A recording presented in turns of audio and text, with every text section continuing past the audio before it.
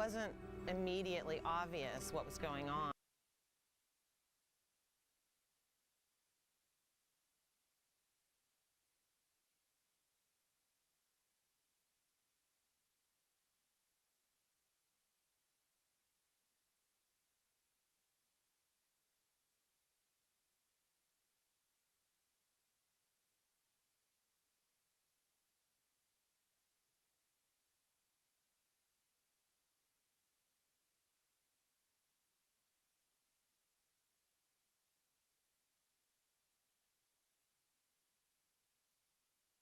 My name is Kate Lamb. I am delighted to be the host of today's session.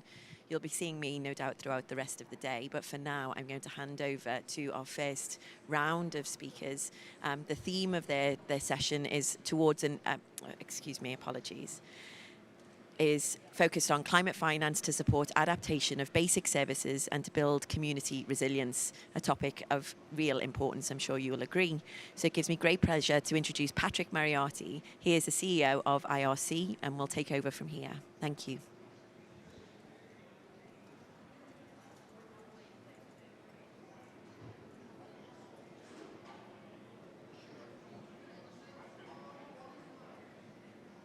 In Glasgow and joining from other places around the world.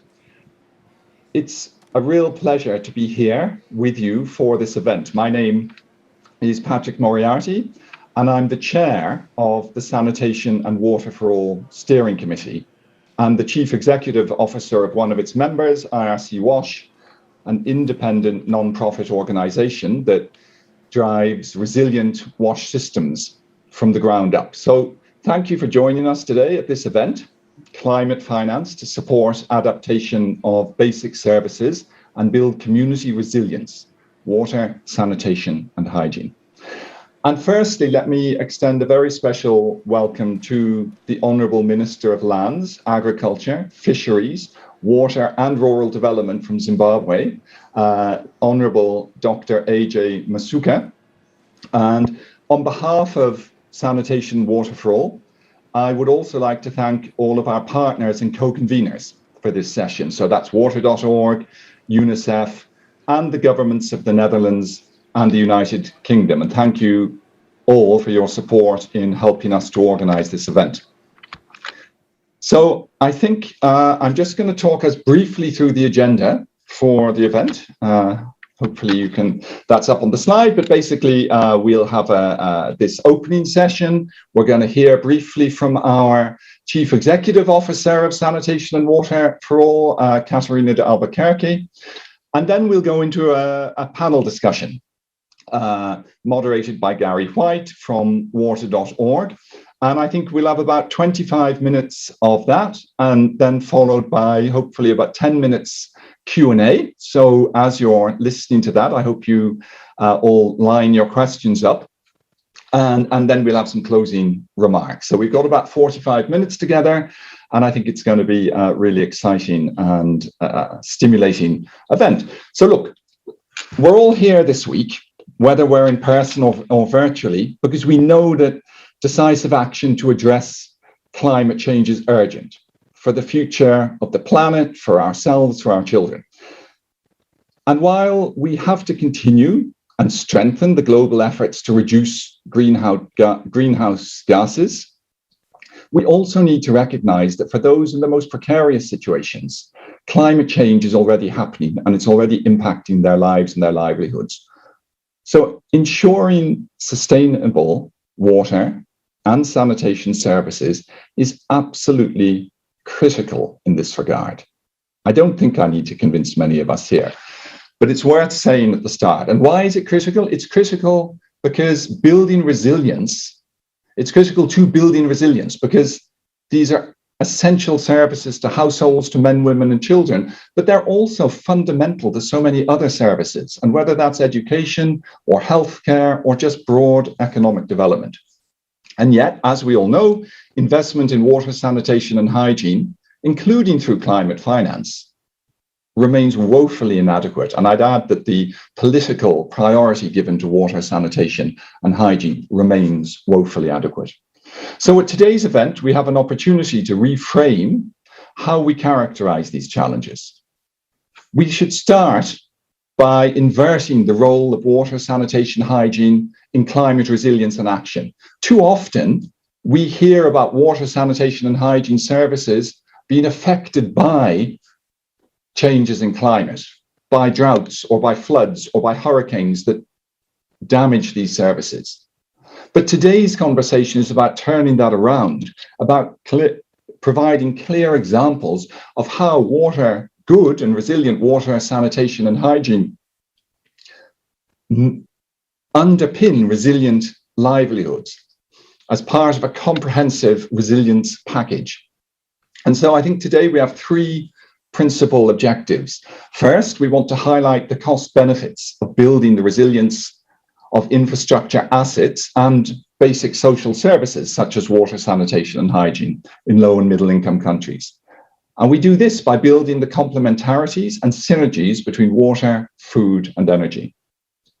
Secondly, we're emphasizing how climate resilience and water, sanitation, and hygiene align with and feed into the broader climate rationale. And thirdly, we're describing new avenues, tangible ones, to team up and work with financiers and the private sector. So with this, I'm really excited to get the conversation started. And we're going to kick off now with a message from Katerina de Albuquerque, our Chief Executive Officer of Sanitation and Water for All. Over to you, Katerina.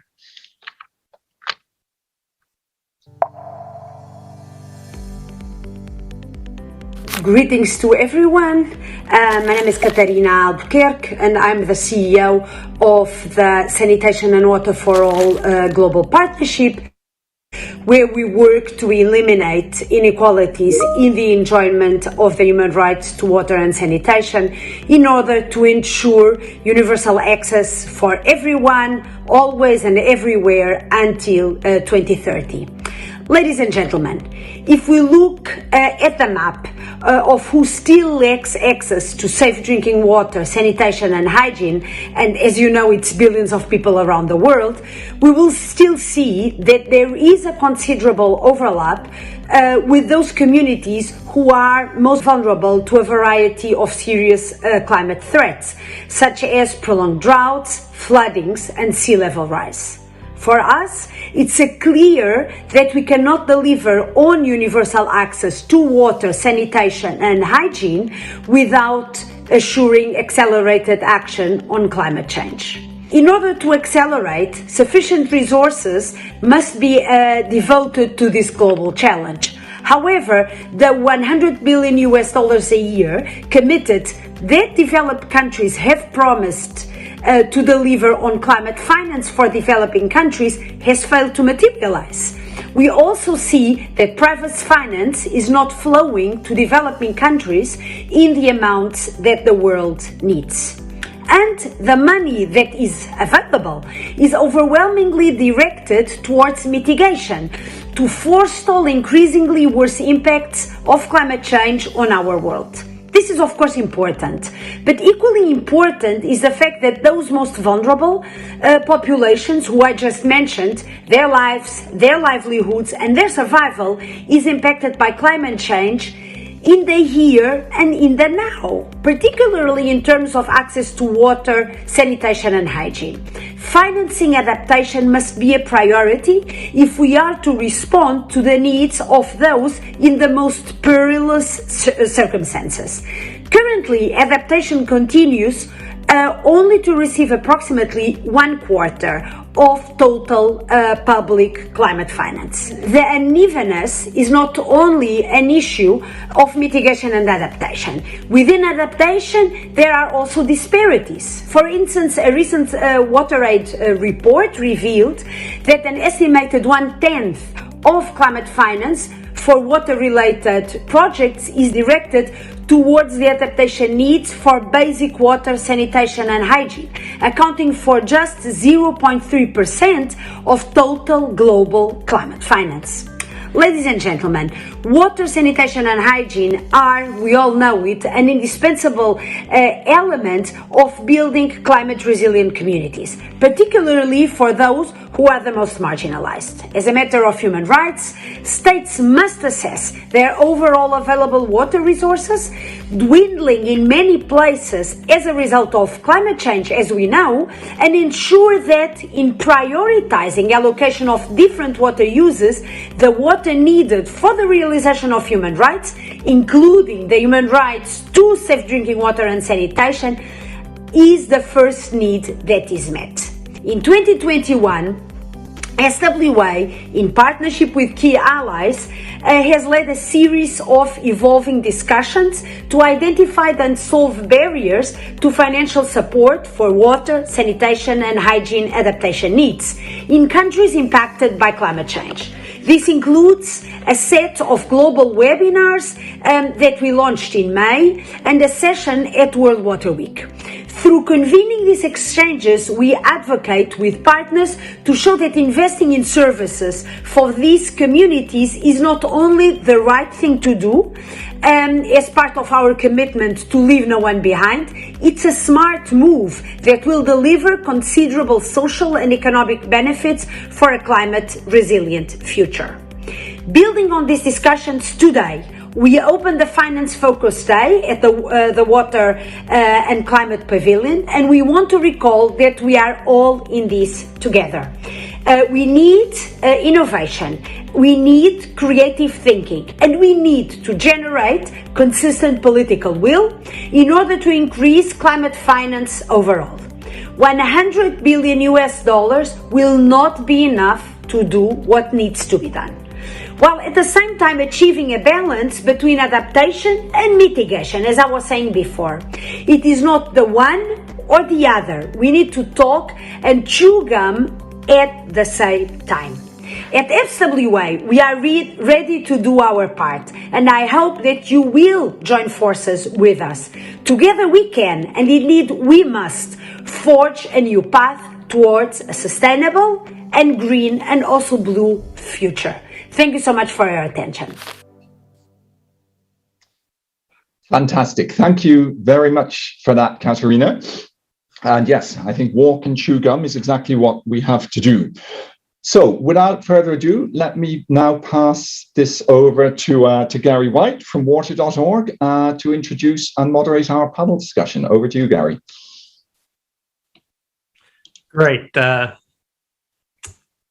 you, Patrick. And just trying to get my settings right here. So yes, good morning and good afternoon, evening to others who are tuning in from around the world. Katerina very well said there in that opening video, and Patrick, thanks for your opening remarks as well. It's really great to be part of this panel on financing for WASH related to climate change. It's something that's very close to my heart as a co-founder and CEO of water.org and of our asset manager, Water Equity. And it comes against a stark backdrop. I think finally getting Paris Accords activated in 2020 and still seeing the paucity of investment that's going into WASH and into adaptation. Katerina, your numbers, that 0.3% of global climate financing going to WASH is just stunningly small, and obviously we need to do more about that. I think the lion's share of this investment is going to mitigation, and we do need to rebalance. So I'm just kind of restating some of the things that we all know, creating that balance. And so I think one way of looking at this is we talk about inverting this problem, but I also think we can talk about kind of meeting halfway with some of the things that we're doing that do provide WASH access, that also provide climate mitigation, that also would generate, carbon credits and carbon offsets. And, we talk about being innovators. And I think especially when it comes to finance and WASH, we do need to be innovators. We need to kind of think about things a little bit differently and think about the financing from the bottom up as well as the top down. And can we use kind of bottom up financing to help fuel some of the investment as well? And that's, I think, one of the reasons why I've been asked to moderate the panel is because of the work that we've done with water.org in kind of liberating that bottom up financing, helping give the financial tools to people living in poverty so they can meet us halfway with some of the things that they do, like getting small micro loans, affordable loans that they can use to pay to connect to utilities and to become paying customers, to add more stability and financial stability to the system. So we've through a network of more than 150 finance partners around the world worked to deliver $3 billion in financing for people from the bottom up. And that's led to, the next way I think that we can also meet halfway with, we talk about public-private partnerships and financing, and what we're doing with water equity, for instance, to bring in, now managing more than $200 million in assets that are focused on wash services for people at the base of the pyramid. So we can look at this in new and different ways to basically leverage these new pools of capital like impact investors, ultra high net worth individuals, and others to be alongside government and to stimulate the types of investments that need to happen. Oftentimes, some of the top-down financing from the multilaterals kind of gets stuck, and that private sector money and investments can come in and kind of dislodge things and play a catalytic role. So there's lots of different ways of thinking about this challenge, and we're going to dive into some of those right now, in addition to what I've been talking about. And so I am really pleased that to be able to open this Finance Day with the first ever Water and Climate Pavilion at COP to bring in some of the panelists to discuss this. And so we're going to talk about, with those panelists, kind of the cost and benefits of building a resilience infrastructure and assets in basic public services such as water and sanitation. We're going to explain how climate resilient WASH aligns with and feeds into broader climate rationale in countries, and discuss new avenues to team up the work with financiers and the private sector, as I mentioned. So we have a well-rounded group today. We'll have the Honorable Minister, Dr. Masuka, who was mentioned previously, Alejandro Jimenez, who's the Director of WASH at the Stockholm International Water Institute, Sam Godfrey, who's the WASH Advisor for UNICEF's Eastern and Southern Regional Office, and Kathleen Dominique, who is a finance lead for OECD's water program. So they'll each have 4 minutes to present, and then we'll go into the Q&A after that. So Dr. Masuka, I think you're ready. And in Zimbabwe, the government and key development partners are working on a climate proposal to the Green Climate Fund that makes emphasis on the complementarity and synergies of building food and water security. Now, can you please tell us more about how that initiative is unfolding? Well, thank you very much for the strategic question, Chair. It is a great pleasure for me to be part of this session and to contribute to the important discussion on WASH and climate change financing. As you might be aware, in Zimbabwe, the primary challenge faced by vulnerable local communities in rural areas is limited access to water of sufficient quality and quantity to maintain food and water security.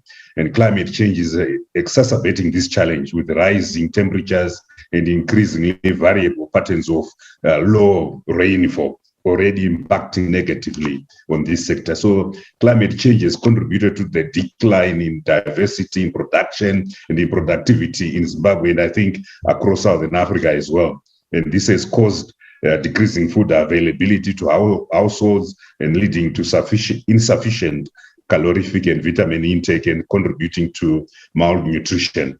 And there is also a decrease in food availability. But we need to look at water, sanitation, and hygiene differently. I think collectively the impact of decreasing availability of water in both agriculture and WASH sectors is compounding the existing socio-economic challenges that we see in Zimbabwe. The government of Zimbabwe has, however, made a start, and we are trying to build climate resilient and sustainable development, and the impacts we can see increasing poverty levels and reducing health and well-being of communities, particularly marginalized. Dr. Masuka, would you like to turn your camera on? I don't know if you realize your camera's off. Particularly marginalized groups such as women and the youth. While numerous actions have been taken by government and other entities to address these challenges, many have been implemented using the silo and centralized approaches. And there is therefore an urgent need to improve the cross-sectoral and decentralized management of water resources in Zimbabwe to ensure food and water security as part of a bigger plan to trigger climate resilient development. And as you might be aware, 70% of our population resides in communal areas. So the overall objective is to develop a GCF submission to strengthen the food and water security of vulnerable communities under changing climate conditions through an integrated water resources management approach. And this is a coordinated management of water, land, and other natural resources.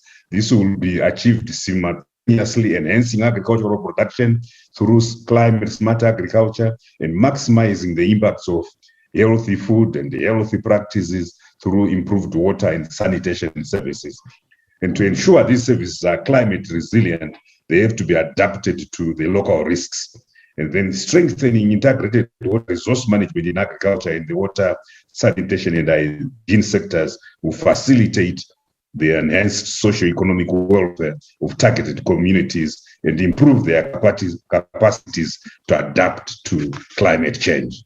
And the government of Zimbabwe has already identified climate smart agriculture as a national priority for addressing the impacts of climate change on food production in the country. While this is crucial for improving food security and community resilience in Zimbabwe, water, sanitation, hygiene service provision is equally important. And it is in this regard that we think that without enhancing WASH services, the benefits of food production will not be maximized.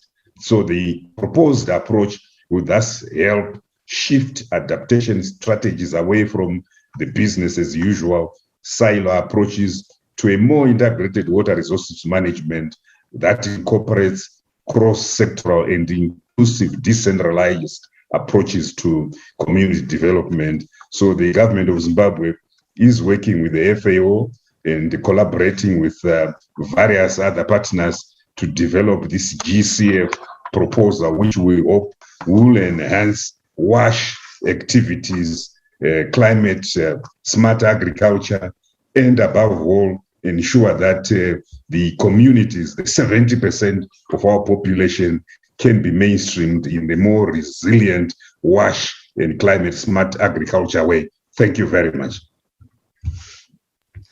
Dr. Masuka, thank you for that. That was a really great overview of kind of how you are really leaning into this issue, and we appreciate that.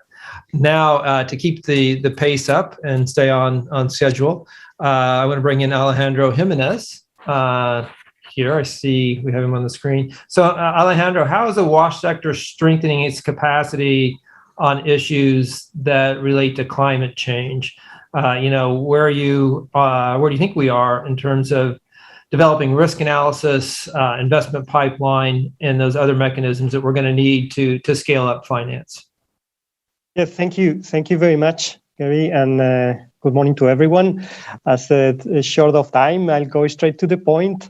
From our side, we have been supporting over 15 countries this year with a number of aspects related to strengthening water and sanitation into climate, right?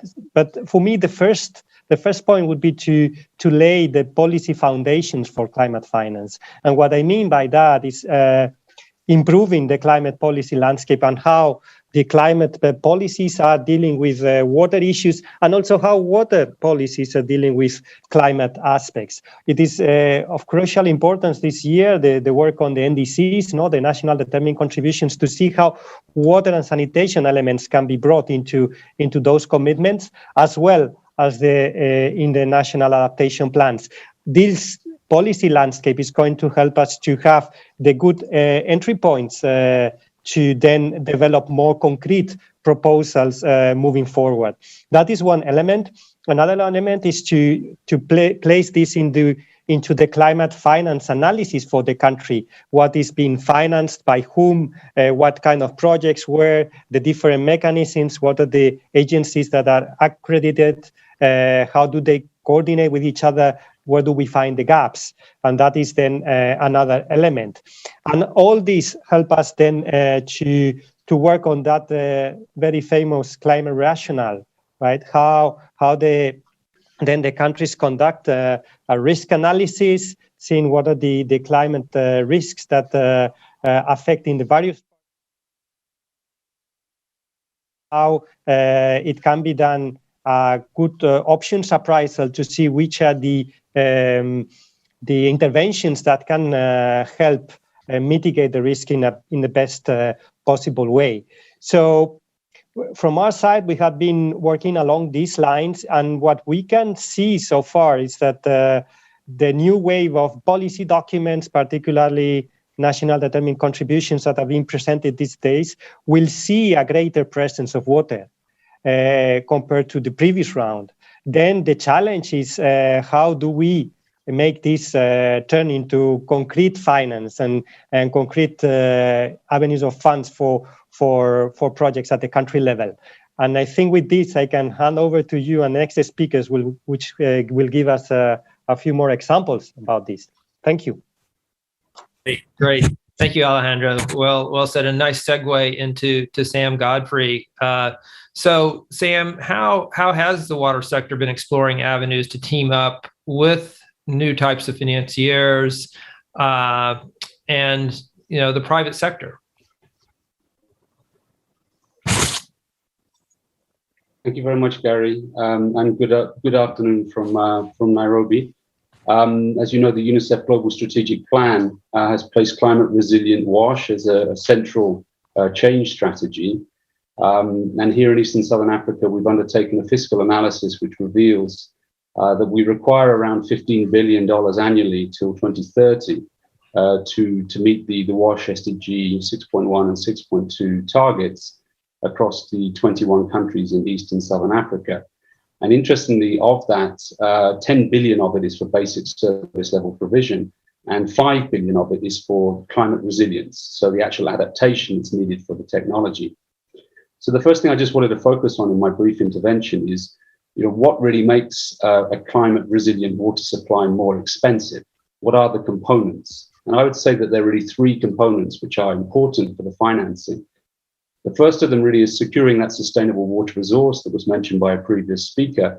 And many of that in the context of Eastern Southern Africa needs water transversal schemes, moving water from one side of a district or a province to another, and even exploring deeper and rechargeable groundwater supplies to be able to extract groundwater that's sustainable throughout droughts and floods. The second is really the investment in material quality and innovation. As we know, many of the water systems that are built across the Eastern Southern Africa region are using HDPE plastic tanks, which, as we know, are very prone to distortion, material distortion, due to the increased temperatures and the PV intensity. And there's a need to replace them with steel and steel water tanks. And the third is really the integration of renewable energy in water innovations, such as, for example, biosensors, to manage the quantity and quality of those systems, and also to reduce, of course, the overall CO2 footprint. So to achieve these, of course, we need various partners. And one of the key things that we've been focusing on here in Eastern Southern Africa is how can we involve the private sector as a partner and a financier in the elaboration of these types of climate resilient water supply projects. And I think the first experience that we've had with this is that we have tried to identify key DFIs, so DFIs that are locally putting in commercial finance to the water and sanitation sector. And in 2019, we established a memorandum of understanding with the Development Bank of Southern Africa to elaborate a project pipeline where project pipelines would be submitted to the Green Climate Fund by the DBSA with UNICEF as an implementing entity through its country office programs. That particular pipeline of projects, of course, then needed to have a variety of different partners engaged. And to date, we've developed 5 different country submissions, including contributions to the submission mentioned by the Honourable Minister from Zimbabwe. But for those submissions to work and those to be financed, particularly by the Green Climate Fund, there is often a need to integrate the private sector into the concept development. So in 2020, we launched actually a market assessment to try to identify private sector partners who could contribute financially and technically to climate adaptation projects within this pipeline. And the request for proposal was completed and 2 companies were actually selected. And these 2 companies were then assigned particular countries within the region to concept proof both the material and the technology innovations through essentially a form of de-risking, where they were able to place their own finance behind the actual business plans that were developed for the project pipeline, which enabled us, of course, to then submit specific projects through the Development Bank of Southern Africa to the Green Climate Fund. So just to finish then, going forward, I think one recommendation from our side here in Nairobi is that in order for climate finance to work at scale, we really need, during the COP, a discussion around multi-country climate finance submissions. Water, of course, as we know, is transboundary in nature, and its management is not dependent, of course, on one individual NDA. It does depend on multiple countries and multiple NDAs. And we feel it's very important that coming out of the discussions on financing, there is a recognition that we need to have multi-country proposals which will enable us to deliver climate finance in WASH at scale. Thanks very much, Gary. Thanks, Sam. I appreciate that. And we're going to move right along so that we have time for some Q&A. So Kathleen, so we've discussed a lot already. And what would you say is the OECD's advice to the sector to strike this right balance between adaptation and mitigation? And, you know, coming off the September meeting roundtable, I think that you had with OECD, any new insights there to share? Yeah, thank you very much, Gary, and greetings to everyone. And thanks so much to the organizers. This is a really timely discussion and very happy to be here. A couple of really key clear messages that came from the roundtable that we had in September was that there are many, many ways that financing for water security, including WASH, contributes to climate action. That's adaptation, resilience, but also mitigation, which gets a lot less attention. The roundtable also highlighted the need for both more climate finance for water. So we've heard some statistics about that, and that those allocations remain pretty modest, but also more financing for water that contributes to climate action. So any of the financing that's flowing into those systems really should be linking to and being explicit about how they're contributing to climate action. In terms of the financing opportunities, especially to some examples, a lot of practical examples shared at the roundtable meeting, we see several. So one is tapping into opportunities to mobilize finance through that increasing strategic focus on climate action from governments, development banks, dedicated climate funds. That can be a big opportunity for water. It can also be a bit of a risk. That requires that those working on WASH and water continue to make strong linkages to show explicitly how those investments contribute to climate action and how financing WASH aligns with Paris as that gets the Paris Agreement, as that gets more and more political attention. Still, on that front, there's a lot to be done. As mentioned, the 100 billion target for climate finance has not been met. That's the commitment from developed countries to developing countries. The latest OECD estimates highlight that goal will probably not be reached until 2023. Also, we know that only about 1 in 4 of those dollars is going to adaptation, and there's a need to reallocate the financing to put adaptation financing on par with a government's commitments to put adaptation on par with mitigation, but also importantly to lower barriers to dedicated climate finance and practical approaches to aligning finance with Paris. Now, Gary, you mentioned at the very beginning ways to look for new opportunities from the bottom up, and we saw that also at the roundtable meeting. looking for ways to generate new revenue streams, for example, through blue carbon credit markets, using insurance and risk financing approaches, attracting new types of financiers who are looking for environmental and climate-related opportunities, for example, through use of proceeds bonds. We had many new and emerging initiatives shared at the roundtable, including Climate Investor 2, that's a blended fund, forest resilience bonds to deal with wildfire risk, environmental impact bonds for water.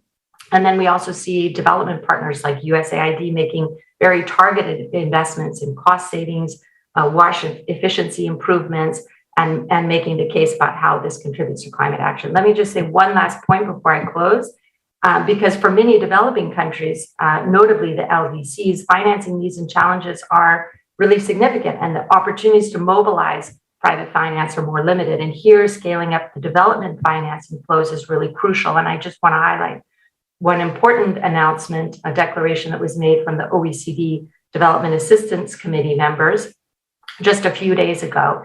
And they have committed now to ensure that all development cooperation, all development finance, which totaled 161 billion last year, will be aligned with the Paris Agreement. And that declaration includes a number of key commitments. I'll just highlight two. One is further prioritizing adaptation needs of developing countries, including LDCs and small island developing states, and increasing finance for adaptation, as well as reducing barriers to accessing that finance. So that's an important commitment, that's an important announcement, and what will be important is to see how that actually changes the situation on the ground. Great, thanks, Kathleen, for some of those concrete examples of what's happening with OECD. So now we are into the Q&A session, and I don't know that we've had any questions submitted so far. Okay, so I just verified no questions so far. I'll throw one out while we're waiting to see if any of those questions do come in. So if we talk about meeting people halfway, what do the panelists see as a potential to use investment for WASH services that impact the base of the pyramid, but also generate carbon credits or carbon offsets? So we know that the current infrastructure is in a miserable condition. I read a statistic the other day, like something like 4 trillion gallons of water are lost or unaccounted for in the water sector globally, representing about 25% of all the water in the system. It seems like there's a massive, massive carbon footprint associated with those water losses that provide no economic good. What do you see as a potential of, as we invest in infrastructure, capturing the carbon offsets and selling those in like a market that is like very short on supply for carbon offsets right now? Does anyone want to explain how we can do that and get certified?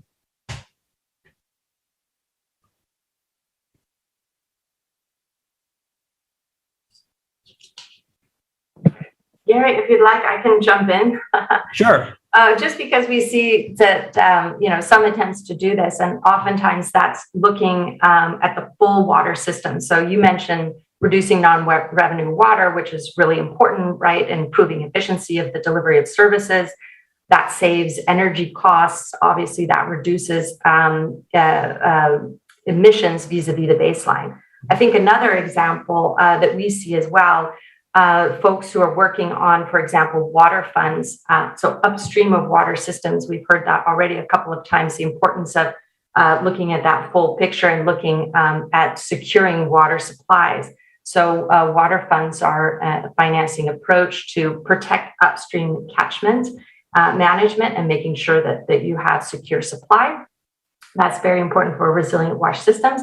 And we see some, interesting emerging examples of where those water funds are looking to quantify their activities in terms of reduced emissions and being able to then use that quantification to be certified and then accessing additional revenue from carbon offsets. So that's, I would say, so far an emerging approach. It hasn't been completely mainstreamed.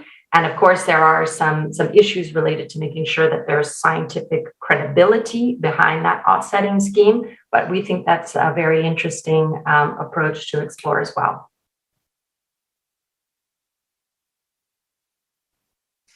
Great, thanks. Well, thank you. In Zimbabwe, in some of our cities, we lose up to 40% of the treated water through conveyancing systems that are all dilapidated. And therefore, any saving that can be generated from there would mean that we'll be able to reach more people and improve, but we also reduce the cost of pumping. And once we've done that, the wastewater that we generate, we just let that flow again. And I think that there are opportunities where we could try and utilize that more efficiently and improve our footprint. I also see an opportunity in most of our rural communities where the conveyancing systems, wherever they exist, are very inefficient. They could actually be motivation for communities to look after their catchments, their wetlands much better if we had systems that are able to capture the water more efficiently and be able to distribute it in a more healthy manner. Thank you. Perfect. Thank you, Dr. Masuka. So that does bring us to the end. I wanted to hand it back over to Patrick. I think, just to summarize, we're looking working with water resources and food and energy sectors on this issue. That's important. The WASH sector is building this climate rationale, I think, for strong proposals, and that I think will lead to more financing. And it's important to find actionable things. Things are tangible, so that we can have bankable deals, if you will, for financiers in the private sector to come in. So those are all kind of my takeaways. And Patrick, back over to you. Thank you. Great. And thank you very much, Gary. And thank you all of our panelists. I think this was a really great kickoff to the WASH and Finance Day, Water and Finance Day. I mean, I just like to make 3 quick points in closing on behalf of Sanitation and Water for All, and which I think were very much underpinned by what we heard. One is that investing in climate resilient water, sanitation and hygiene services is a key part of the solution to the global climate crisis, right? It provides an opportunity to policymakers and service providers to rethink access to basic services, to adhere to circular economy and green growth principles. And I think it also helps us to address perennial challenges in water and sanitation, particularly sustainability. And 2, there are important and to date largely untapped opportunities around mitigation by improving water and energy efficiency, by ensuring where possible the use of renewable energy for water and sanitation operations, and also real opportunities to cut the greenhouse gas emissions related to wastewater, as we've just been hearing, in excreta disposal, by choosing appropriate types of sanitation and treatment processes. And then thirdly, that as we've seen and discussed during the session, the water, sanitation and hygiene sector is able and should team up with other sectors, as well as with financiers, to make itself attractive to financiers, to work with other sectors, to build the adaptive capacity and resilience that's going to be necessary, whatever we manage to do on the mitigation front. And surely if we can find and tap into such collaborative spirit, we can mobilize the necessary climate finance to achieve the Paris goal of mobilizing the 100 billion a year that Kathleen mentioned, and more importantly, to address the pressing mitigation and most importantly, I'd say, adaptation needs of developing countries. Together we can do it. Thank you very much, and have a wonderful rest of your days, wherever you are. Thank you.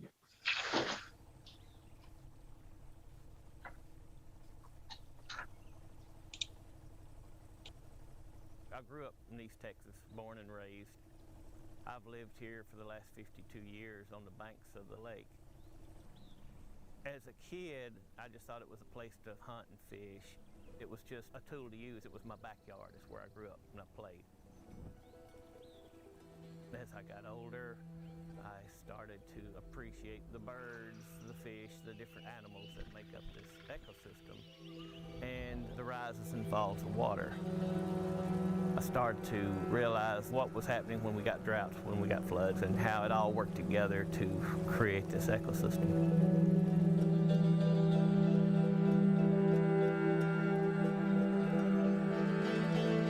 Nature needs certain times of year, certain flows, sometimes high water, sometimes low water, to disperse seeds, to trigger fish to spawn.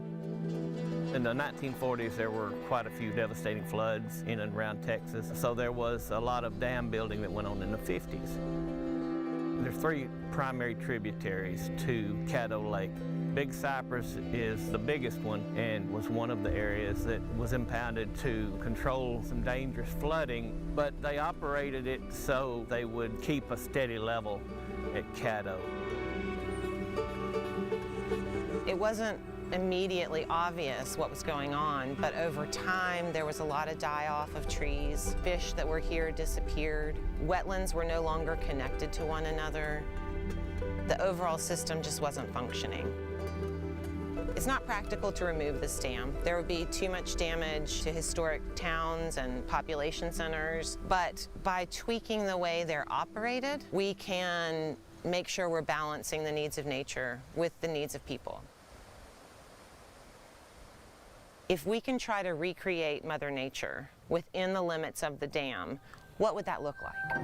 What would it take to keep the forest healthy, to try and see more of these specialized fish that should be here, to get them back? In this case, we're using the dam more as a tool to put some degree of function back in place. The Corps of Engineers staff took a look at how they operate the dam and looked at our flow recommendations. They adopted a change to work in these flows. What we're seeing out here may not look like much, but this is actually the result of what the Corps of Engineers releasing our prescriptions looks like. Just like a doctor prescribing just what the patient needs. Now, this is what the river needs. Not only has the Corps been releasing these flows, but we've actually put in place the science to see if the ecosystem is responding to that. With even some small changes to how the flows are released, we've seen the systems bounce back. The fish community is already beginning to respond to the flows. Some of these ones that we call fluvial specialists, so like the faster moving water like this, we're seeing their numbers go up. These are some of the fish that we want to see more of. These are responding really well to the flow releases.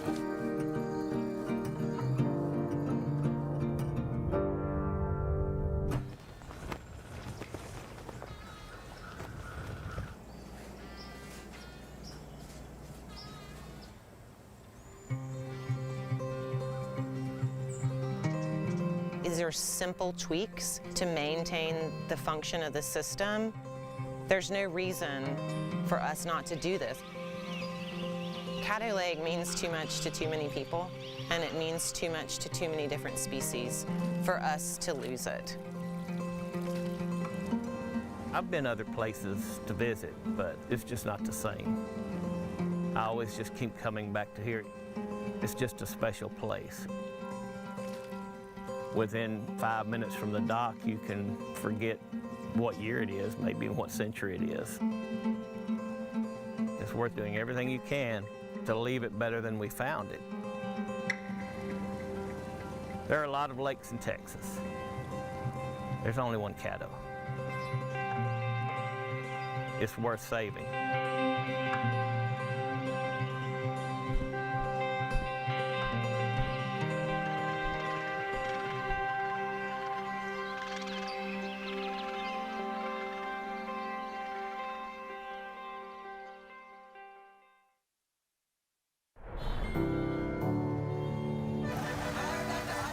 In the fight against the pandemic, clean water and hygienic sanitation are crucial. Bangladesh has successfully tackled open defecation and is now fighting illnesses from unhygienic latrines. Local government representatives and activists work together with rural and low-income communities on knowledge building. মনে করেন member এলাকার member এবং আমরা কমিটিতে যারা ছিলাম তারা সবাই গেলাম গিয়ে তাকে বললাম যে দেখেন এটা তো অস্বাস্থ্যকর লেপটিন, এই অস্বাস্থ্যকর লেপটিন থাকলে আমাদের সমস্যা হয়, আমাদের ডায়রিয়া হয়, ম্যালেরিয়া হয়, পেটের পীড়া হয়, এটা এইভাবে রাখা যাইবে না, এটারে সুন্দরভাবে দিতে হইবে। The Bangladeshi government works with the World Bank on a project to provide loans to communities and households to build hygienic latrines. তারপরে যে সমস্ত বাড়িতে একেবারেই গরিব যে জলবদ্ধ পায়খানা নির্মাণ করার জন্য তাদের কোনো সুযোগ ছিল না, এখন আমরা সেই জলবদ্ধ পায়খানা নির্মাণ করেছি, তারা এখন সেই জলবদ্ধ পায়খানা ব্যবহার করে এবং তারা যে সমস্ত স্কুলগুলোতে আমরা এই টয়লেট নির্মাণ করে দিয়েছি এবং রিপেয়ার করে দিয়েছি, সেখানকার ছেলেমেয়েরা স্বাচ্ছন্দ্যে সেই টয়লেটগুলো ব্যবহার করছে।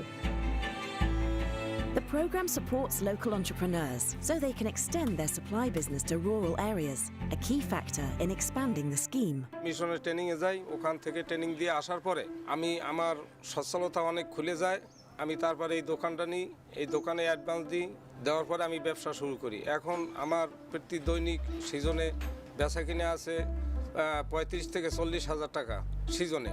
ওখান থেকে আমার দৈনিক ব্যবসার হার থাকে 2.5 থেকে 3 হাজার টাকা ব্যবসার হার থাকে। Good sanitation and clean water are essential to the realization of all human rights. This success story from Bangladesh brings hope.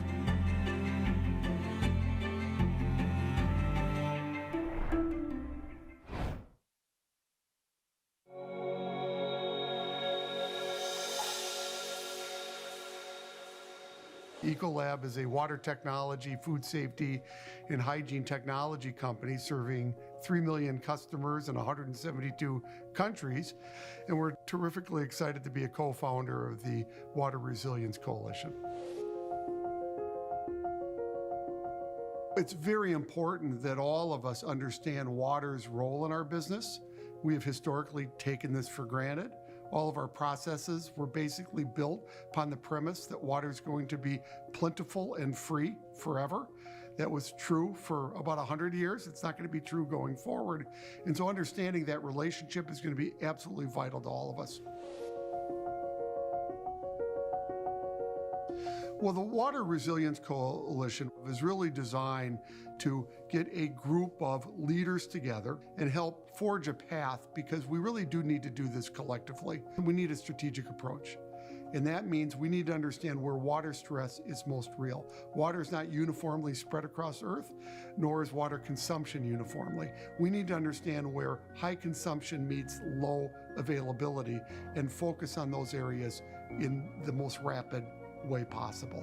That takes collective action to make that happen. What we're looking to do is 3 key things. Number 1, we want to all commit to, in water-stressed areas, becoming net positive from a water standpoint by 2050. The second thing that we want to do is make sure that we all create water resilience in our own supply chains. And then the third, from a leadership position, is make sure that we get the word out. The word about the water risk, the word about the coalition, and how collectively we can make a big difference here. Every CEO should care about water stress, and one of our jobs is to make sure that we manage risks. And the water risk is very simple. It is simply supply and demand. Water is finite, and we know demand is increasing. And so as a consequence, we know there's going to be a significant shortage in water needed and water availability as early as 2030. There's a lot of conversation about climate change, and we talk about cities at risk from rising sea levels. What we don't talk as much about is the shortage of fresh water. And it's really fresh water that's so darn important to agriculture, but also to all industrial applications. And you are going to see huge shortages around the world. The estimate is that nearly half of GDP by 2050 is going to be significantly impacted by water stress.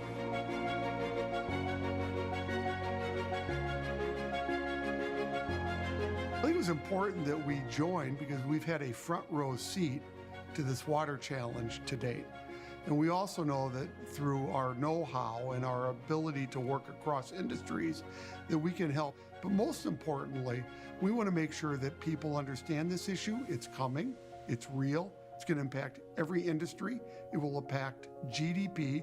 And if we do get in front of it, we're going to be in a much better place. If we don't, we're going to be managed from a crisis standpoint. And all of us would prefer to do this proactively than through crisis.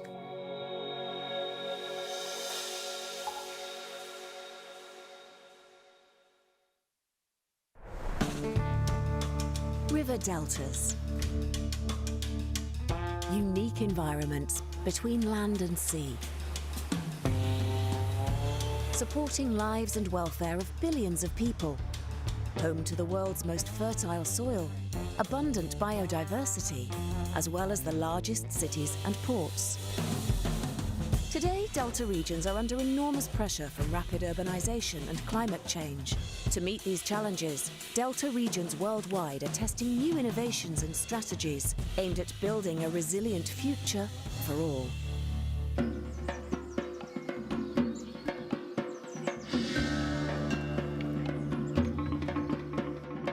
In Bangladesh and Ghana, farmers and scientists have been working together to develop the Farmer Support App, part of the Water Apps project, a unique mobile app tailored to the needs of smallholder farmers.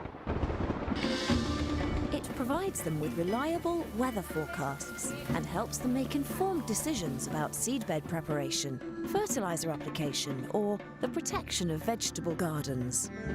The app combines modelling forecasts with the farmer's own observations and predictions based on local knowledge. This interactive process results in more accurate forecasts and a strong sense of ownership in the farmers. As part of the engagement, a weather club has been established in Khulna for farmers to share forecasting experiences.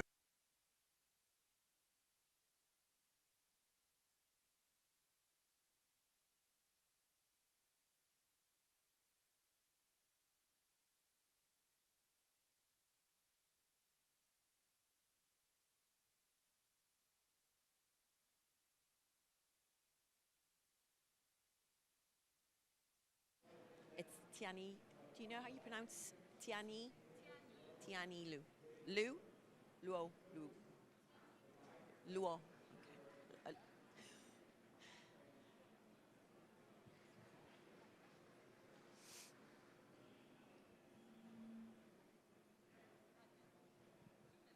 Great.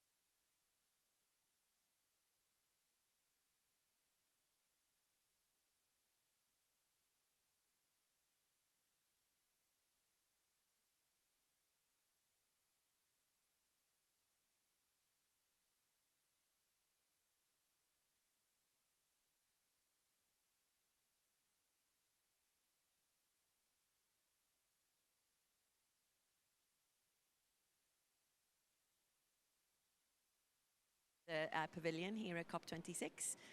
My name is Kate Lamb. I am the Global Director of Water Security at CDP, and it gives me great honour to introduce our next round of panellists and our next session, which strikes at the heart of the water energy nexus, that knotty subject that we are also fascinated with, but is crucial, of course, to accelerating our transition to a net zero water secure future.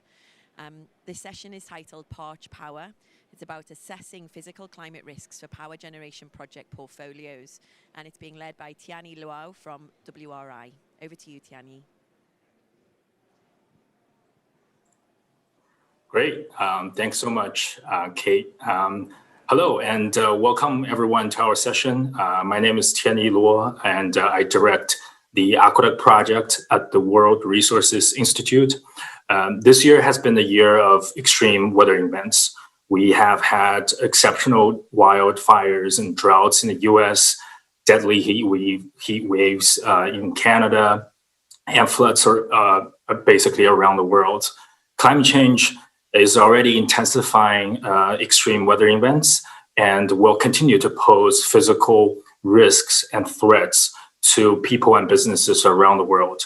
So in the next 25 minutes or so, my colleagues, Caitlin Dominic from the OECD and James Folzen from the EBRD are going to join me and share some of our thinking and work done on physical climate and water risk assessments, particularly for the power sector. Kathleen is the program lead for financing water at the OECD. She also manages the Roundtable on Financing Water, a dedicated platform for substantive discussion on financing for water security, a joint initiative of the OECD, the government of the Netherlands, the World Bank, and the World Water Council. And James is the principal with the Green Economy and Climate Action Team at the EBRD. He is responsible for structuring green power and energy projects, as well as technical assistance and policy dialogues with national authorities in the EBRD region. Now, over to you, Kathleen. Thank you, Tiani, and excellent to be here today on this this key topic. We have just started work at the OECD, starting to look at some of the linkages between water-related risks and financial materiality. So I'm going to highlight some kind of general overarching messages that is emerging from that work to help set the scene for this discussion, which will give a deeper dive into the water and energy perspective. So our recent work looking at these linkages between water risks and financial materiality, we've identified what we call a materiality gap between the substantial economic and social impact of water risks, which are already happening today. They're well documented and they're rising, and their financial materiality in the global financial system. And we think there are several reasons why we have this gap between those physical impacts with real economic and social impacts and where we see them showing up in the financial system. So the factors that we think can provide a hint about why we're not seeing more impacts on the financial system. The first is that the evidence and analysis of financial materiality of these risks for the financial system remains very, very patchy and limited to date. So current approaches to risk modeling and risk assessment do not fully capture all types of risk, including water-related risks. And when these are covered, they're not fully priced in.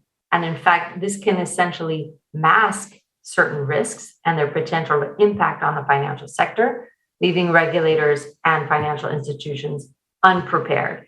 And here, I think something very clear that comes out of this is that new methodologies and analysis are really needed to have a better understanding here. And I think we're definitely going to hear more about that in this session. Second point that explains this materiality gap is that current prudential regulations for the financial sector do not contain explicit mention of environmental risks. Central banks and governments are just starting to consider the relevance of climate and environmental risks and frameworks in their own supervisory frameworks. For example, we heard at the recent meeting of the Roundtable on Financing Water from the European Central Bank and how they're thinking about their climate stress test for the EU banking system and trying to better understand those emerging physical climate risks. Many of them are related to water and how they can impact on the risk profile of the banking sector. And then a third reason for this materiality gap is that where material financial risks may arise, the financial sector can make use of many risk hedging or transfer tools, which can then reduce the perception of financial materiality of those risks in the system. We think that this is an important and topical issue for both policymakers and financial institutions that really warrants further investigation. And for financial regulators, the issue is that material financial risks may be masked by the current practices of the financial system, which would in fact mean that if and when risks do materialize, the financial sector may not be equipped to deal with them. And so here an important takeaway is, of course, the ignorance of risk does not equal the absence of risk. And then finally, just to wrap up, if and when water-related risks are considered financially material in the financial system, this could in turn impact on the allocation of financial flows, encouraging possibly more money going into investments that can reduce the physical or economic exposure and vulnerability to water-related risks. So that could be a very important development for shoring up investments in water security. So let me stop there and turn the floor over to James Balzan, who from EBRD, who is going to highlight their work on understanding how EBRD's investments in energy might be exposed to these types of risks and what that means from a financer's point of view. So over to you, James. Perfect. Thank you, Kathleen. And I'll just share my screen. Hopefully that's coming up clearly. So good morning, everybody. I'm from the European Bank for Reconstruction and Development. I'm a principal in the Green Economy and Climate Action team. And I think, Kathleen's presentation, really sets the scene for what I'm going to talk about in terms of how we as a financial institution are trying to, let's say, reduce our ignorance on some of the risks, to use Kathleen's way of putting it. So just quickly, a few words on EBRD. So EBRD is a multilateral financing institution operating in 30 plus countries from southern Mediterranean across to Central Asia and everywhere in between. And we, in many of our countries, they're extremely water stressed, and with climate change, it's anticipated that many of our regions will have a significant change in water availability, and this is relevant for our financing practices. So in the last few years, I think it's fair to say that the financial sector has really woken up to the potential impacts of the carbon transition and the physical impacts of climate change on their portfolios.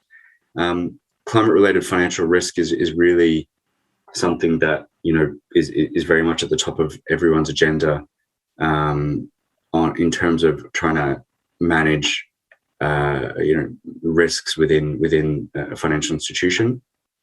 A key initiative that's really driven this and provided an important framework for the financial sector to understand climate risk has been the TCFD.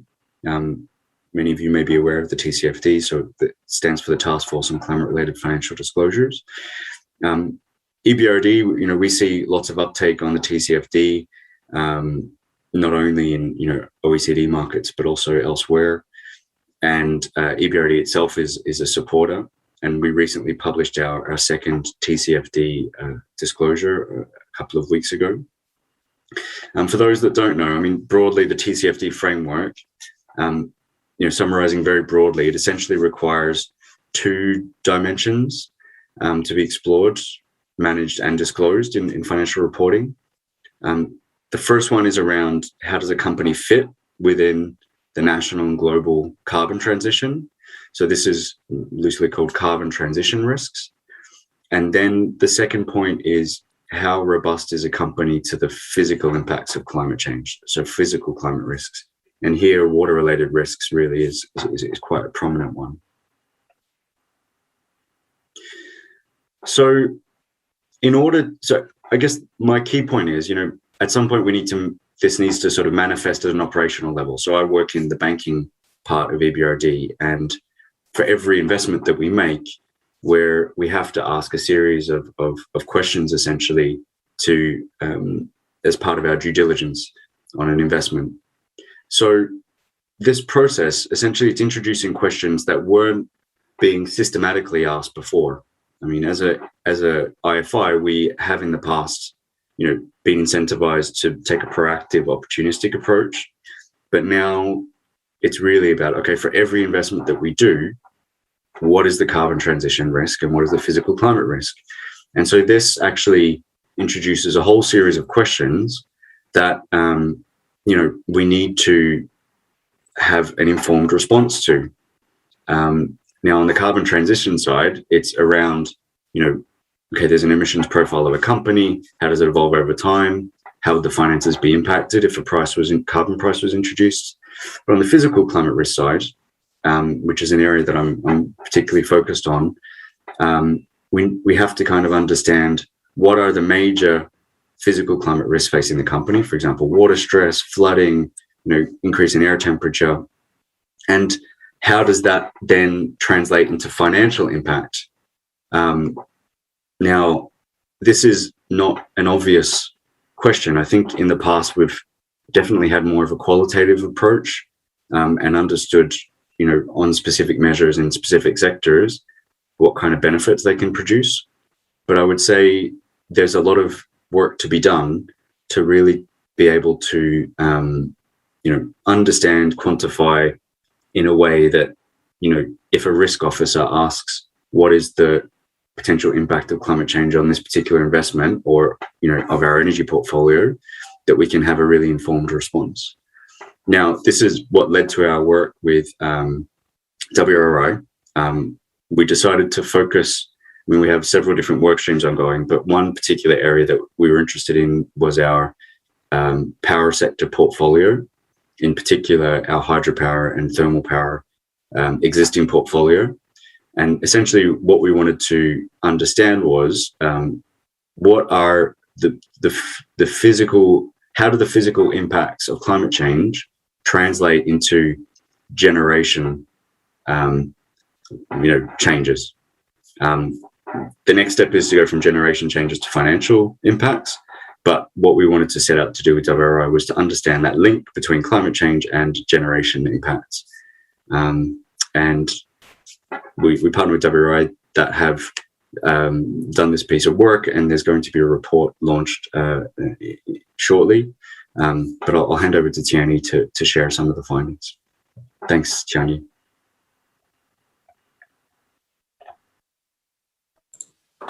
Great. Thanks so much, James. Let me just share my screen quickly.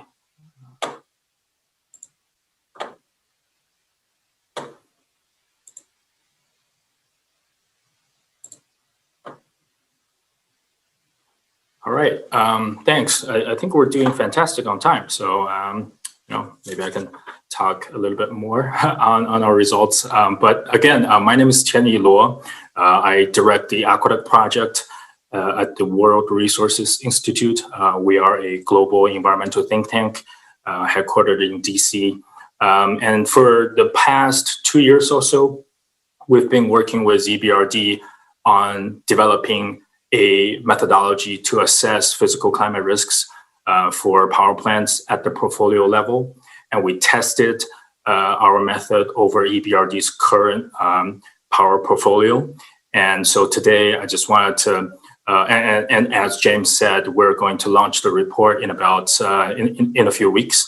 So today I'd like to give you guys all a sneak peek of our research and some of our findings. So before I go into the research and findings, I wanted to just talk a little bit about the scope. Within this project, we really wanted to focus on direct impact on power plants themselves, right? So we're not looking at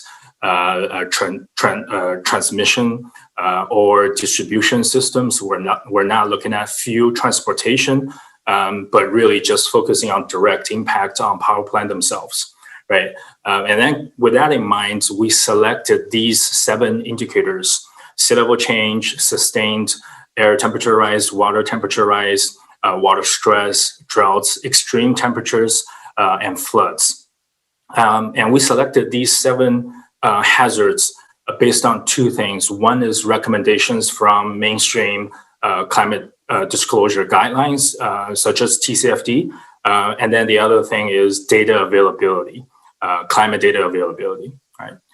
So very quickly, and a quick overview of EBRD's current portfolio. This is a map showing basically showing you the geographic distribution of thermal and hydropower plants in EBRD's current portfolio. And as you can see, they are very much concentrated in the lower mid-latitude area, which is particularly vulnerable to climate change, as many studies have concluded. So it is very important for us to understand how climate is going to change in the region and how that's going to affect these power plants' future ability or future generation performance. I want to talk quickly on the assessment framework that we developed. Basically, for the power plants that we were looking at, each of the power plant has typically have multiple generating units. So our framework, we actually run each unit through the assessment framework. And one of the questions we need to answer early on is historical generation data available for that unit, right? So if it's available, then we use a machine learning based approach, basically a LSTM regression model. We use that model to estimate generation losses, climate related generation losses with climate data, right? But if historical generation, actual generation data is not available for that unit, then we, which is mostly the case, right? Most cases we do not actually have actual generation data. So in those cases, we run the unit through a vulnerability curve-based assessment model, and vulnerability curves basically translates hazard severity into generation losses. I'll give you an example, right? So 1 degree of increase in air temperature means 0.1% of reduction in generation efficiency for gas turbines, right? So we went through a bunch of literature and collected information, developed specific vulnerability curves for different generation and cooling technology combinations for each of these 5 modules. We have flood module, we have a drought module, water stress module, water temperature module, and air temperature module, which covers the 7 hazard indicators that I introduced earlier. So we run these units through the system with the daily climate data that we have, which are projected into the future. And so we were able to actually evaluate every day, right, how those climate variables affect power plants' performance for the baseline period and future. And then we aggregate unit level analysis up to the portfolio level. And here's the sort of overview of the portfolio level results, right? We have, baseline and then future projections for the year 2030 under 2 climate scenarios, RCP 4.5 and 8.5. And if we look at the total columns at the portfolio level, right, we estimate that EBRD could expect an annual generation loss increase from about 0.8 terawatt hours or 0.4%, from 0.8 to 7 terawatt hours. That's a quite significant increase, right, by 2030 under RCP 4.5. And if we look at individual drivers, then right, these are the individual drivers: air temperature, drought, flood, water temperature. If we look at individual drivers, if you look at the baseline period, right, about 80% of the total generation loss, climate-related generation losses for the baseline period are driven by water temperature. and 85% of that is driven by basically power plants was forced to shut down because of violations of local environmental regulations, or in other words, cooling water discharge temperature regulations, right? And as water temperature rises, right, in many of these locations, more power plants is going to experience that more often, and also a rising water temperature will start to really affecting cooling efficiency more substantially, because existing power plants are designed based on historical weather trends, right, weather patterns, and it's designed to work at an optimal condition, right, based on the historical weather trends, right? But with climate changing the weather patterns in many of these locations, these power plants are going to be running more and more at suboptimal conditions in the future because of climate change. So we will see the rising water temperature, for example, affecting cooling efficiency for a lot of these plants. And also similarly for air temperature, right? Air temperature increase and intensified extreme heat will reduce the generation efficiency of gas turbines and dry cooling systems. So lastly, some key lessons learned and recommendations. As I mentioned, water temperature is, as you might remember, one of the primary drivers for a lot of the generation losses, according to our model. But it's been overlooked by a lot of the mainstream climate disclosure. So we think it's actually really important for them to include water temperature in their guidelines, at least for the power generation sector, right? And then secondly, the current power plant designs are not future climate proof, right? They're designed based off of historical weather data, and power plants are likely to be more and more vulnerable because they will be running at suboptimal conditions more and more often in the future due to climate change. And then thirdly, climate impact on hydro is a mixed bag. This is, overall, when we looked at EBRD's portfolio, hydro portfolio overall, it's likely they're going to experience a reduction in annual generation because of reduced precipitation, right? But for certain power plants, precipitation is actually going to increase. So it is it could be a potential addition to generation for those power plants. So we should be careful, really careful, when interpreting portfolio level assessments for individual sites. And then we would really encourage actually power utility companies, power plants to disclose more on historical generation conditions and their physical climate risks, and which really helps researchers like us and investors like the development banks to better understand what's really happening, right, in terms of physical climate risks assets are facing. And then lastly, we think through our analysis, it's been quite time consuming and requires actually a lot of computing power, technical capacity. So it's really not that accessible and affordable for a lot of organizations, particularly medium to small size organizations in developing countries.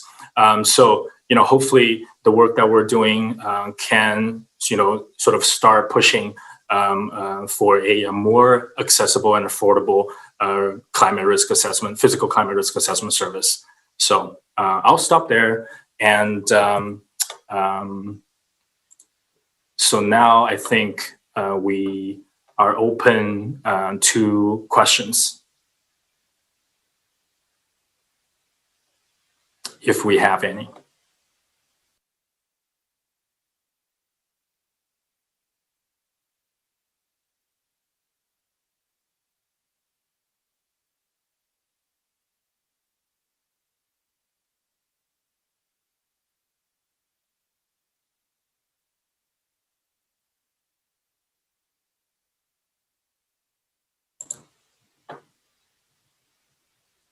I don't believe we have any questions for now.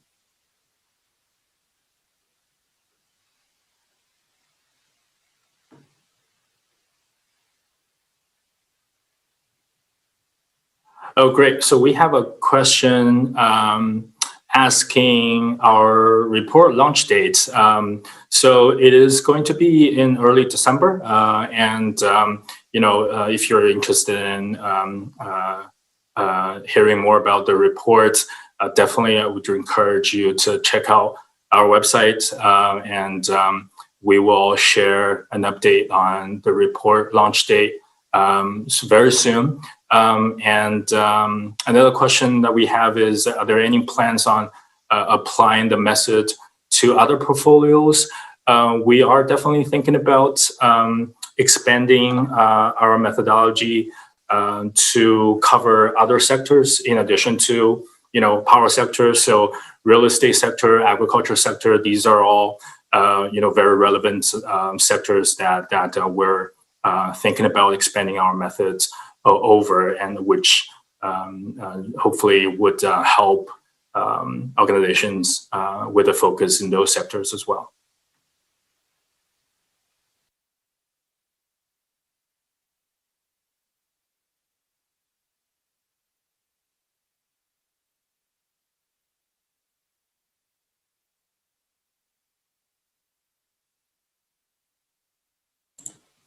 We have another question here. Which sectors would you like to tackle next? As I mentioned, we are thinking about the real estate sector and agriculture sector in particular, these two sectors.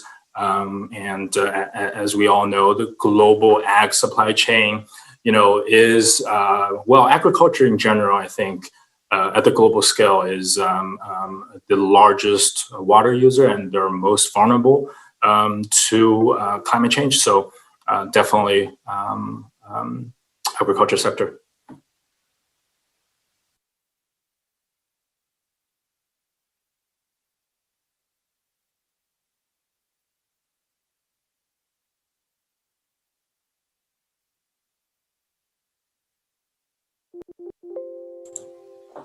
We have another question. Does the report contain some guidance for banks to better incorporate these risks in their internal credit risk? The short answer is no, but I wonder if, James, you wanted to share anything on that. What is our plan in terms of translating what we found into, credit risks or financial risks? Yeah, thanks, Kenny.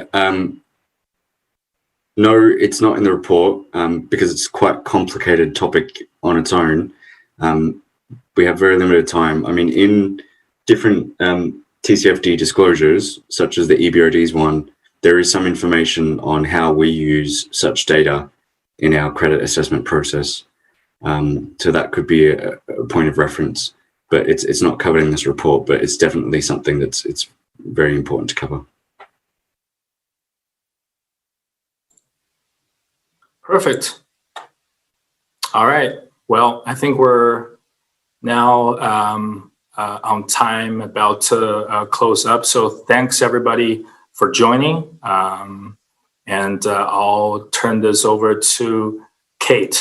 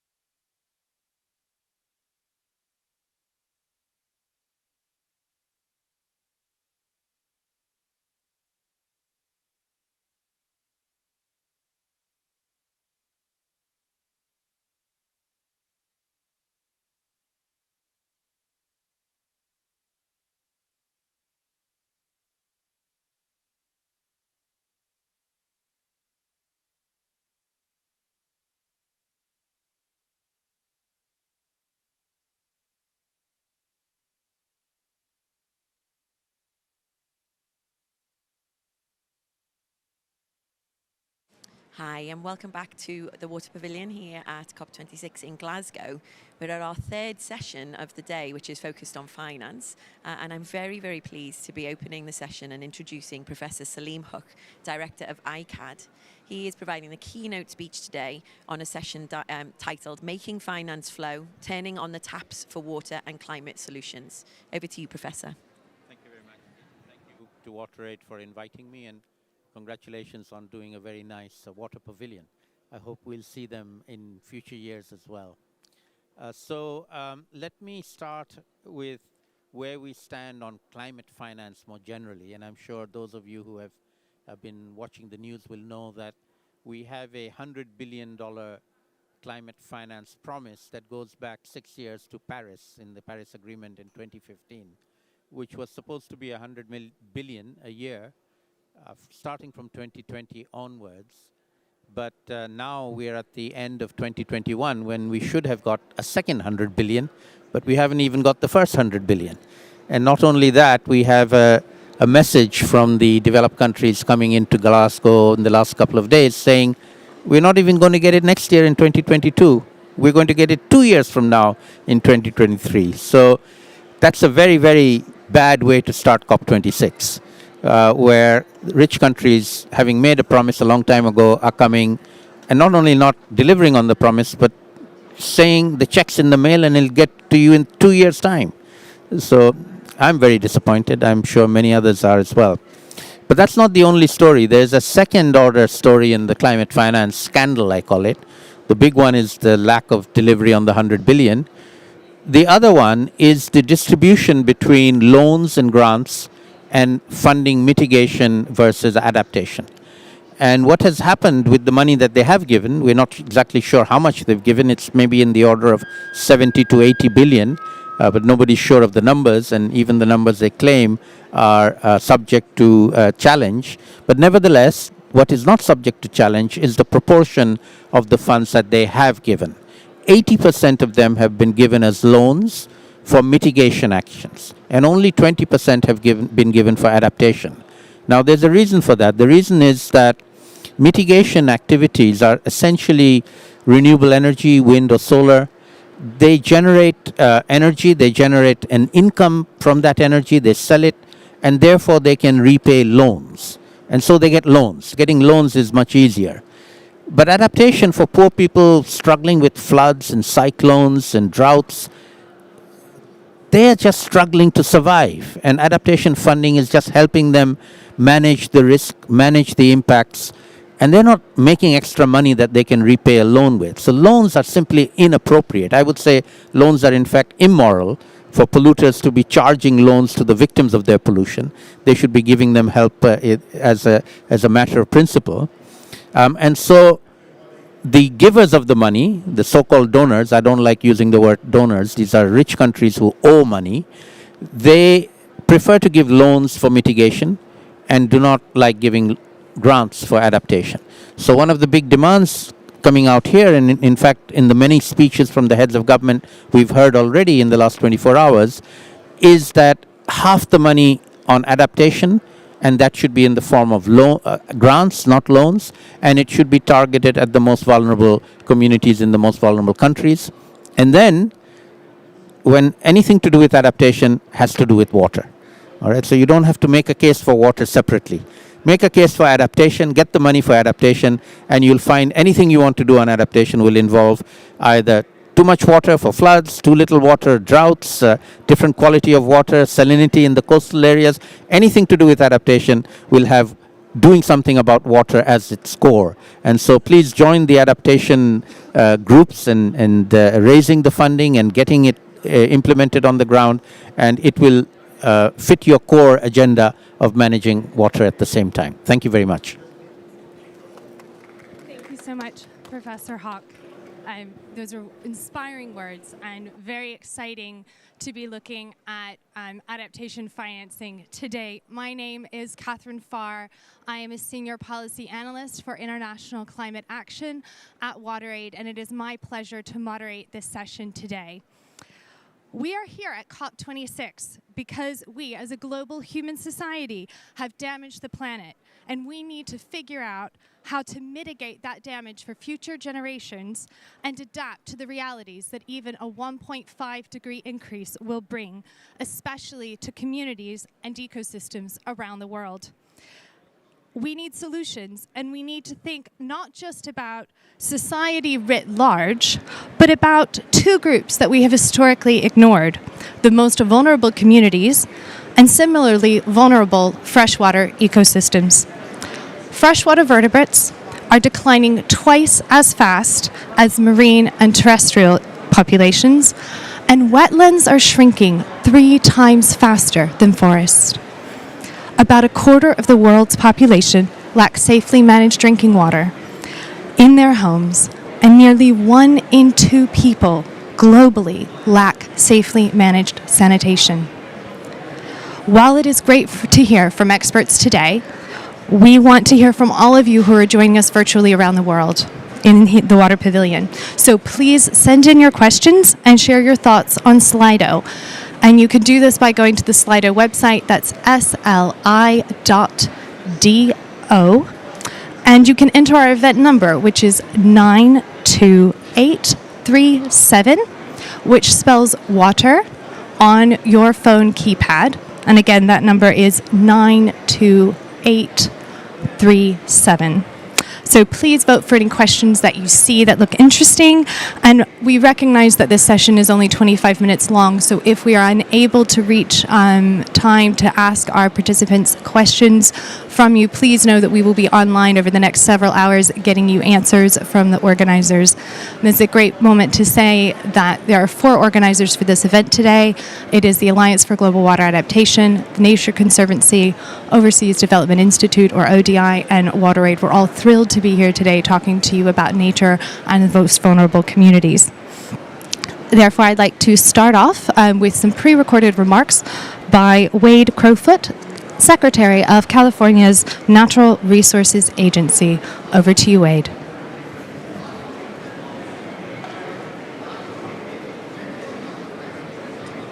Thanks so much for the introduction, and big thanks to those of you who organized this event and for those who brought the Water Pavilion to life.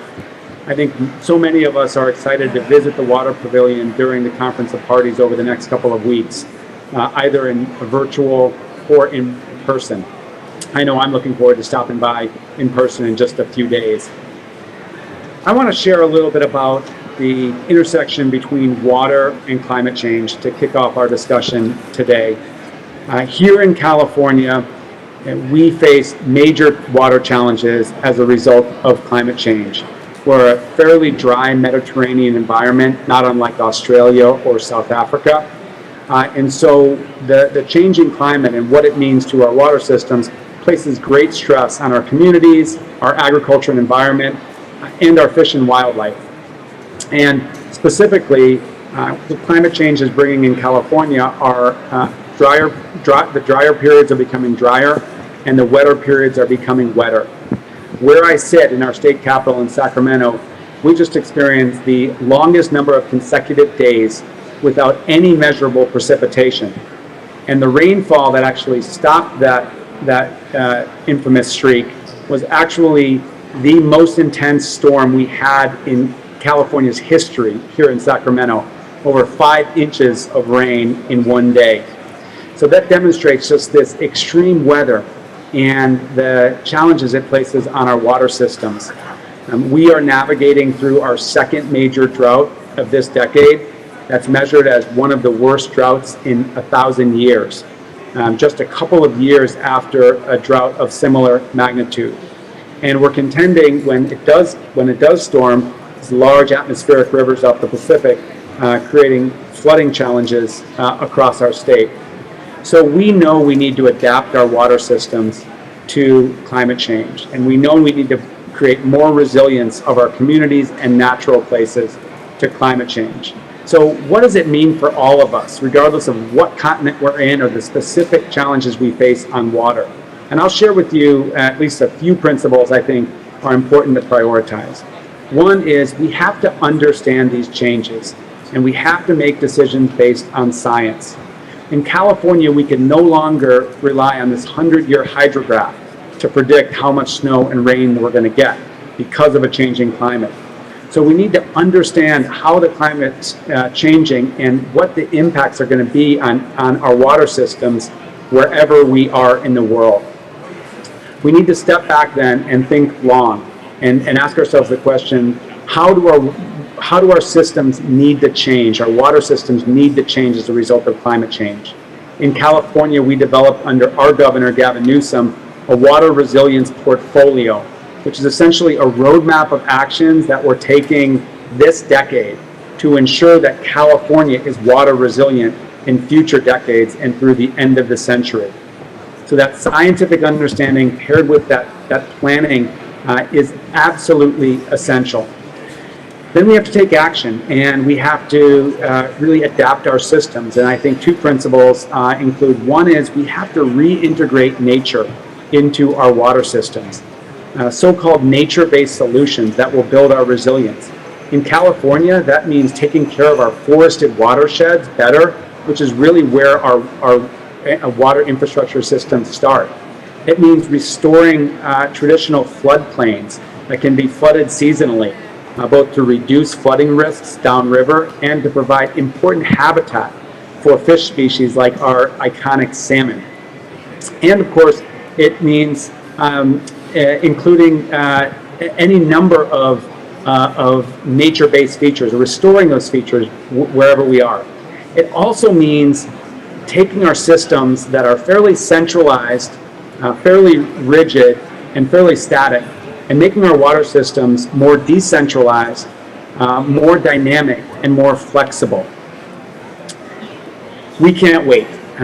As you know, our climate impacts are only mounting as climate accelerates. And so we need to understand the science, to do the planning and strategic prioritization, and then take action. In California, we're really proud that our governor and legislature just allocated $15 billion in this last annual budget to specifically focus on climate, ensuring that we're drought resilient, that we're flood resilient, and that all communities in our state actually can benefit from clean and safe and reliable water. In this challenge, we are aligned. Regardless of where you live in the world or where you're coming from, water challenges face us all as a result of climate change. And I'm so proud that California can participate in the collaboration happening here at the Water Pavilion and all the work we have to elevate this issue within the Conference of Parties. Thanks so much for the opportunity to share thoughts here, and good luck with the rest of the convening. Thank you, Wade. I agree. We have so much to think about in financing, and you laid out a lot of the key points in making sure that we have the science that we need to understand the future solutions, road mapping those solutions, including nature-based solutions where we can. And again, we are all in this together, and I think that's really important. It is frankly incredible to me that California announced this $15 billion in their annual budget for 2021-22 for climate resilience, Wade, that you mentioned, including funding for drought response and long-term water resilience. If that is what is needed for one state in the United States for 1 year, what is the reality that we need globally for climate resilient financing, especially for very vulnerable and emerging economies such as Bangladesh? And so to turn to our next speaker, I'd like to introduce Hassan Jahan, the country director of WaterAid Bangladesh. And Hassan, I'd like to ask you to share your experiences and insights on water sanitation and hygiene, or what we at WaterAid call WASH, and climate financing, and perhaps even how nature-based solutions could fit into that. Okay, thank you.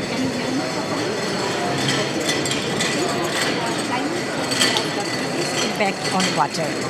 As being a civil engineer and also having experience in water sector, I personally believe that WASH and water resources should not be dealt separately, that both of them should be dealt integratedly, comprehensively, to address the impacts of climate change, impacts on climate change to the vulnerable people. So, very recently, ECAD and WaterAid jointly undertook a policy analysis under the guidance of Dr. Salimul Haq. And in that report, there are several very interesting and important recommendations, but I will refer here only two. Number one, that WASH policies must address the long-term climate change impacts in it. This is number one. And number two, adequate financing is required to ensure sustainable WASH in the country. So for that, actually, if we really want to address these recommendations, WASH budget and climate budget must be created in partnership, and locally led adaptation should be central to this.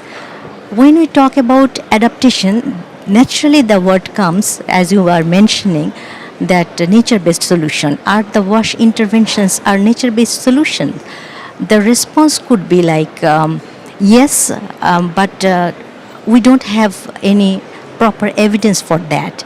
And for that, actually, WaterAid together with ICAD again started another research, and in that research we actually identified two WASH interventions: rainwater harvesting and fecal sludge management, and we are trying to look at from the climate lens whether those are nature-based solutions or not, and ICAD will be kind of verifying that and qualifying that after evaluating those. And this is really interesting. And my point is, as Dr. Salimul Haq was mentioning, that the place of $100 billion per year. So I would expect that should come immediately, and that should be diverted to our sector, which we are planning for and expecting for. Thank you so much. Thank you, Ms. Sen. Yeah, I think it's really interesting your point that we can look at WASH and nature-based solutions, and there are opportunities there to link these previously considered separate sectors. But I know that you and I were talking yesterday, and you were saying that actually in Bangladesh, a lot of water adaptation has always been nature-based, and this is a big connection there.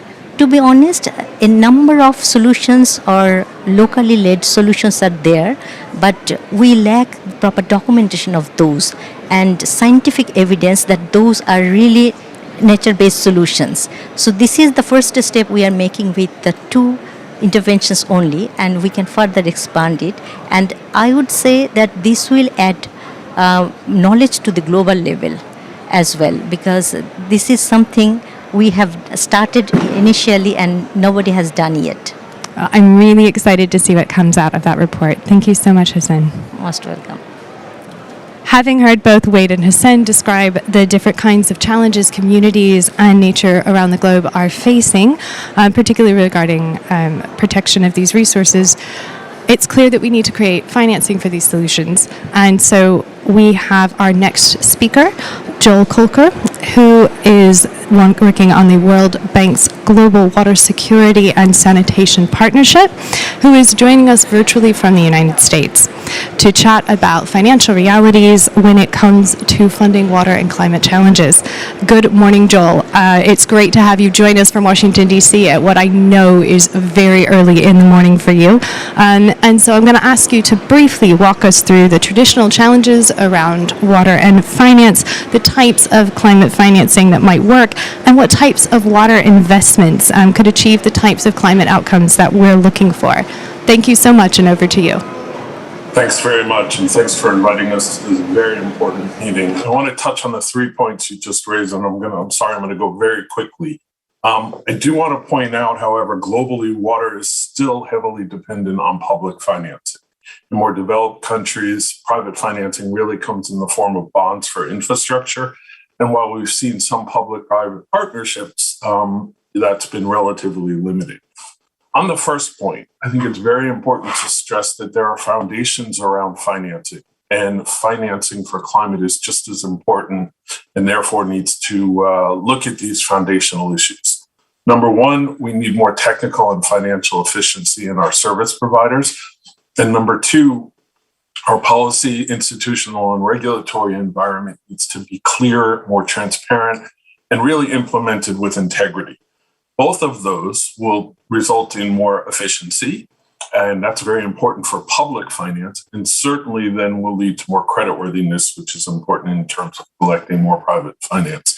All of this isn't true for irrigation authorities, flood control agencies, and utilities as well. So these foundational issues are things we really need to focus on if we're going to achieve our objectives in terms of climate finance. Second, I want to talk about the different types of climate finance that are available. And I'm going to try to demystify this very quickly. I want to stress you don't need to be an expert on this. There are people who have this knowledge and can be tapped into. But basically, there are three types of financing available. You can get grant financing. Professor Huck talked about that. It's critical. We need more of it. It's in short supply. And obviously, that's the preferred mechanism to finance much of our work. We also have guarantees. These are usually done by third parties. There's a lot of options out there, terms and conditions that are available. We just completed one in Angola, so it's possible to use this tool around the world. And then finally, the one that's more common is loans and bonds. And there's a lot of variations out there. You'll hear about blue bonds and green bonds and social impact bonds. The point here is on bonds, these tend to be longer term finance as opposed to loans, which are much more short term financing mechanism. There are different kinds of structures here as well. You'll hear about results-based financing, which is for a particular outcome or result. You hear about asset-based financing or activity-based financing. There's a variety of these things, but the main point is you have these three types of financing. Finally, I want to talk about the different kind of climate outcomes that can support either mitigation and adaptation. And these really, the key thing here in the water sector, as in other sectors, is we need to be able to measure the impact, look at the reporting, and verify the impact in terms of the climate benefits. And that can be greenhouse gas emissions, energy savings, renewable energy generation, or other types of investments. Now, in the water sector, we really have about 6 different kinds of investments we can make. We can look at energy efficiency and water supply, sanitation, and irrigation. And we know, for example, that water and wastewater treatment plants are typically the largest energy consumers from municipalities, often accounting for 30 or 40% of their total energy consumed. So this is a big one. We know there's opportunities in renewable energy for water supply, sanitation, and irrigation around hydroelectricity and solar pumping. Sanitation is another big one where we can see opportunities for investments in reducing greenhouse gas emissions, reducing methane and nitrous oxide, particularly through biogas capture. Climate smart agriculture. We know rice cultivation accounts for up to 10% of human-related methane emissions. So we see a lot of opportunity in mitigating that. Through particularly our work in Asia, where obviously there's a lot of rice cultivation. And then finally, one of the things that's been talked about already is watershed and landscape management, and that's around nature-based solutions. I want to highlight one project in particular in Malawi. It's 157 IDA loan, which means it's extremely low interest. It's really just an admin fee. The objective there is to look at sustaining the landscape management and practices and improving the watershed services. That program has 3 components. It's looking at landscape restoration, improving watershed services, and finally, there's a technical assistance and program management. In both cases, I just want to stress we have 2 tools you can look at. We have a course online on water financing, which is relevant. And then finally, on this issue of nature-based solutions, there's a global report that we've done called Integrating Green and Gray, which has a number of points to look at in terms of nature-based solutions and how they can contribute to our efforts to address the climate change issues. With that, I'll turn it over to Catherine, and thank you very much for allowing us to participate.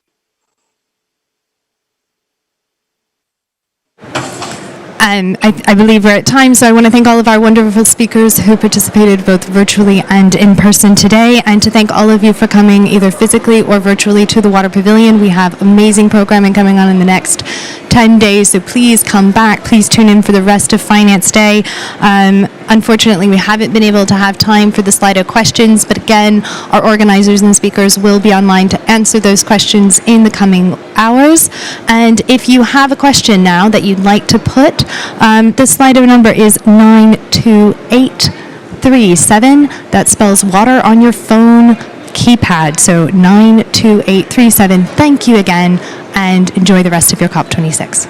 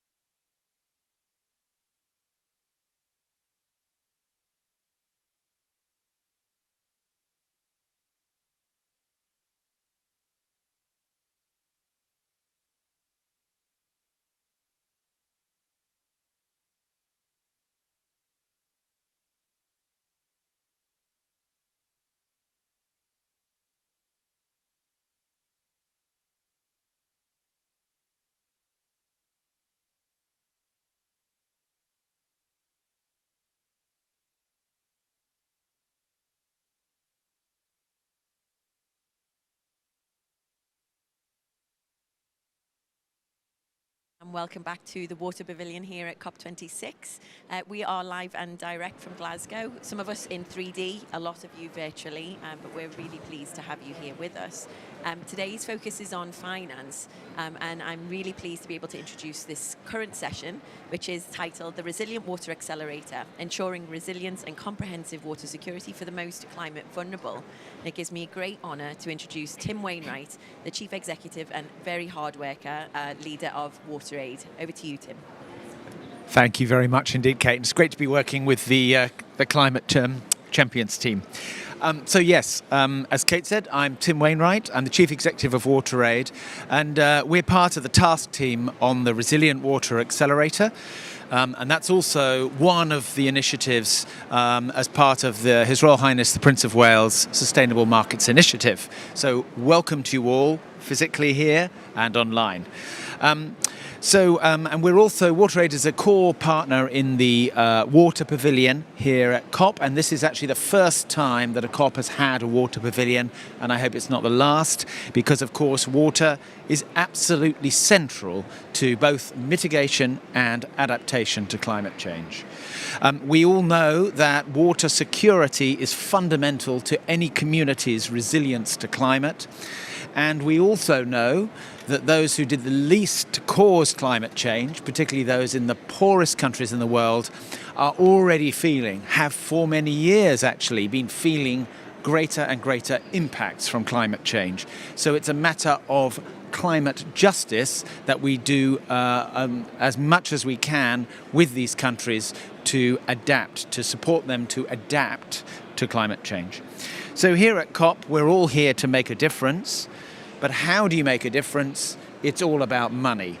It's all about where the finance goes and getting the finance to the right places. Nothing happens without a change in how finance is delivered. And all too often, we see in those parts of the world, think about a watershed in one of the poorest parts of the world, in the Niger Delta or somewhere else, where big climate impacts are having an impact on some very vulnerable, very poor communities. And no one is in place to monitor or manage this. Climate impacts are not even reported. And major climate disasters, the funding available is moving far too slowly to reach those in need. So today is about a solution to this. Today is a solution and a call for action. We're going to talk you through an update on the Resilient Water Accelerator, launched earlier this year by His Royal Highness the Prince of Wales. And the objective of the Resilient Water Accelerator is to speed up and to increase finance aimed at the most climate vulnerable in the world, building resilience, building water security, to support them to live with the world we are living in today and will be living in tomorrow. It's also great to be here at the first time today that WaterAid's been leading sessions at a UN climate conference. So for WaterAid, this is also a really big deal. We're very delighted to be here. So enough from me. I'd love to hand over now to Tove, who will be moderating this session. Thank you, Tove.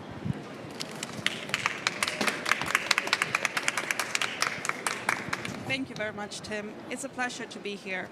And thanks to WaterAid and partners of the Resilient Accelerator for their work supporting the Water Pavilion from the very start. One of the partners of the Accelerator is the Dutch government, and our first speaker is Henk Ovink, Special Envoy for International Water Affairs of the Kingdom of the Netherlands. Henk is an inspirational figure in the growing water and climate community, but more importantly has been part of building the transformational solutions for water challenges connected to climate change impacts, such as the responses to Hurricane Sandy that hit New York City in 2012. Henk, it would be great to hear from you what role the water community can play in mitigating and adapting to climate change and how that links to finance. Your Excellencies, ladies and gentlemen, it's an honor to be part of the launch of the Resilient Water Accelerator. I think this is one of the highlights of this COP. Our climate is changing at an alarming rate, and water plays a critical role in both the way climate change manifests itself, often through water. It's making it even harder for the world's poorest people to get clean water. More frequent and extreme flooding is polluting fragile water sources. Longer droughts are drying up springs.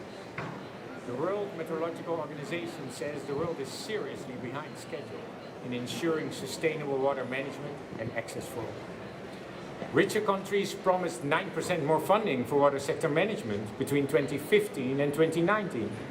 But when it came to actually delivering the funds, that increase never happened. And yet we know that investment in better water management is key in the fight against climate change.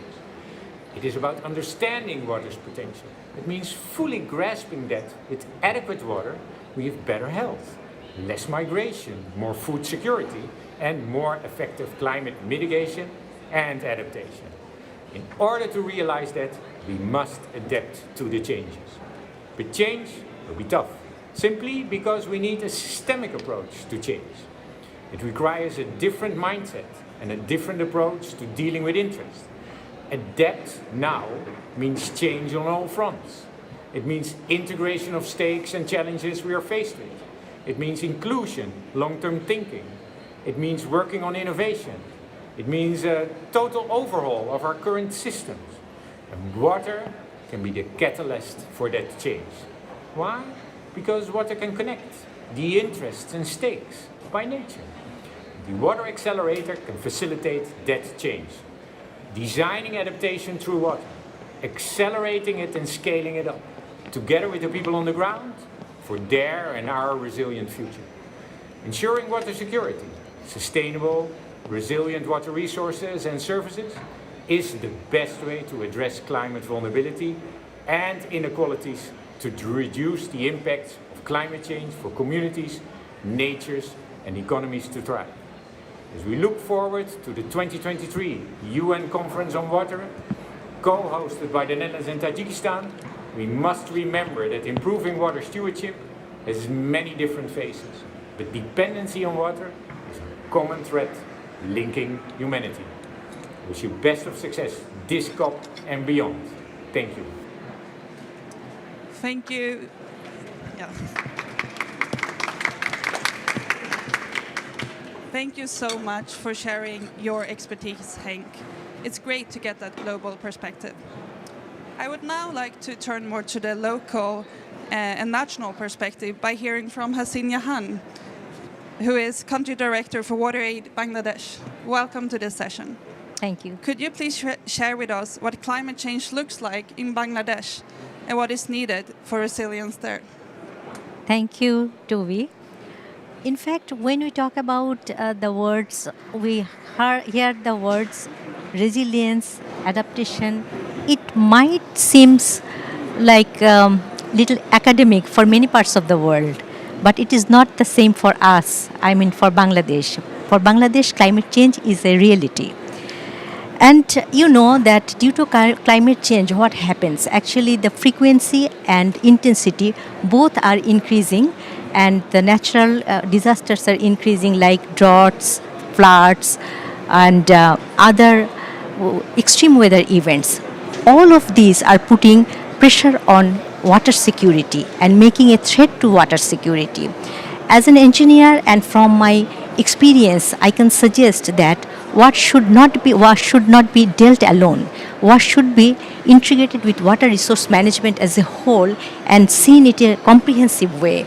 So that is very important, and I'm really happy to see that RWA is looking this holistically and they are adopting a multi-sectoral approach, which I really appreciate. Now comes that how this initiative can be made functional or operational. We definitely need money for it.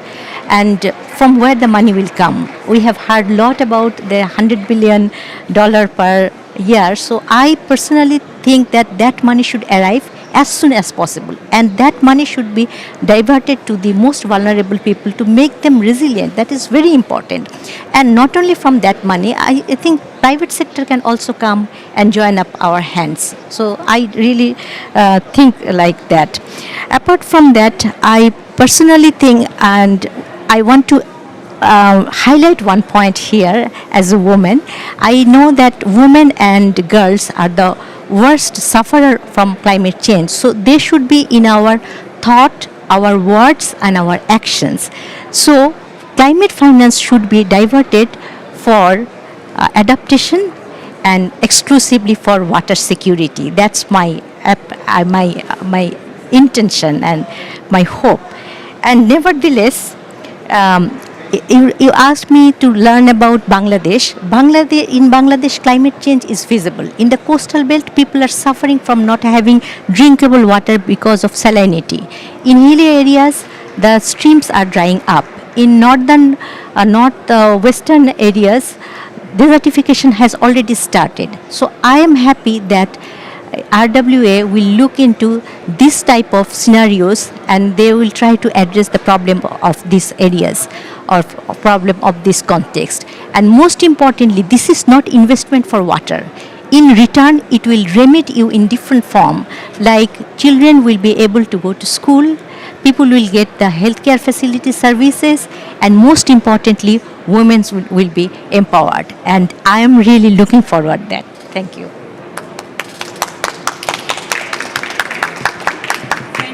Very much for sharing your experience and knowledge, Hassan. It's very useful. Now, it's my pleasure to introduce Louise Ellis, who is the Water Risk and Resilience Lead at Arup, a global engineering firm. Welcome, Louise. She is with us virtually, as you can see. Some might be surprised to see an engineering firm promoting the value of nature, but I understand that Arup has been leading in this area for recent years. Would you please share your thoughts on how nature, and particularly freshwater systems such as wetlands, are part of water resilience? Thank you, Tove. It's an honour to be part of the launch of the Resilient Water Accelerator at the Water Pavilion at COP26. By using nature's own systems in our design, we can strengthen the climate resilience of our communities, reducing the risk of drought and flooding, improving water quality, and bringing wider benefits for communities. These benefits can be wide-ranging and include things such as reducing the heat island effect, improving air quality, and improving health and well-being. Many nature-based solutions are also carbon sinks, helping to achieve mitigation ambitions, particularly if they're protected and maintained. Nature-based solutions can take a variety of forms, including upland catchment management, such as protecting the fynbos in the upland catchments for Cape Town from alien invasive species, to protect more of Cape Town's freshwater resources, as well as things like natural flood management in the upland catchments in the River Hull, protecting the city from flooding in the UK. They can also include things like sustainable urban drainage systems, like urban bioswales in cities like New York and Shanghai, improving water quality in many of the urban watercourses, as well as rainscape solutions, like in my hometown of Cardiff, to address pollution and flooding. Tove, you mentioned wetlands, and coastal wetlands such as mangroves in Miami and the constructed wetlands on the East River in New York City provide additional protection from hurricane storm surges as well. Over the past 3 years, we've worked with 11 cities around the world, including Cape Town, Miami, Hull, and Addis Ababa, using the city water resilience approach to develop their water resilience action plans. The city water resilience approach is a participatory approach to bring kind of base and stakeholders together to understand the different resilient shocks and stresses they face, understand their current resilience capacity, and develop a shared action plan. And we've seen some of the ambitions and challenges shared by these cities and their catchments. Every city we've engaged with to date has ambitions to harness nature-based solutions and regenerate the land in their catchments to deliver improved mitigation and water adaptation and resilience. Yet many of these cities face the challenges of developing the enabling environment for nature-based solutions. Implementing nature-based solutions requires an adaptation to the traditional infrastructure planning and delivery approach, because the benefits are much wider and it impacts and touches on many sectors. For example, urban regeneration, the health sector, and the energy sector. Examples of how it needs an adaptive approach include, at a policy level, having policies that prioritize and make space for nature. At a governance level, it may require collaboration between multiple stakeholders. For example, different government departments, highways, parks, recreation, water utilities, agriculture, and communities. At a decision-making level, it may mean having the decision support frameworks that take account of the value of natural capital or ecosystem services and social capital on an equal footing to that of the manufactured built capital of grey infrastructure schemes, so that nature-based solutions are funded both for their delivery, but also for their operations and maintenance. And at a funding level, it may mean navigating the complex landscape of co-funding of schemes between different parties and stakeholders. But these challenges are not insurmountable, and nature-based solutions must be a core part of the menu of approaches moving forward to improve water security in the face of climate emergency in both the global north and the global south. The most climate vulnerable communities are the world's poorest. These countries need comprehensive support to improve their water resilience. And this includes assistance to secure vital climate finance, as well as to help analyse their watersheds, deliver visions shared by their catchment stakeholders, and develop compelling proposals for programmes of work. This holistic approach is one of the reasons that Arup supports the accelerator and is very delighted to be part of the task team. Thank you very much, Toby. Thank you so much, Louise. As those three speakers have explained so powerfully, not only is water crucial to climate resilience, but the different aspects, whether to human consumption, for the economy, or to preserve fragile habitats, are all in themselves essential and complex. We need to urgently channel resources to this work, and so it's my pleasure to introduce Andrew Pitts-Tucker from Apex Group Investment. He is the global lead for ESG, or Environmental, Social, and Corporate Governance, which means looking at investments that are good for both companies and investors, but for a sustainable lens with attention to social and environmental factors. Andy, could you please share a bit about why ESG matters and what it looks like for those tuning in that might not know so much about it? The introduction. It's a huge pleasure to be talking at this event today, and a real privilege. This is certainly the first time Apex has had the opportunity to talk at any COP conference, so thank you very much. I joined the Apex Group 2.5 years ago to set up the ESG business. Prior to that, I spent about 24 years in the financial markets and about 4 years as a conservation consultant. Now, the Apex Group is a financial services organization. Our clients are investment managers and they are financial institutions. You may be wondering why a financial services provider is at an event like this. Well, we feel very strongly that everybody has a part to play, and we're here representing private companies and we're here representing the financial services industry. We may not have a relatively large environmental footprint, and we may have a relatively limited way that we can change the dial on climate change, but we can still do our bit. And there's 3 ways we go about it at Apex, which I'd like to share with you. Number one, we as an organization are changing internally. We recently set up a sustainability committee that is taking a long, hard look at our internal processes. We're putting in place new policies, new programs, which is incredibly exciting, and we are going to be improving our social and environmental footprint. We also work very closely with our 5,000 plus employees. We educate and offer guidance on what they can do so they can take this message home. Secondly, because we don't move that dial as much as we would like, we partner with organizations such as WaterAid. And we're so excited to be participating in the Resilient Water Accelerator. It's a fantastic program, and we are certain that Apex and WaterAid are going to have a long-lasting relationship focusing on it. We also partner with other organisations such as the Eden Reforestation Project. By the end of this year, we are going to have planted in excess of 200,000 trees as part of our positive impact. Sports. A lot of discussion at the moment about how sports and sustainability are linked. And most recently, we're very proud to announce a partnership with the West Indies cricket team. And we are their sustainability partner, and we're looking forward to the journey that we're going to take together to help them become the first international sports team to achieve carbon neutrality. But thirdly, and possibly the most important role for us, is to work with our clients. We have over 6,000 clients who are investment managers in some shape or form.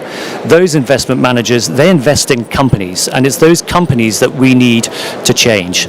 The way we operate is this, and this is the ESG business that I manage. We work with the investment manager and we collect the relevant data, the ESG data on those underlying companies. Now, to put it in context, under the environmental piece, part of the data we collect is environmental footprint. So it's greenhouse gas emissions, it's waste production, and it's water consumption. Very topical for this moment. Once we've collected that data, for each company, we look at how they compare to the best-in-class global standards. We don't blacklist them if they're not achieving those best standards, but what we do is we help them and we write recommendations on how they can improve. So in essence, we work with the investment manager and their underlying companies that they're invested in, and we create a roadmap for improvement. It's very important to us at Apex that we're playing our part, and it's not just up to the policymakers, the politicians, and the charities to do the work. We have to play our part, and so I'm here as a representative of all private companies and financial services providers in the financial services sector, that we all need to really step up and get involved in order to align with the much needed changes that we need to make. But I'd just like to say a huge thank you to WaterAid for giving me the opportunity to be up here on stage representing the Apex Group. Thank you very much indeed.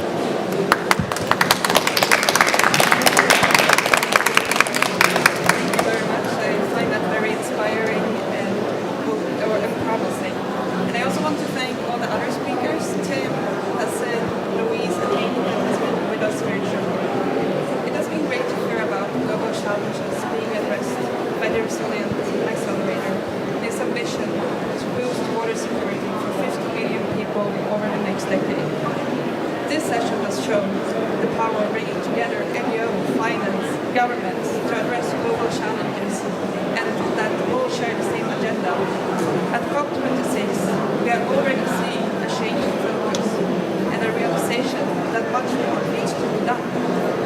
And people are pleased to hear about initiatives like the Accelerator, which does not shy away from this challenge and emergency. I would like to encourage all of you to get in touch with the Resilient Water Accelerator team and even try to seek them out here at COP to hear more about the work and how you can get involved. To secure the investment required to meet the urgent needs of vulnerable communities, the water sector must work with the financial sector to secure private investment and develop sustainable financial models for water services. And with that, I wish to close this session. Thank you all for coming and have a great day.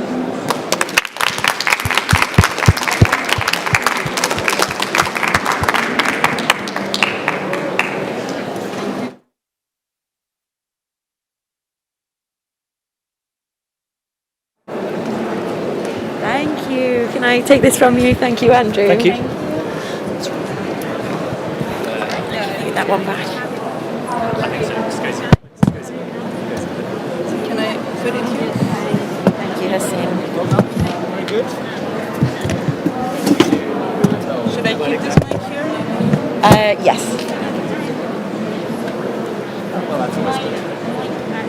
Hi Hank, how are you? I'm good. How are you? I should be good. Alex, how are you?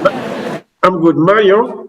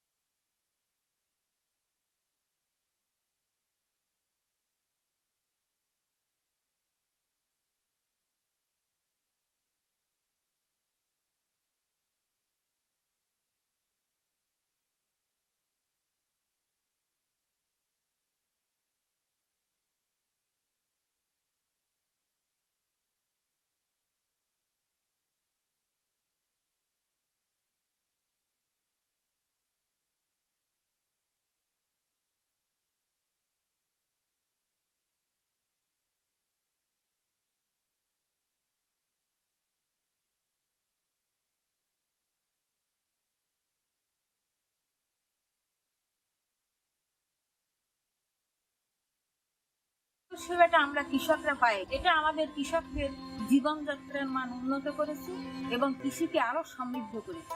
আধুনিক তথ্য প্রযুক্তি কৃষকদের অর্থাৎ আমাদের নারী কৃষকদের জীবনে আশীর্বাদ স্বরূপ বলে আমি মনে করি।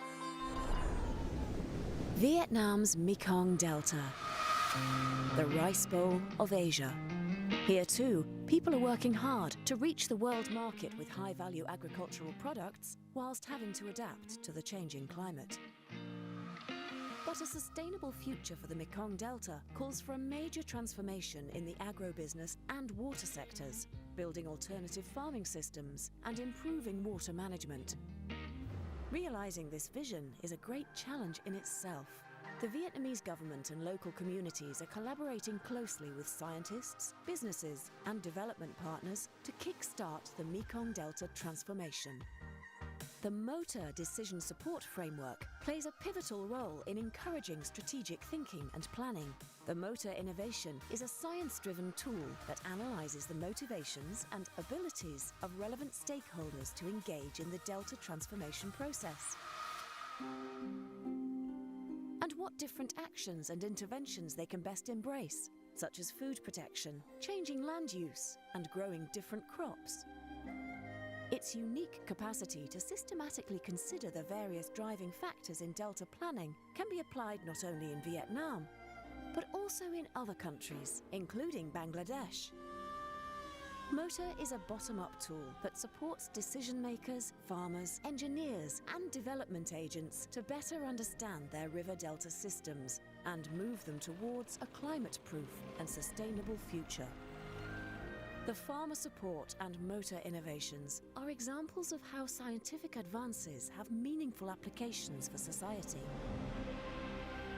Our vision is to utilise these innovations in day-to-day delta management, apply them to urbanising deltas across the world, and in so doing, guide our unique and abundant delta regions towards a safe, prosperous and sustainable future for everyone.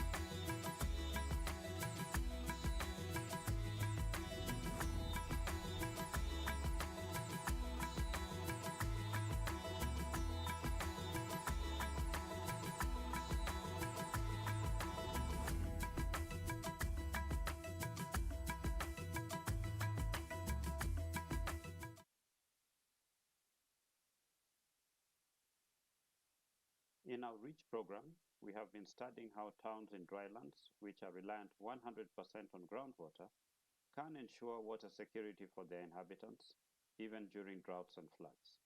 Lodwar town in northwest Kenya relies on the juxtaposed Lodwar alluvial aquifer system for its water supplies. We have seen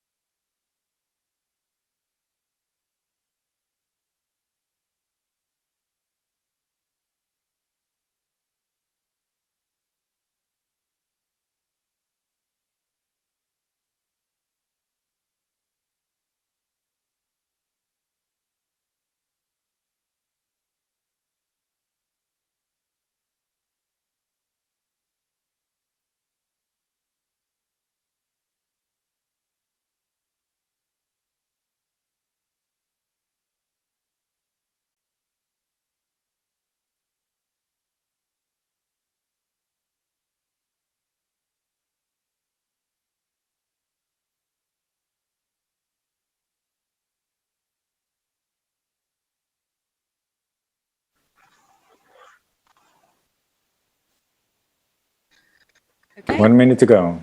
There we go. Yeah, Kate, here you are. Oh, sorry. Hi, Henk. I was thinking, where is that voice coming from? Yeah. It's really good to be in touch. Please allow me to formally welcome you to COP26 and Glasgow. We are coming live and direct from the Water Pavilion, where the focus for today is finance.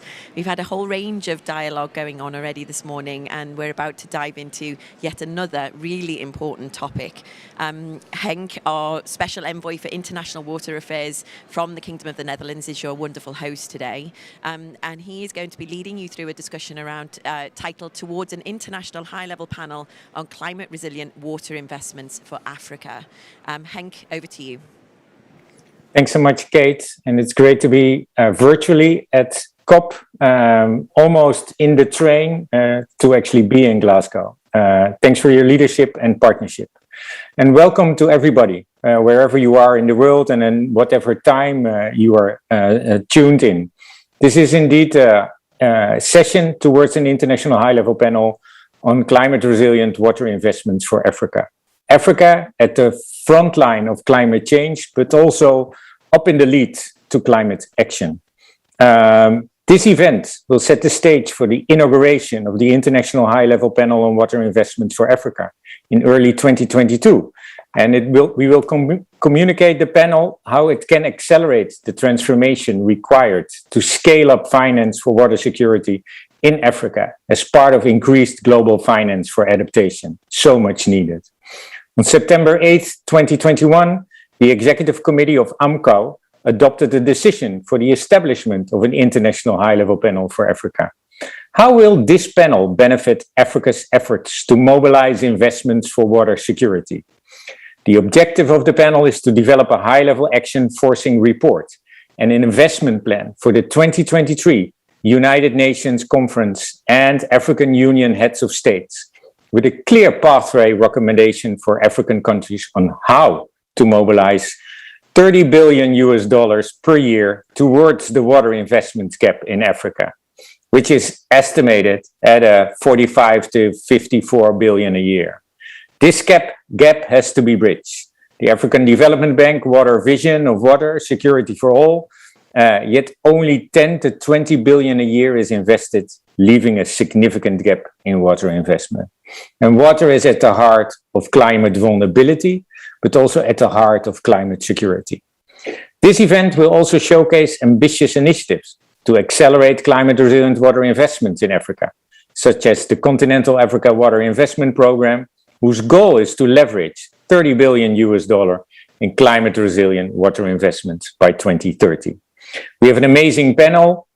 We start with the address by His Excellency President Jakaya Kikwete, former President of Tanzania and Chair of the Global Water Partnership Southern Africa Coordination. But before I introduce that, we also have Dr. Tuwela Nyirenda Yera, she head of the Economic Integration Division at the African Union Development Agency.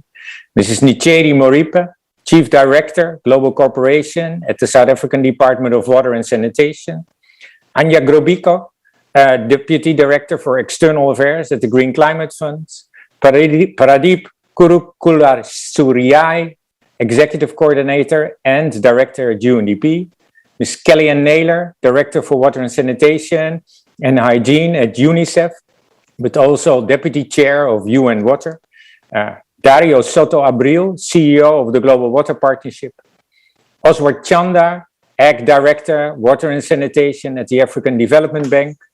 Abdoulaye Sene, Executive Secretary of the World Water Forum in Senegal. And last but not least, Alex Simalawapi, Executive Secretary of GWPSA Africa and head of the Joint Secretariat for the panel. So this is what you will have ahead.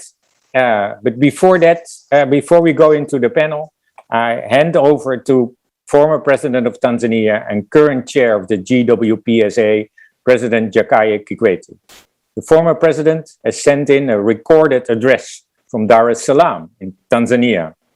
He is built on the outcomes of the Global Center on Adaptation High-Level Dialogue, an adaptation acceleration imperative for COP26, which was hosted by 8th Secretary General of the United Nations, Ban Ki-moon, CEO of the Global Center on Adaptation, Professor Dr. Patrick Verkooyen, Managing Director of the International Monetary Fund, Kristalina Georgieva, on September 6, 2021 in Rotterdam, the Netherlands. During this event, His Excellency President Jakaya Kikwete called on world leaders to place water at the center of adaptation ambitions, specifically for Africa.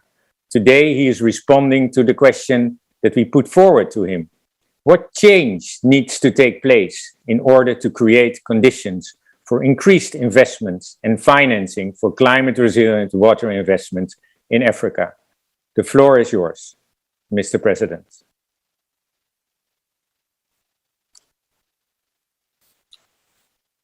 Excellencies, distinguished delegates, ladies and gentlemen.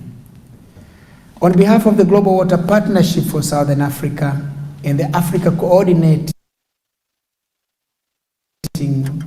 Unit, of which I'm chairman of the board, and on my own behalf, I would like to thank the organizers for inviting me, for associating our organization with this historic COP26 meeting in Glasgow, Scotland.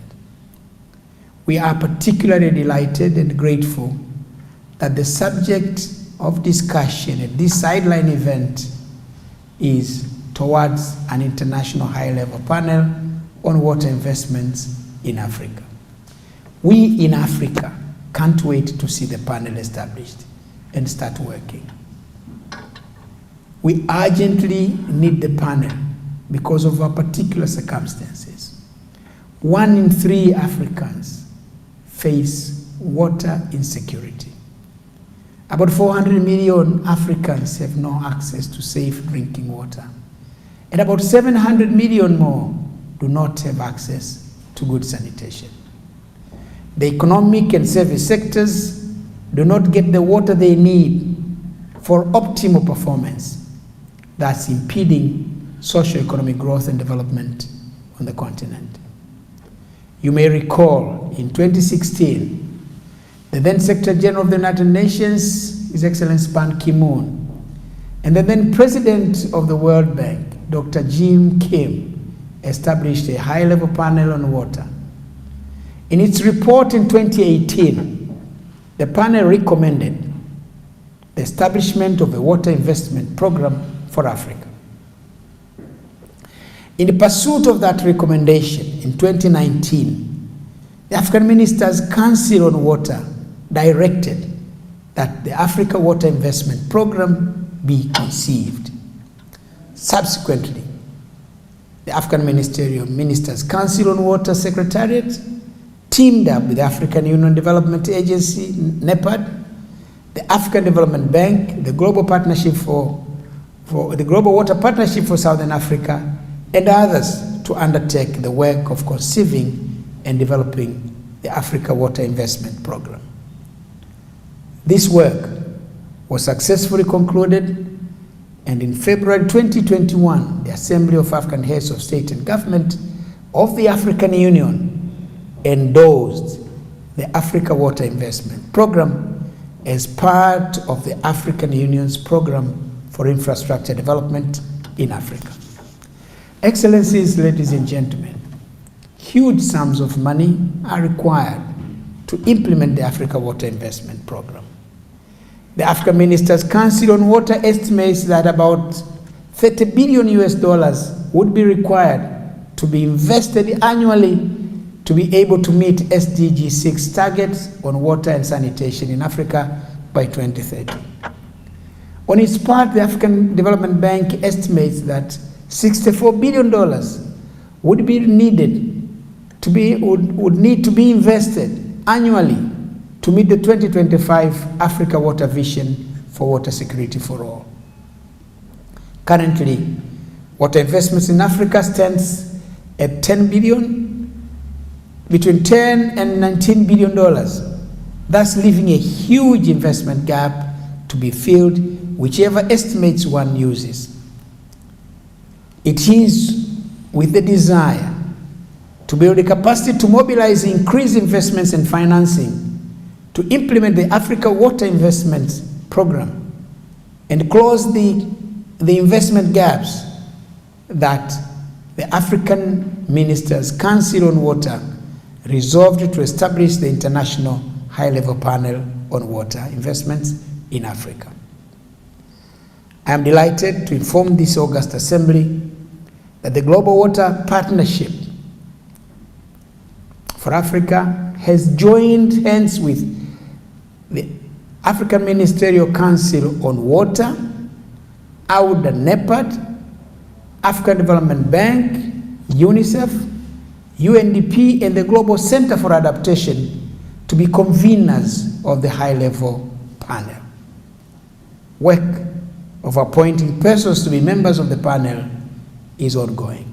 Soon, we'll have the high-level panel on water investments in Africa up and running.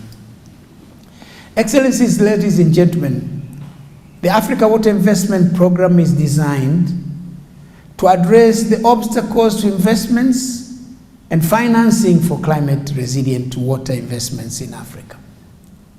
As we all know, the biggest impacts of climate change are water-related. Perhaps nowhere is this more pronounced than in Africa, where even in the 2021 report of the Intergovernmental Panel on Climate Change, it is stated that the rate of temperature increase in Africa is to be faster than the global average. As a result, there is increased frequency and intensity of heavy precipitation in some parts of Africa, and there is recurrent periods of long drought in many parts of our dear continent. At the center, or at the receiving end of this crisis, is the African farmer. With over 90%, 95% of African food production being rain-fed, Africa's subsistence farmers are among the most affected by climate change. As we assemble at COP26, it is of utmost urgency that increased attention is paid to adaptation interventions and investments related to water retention, storage, rainwater harvesting, water source protection, and water infrastructure. We have also been working with the African Union Development Agency, NEPAD, African Ministers' Council on Water, the Development Bank of Southern Africa, the African Development Bank, OECD, UNICEF, the World Bank, and other partners to develop a first-of-its-kind Africa Water Investment Scorecard. The Africa Water Investment Scorecard will support countries to track progress, set benchmarks, identify bottlenecks, and take action to meet the investment needs to achieve SDG 6 targets on water and sanitation. Ladies and gentlemen, the Africa Water Investment Scorecard is still under development. Once completed, it is going to be presented regularly to African heads of state and government to enable them to know what is happening in the water sector in their respective countries. It will serve as an important guide for their appropriate decisions and action. The scorecard also will support the work of the International High-Level Panel on Water Investments for Africa to track progress in implementation of the Africa Water Investment Program. Excellencies, ladies and gentlemen, we believe the scorecard will enhance mutual accountability for results in the mobilization of water investments and use, and in peer review mechanisms at continental, regional, national, subnational, and even community levels. Excellencies, ladies and gentlemen, in conclusion, I'd like to use this opportunity to call on international leaders assembled at COP26 to support the Africa Water Investment Program, to support the Africa Water Investment Scorecard, and the formal establishment of the International High-Level Panel on Water Investments for Africa.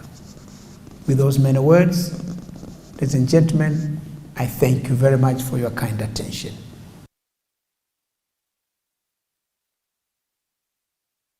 Thank you, Your Excellency, President Kikwete. Words that really resonate across COP. And as a former Sherpa to the High-Level Panel on Water, they resonate also personally to me. Next is Dr. Tuela Nyirenda Yere, who's head of Economic Integration Division at the African Union Development Agency, speaking on behalf of Dr. Ibrahim Mayaki, the CEO from Pretoria. Tuela, on February 7, 2021, the Assembly of African Union Heads of State and Government adopted the Continental Africa Water Investment Program, AIP, to accelerate transboundary water investments in Africa. What are the opportunities for the high-level panel to mobilize finance PDA water projects? Thank you very much, Hank, and good afternoon to everybody. Distinguished panelists and all protocols observed, I will first maybe just start by giving a few words from Dr. Mayaki, and then maybe address, Hank, the very specific issue that you have raised. So on behalf of Dr. Mayaki, CEO of the African Union Development Agency, AUD and NEPAD, it is our pleasure to join this panel on this very important topic of unlocking finance for climate resilient water projects being held as part of these events during the UN Climate Change Conference, COP26. Indeed, AUD and NEPAD is honored to be part of this high-level panel on water investments for Africa, which aims to stimulate actions at the highest levels to ensure that we mobilize the requisite investments to move Africa's water agenda forward. As you know, and I think as President Kikwete in his recorded message alluded to, the second priority action plan of the Program for Infrastructure Development in Africa, PDAPAP2, was indeed adopted by our heads of states this year in February, with clearly identified priorities for the infrastructure sector for the next 10 years to 2030. It's important to mention that the identification and selection of the projects for PDAPAP2 was based on an integrated corridor approach, which emphasized projects that improve rural-urban connectivity, that promote synergies across infrastructure sectors, that maximize job creation, and that enhance climate friendliness. As such, the criteria for selecting the projects included gender sensitivity, climate sensitivity, corridor planning, as well as the economic impact and financial attractiveness of the projects. In PDAPAP2, the water infrastructure portfolio represents about 25% of the 69 projects that were selected, with a capex investment requirement of the order of US dollars 11 billion. So this is capex only and doesn't include project preparation and doesn't include operations and maintenance costs. The Africa Water Investment Program, AIP, was selected as one of the transboundary water projects in the PDAPAP2 portfolio because we saw its potential to contribute to transboundary and regional investments in water, especially emphasizing a nexus approach between water, health, energy, and food security. The goal of the AIP in terms of the PIDA program is really to see how we strengthen the enabling environment for accelerated planning, preparation, and financing of transboundary and regional water projects.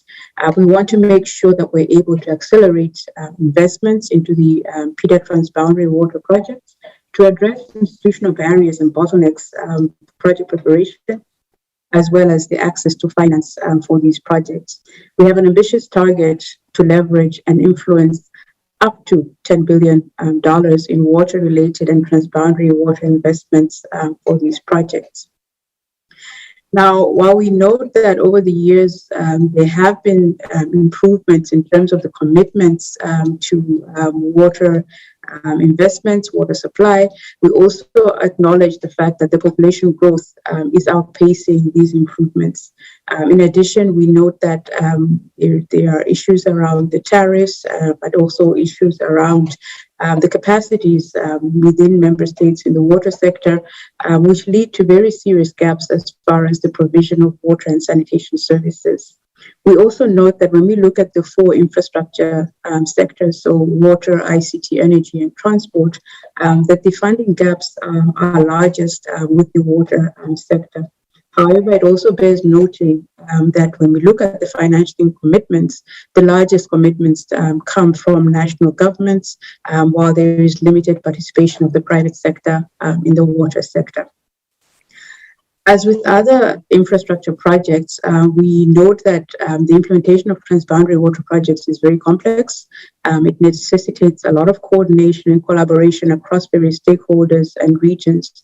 And we also acknowledge that water projects may appear to be unbankable due to the insufficient resources to carry out detailed pre-feasibility and feasibility studies.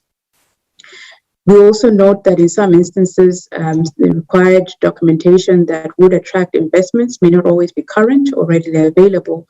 And this sometimes is a result or a consequence of the weak coordination between the various actors.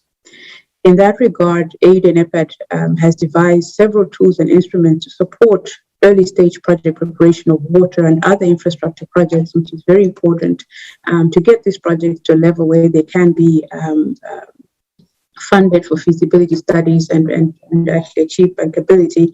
And we also are very keen to promote the active participation of private sector and institutional investors in transboundary infrastructure investments. I won't go through... Dr. Tuela, can you wrap up? Because we have on a short timeline. Thank you. I'm getting to the end. So in terms of where we are, basically we as AID and EPAD have sharpened our focus to three priorities: food systems, health systems, and economic growth and recovery. And we see the water sector as an important part of that. We're thus looking forward to the continued support for the water sector through the work of the AIP and the high-level panel. And we believe that through this collaboration, we will meet the needs of the water sector. And indeed, against the backdrop of COP26, we are compelled to ensure that climate adaptation, climate resilience, and gender issues will be taken into account as we implement these priority projects. In closing, we take this opportunity to thank all the partners for their continued support to the implementation of transboundary water infrastructure projects, and we look forward to the outcomes of the work of the high-level panel. Thank you. Thank you, Dr. Tuela. We will now see a short video.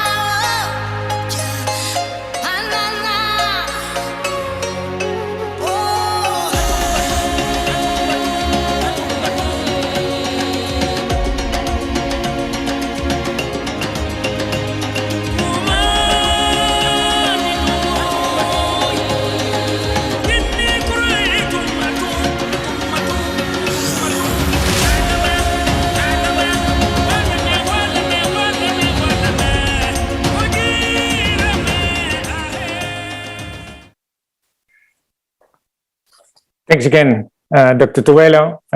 Great to see the inspiring video. The messaging, it is of critical importance. Next speaker is Ms. Nchedi Moripe, Chief Director, Global Cooperation and Strategic Partnerships in the South African Department of Water and Sanitation. Nechedi, as a co-Sherpa of the High-Level Panel on Water, South Africa was a member of this United Nations High-Level Panel, established from 2016 to 2018 by UN Secretary General and the World Bank President. You were one of the Sherpas of the panel and appointed by the President of South Africa. Based on South Africa's experience on the panel, what are the key success factors to ensure that the International High-Level Panel for Africa Water Investments is a success? And please stick to the 3 minutes. We have a short timeline. Thank you. Good to see you. Hank, Mr. Facilitator, ladies and gentlemen, and fellow panelists, I definitely have to say at the start, at the onset, definitely this is one of the successes that I can name. And this is one of the biggest, I should think. Mr. Facilitator would know that South Africa was really and honestly participating in the high-level panel of water. We all pushed off that with all other partners, the 11 countries that were there. We can remember all very well when we were in Brazil, when we actually launched and even spoke to the issue of the outcome. One of the outcomes that came out there was to have initiatives that will assist countries, member states in their regions to ensure that we all achieve the goal that we all have, which is goal 6 of water and sanitation. But it wasn't going to be easy, we all know. We all know that we needed first leadership, we needed commitment, we needed political will to ensure that this happens. We needed regions to put themselves together, to put initiatives together that will actually support this. One of the issues that came out of there was partnerships, which was one of the initiatives that the high-level panel of water came up with. That worked for us because definitely this is now when we need partnership. We are going to need them even more. We all know that with partnerships, having a product like we are putting in front of the world, which is the AIP, we can leverage a lot from that. We can also serve as the first actually continent that came out with something from high-level panel of water. And I'm very proud of this, Mr. Facilitator, because this can be done by other countries, and we are very sure that it will work out. We don't have any time more to waste. We hope that this product will be one of the best that will come, but we call upon our leaders in Africa to put ownership to this, to ensure that AU is actually pulling it at the front, and ministers of water must always keep their leaders on par with all of this so that this can move. When we get support, when we come out to the world to say support us to make sure that we win on this, we know that our leaders and our ministers are on it. And thank you very much for this opportunity. This is the product that came out from the work that you have done, Mr. Facilitator. And I think we are all happy today that we see the product. Thank you. Thanks so much, Nechedi, for your encouraging words, and also to see this result coming from the high-level panel on water, but also so much needed. Next is Anya Grobicki, Deputy Director for External Affairs at the Green Climate Fund. You joined from South Korea and speak on behalf of Yannick Limerick, its Executive Director. Anya, water-focused projects make up for almost half of adaptation climate finance, but because financing for mitigation far outweighs that for adaptation, total climate financing flows direct at water initiatives amount to less than 3%. 3%, that's not enough. How can we change this, Anya? Well, good morning, good afternoon, good evening. Thank you very much, Henk. Ladies and gentlemen, Your Excellencies, thank you very much for inviting GCF to be part of this important discussion on water investment in Africa. So I'd like to say straight off that, the Green Climate Fund is already investing heavily in water since our inception, the first project being approved in 2015. GCF has invested over $600 million in 18 water projects around the world under the categories of climate resilient WASH projects, supporting integrated water resource management in countries, flood control, and integrated drought management. And as part of broader adaptation projects, of course, there is actually even more investment that has flowed into water. We firmly believe that water is for adaptation as carbon is for mitigation. It's the foundation of all adaptation actions, whether it's in agriculture, whether we're talking about climate information and early warning systems. Water is at the heart of adapting to the climate emergency that we all face. And particularly in Africa, we see that the barriers to further investment in water and water-related infrastructure include institutional, financial, environmental, and social barriers. As the investment in climate adaptation continues to grow, we intend to make sure that the investment in water also continues to grow. GCF's role is to de-risk such investments. And for example, if the Africa Water Investment Programme, the AIP, projects have a demonstrated climate rationale, then of course they can be submitted to the Green Climate Fund for financing. So what is our role in making these investments? Our role is really to de-risk the investments. We also seek to enable increased private sector involvement. It's absolutely essential because of these scarce adaptation funds to actually leverage these funds as much as possible by involving the private sector investment to amplify the scope of the project. And we do this through a number of approaches that we take. So supporting adaptive planning and policy making, supporting countries to include water in their NAPs and in their NDCs, and then also turning these into concrete investment programs. We support this through our so-called readiness program. We look to support the circular economy of water through projects that promote water conservation, demand management and reuse, innovative new sources of water supply, and especially those related to reclaimed water. And as an example, we're looking to develop wastewater treatment plants as a new asset class for investment. And in fact, there's a big new project that is being developed right now with the Development Bank of Southern Africa that will be investing in 59 South African municipalities to attract private investment into wastewater treatment. We're also looking to climate-proof water infrastructure through flood control, coastal protection, resilience to storm surges. We're creating energy-smart water utilities which produce biogas and generate electricity. And these are also climate-smart water utilities using innovative ICT and financing models. And then finally, we really look to support climate-resilient WASH, so water supply, sanitation, and hygiene, particularly for the most vulnerable populations and communities, because that is a major part of our mission. So thank you very much, Henk. Thank you. Anja, it's great to see you. Thanks also for your commitment to water in the climate space, but also to see AIP, the panel, as well as the scoreboard as amazing opportunities to partner and scale up our water investments in Africa. Thanks. Next is Pradeep Kurukulasurya, Executive Coordinator and Director of UNDP. You're joining from New York, Pradeep. Pradeep. That's right. Thanks, Hank. First of all, yeah, go. Hear me? Okay, good. Yeah. First of all, thank you very much to Global Water Partnership and other members of the high-level panel on water investments for Africa.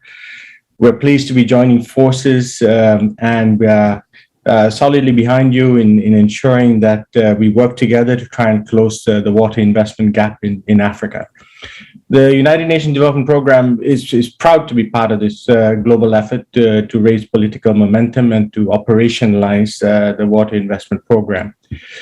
The reason that we are very much enthused about this is really active engagement with member states in 38 countries in Africa, where we have been working with them for several years now to address water security, from interventions in ensuring water supply to river basin governance, to transboundary surface and groundwater management, to flood and drought management. These are all efforts that are currently underway, and to the credit to the countries themselves for implementing a number of urgent interventions with support from partners such as the Green Climate Fund, the Global Environment Facility, and many bilaterals around the world. We have seen a lot of success in a number of countries, and this is a reason for hope that a lot more can be done. Comoros, for example, with support of the Green Climate Fund, has already taken measures to update its water code, paving the way for in reinforcing the management systems for climate resilient water supply by strengthening the enabling environment for medium and long-term adaptation planning. We've seen in places like Senegal, UNDP, together with our sister organization, the United Nations Capital Development Fund, working with government to connect thousands to water and electricity in Senegal. We need to develop this type of sustainable infrastructure and asset management in other places that urgently need it. Gambia, Liberia, DRC, for example. In the SADC region, we've been working for many years on integrated transboundary river basin management for sustainable development in the Okavango, in Kobagango, in Orange, and Senku, and Limpopo, Kovele, and Kaneni River Basin. So it's a lot of work that is already there that offers an opportunity to leverage and expand and extend work that is ongoing. Now, in building a model for an Africa Water Investment Facility, we see a strong technical assistance component that essentially features strengthening the regulators in the African water sector, and not only in monitoring and benchmarking, but also effectively raising standards and capacities of African utilities and providers to really level up and access financing on their own merits. This is not just about public money, it is also about leveraging private finance and ensuring that there are investment-worthy initiatives for that finance to flow to. Public and private utilities and service providers are working together to ensure universal access and the greater good. The current exploitation of low-income water users can actually be transformed into a sustainable business opportunity with a social conscience, fulfilling both the human rights to water and sanitation and other needs. So if we can mobilize all of this, we feel that there's infinite potential to mobilize the finance needed for Africa's water investment needs. We not only need commitments from international donors and private sector NGOs, but we really need to make sure there's a whole new confidence that the water sector in Africa is worth investing in. So with those short words, Hank, I will yield back the time to you just to reaffirm our commitment to work with the high-level panel for Africa on water investments and this water investment facility. We look forward to working with all. Thank you. Thanks so much, Pradeep, and thanks for your commitment and the partnership. That is amazing. Next in the line of many speakers, figuring out on how to make sure that this AIP work is progressing in the right way is Ms. Kellyanne Naylor, Director for Water Sanitation and Hygiene for UNICEF, but also the co-chair of UN Water. Kellyanne, welcome. The framework that you developed for WASH climate resilient development, you developed with the Global Water Partnership, has been used in over 80 countries. How can the high-level panel leverage this to scale up investment for climate resilient WASH in Africa? Great. Hank, thank you so much for your question and just really sharing the enthusiasm. Excellencies, distinguished guests, good morning from New York.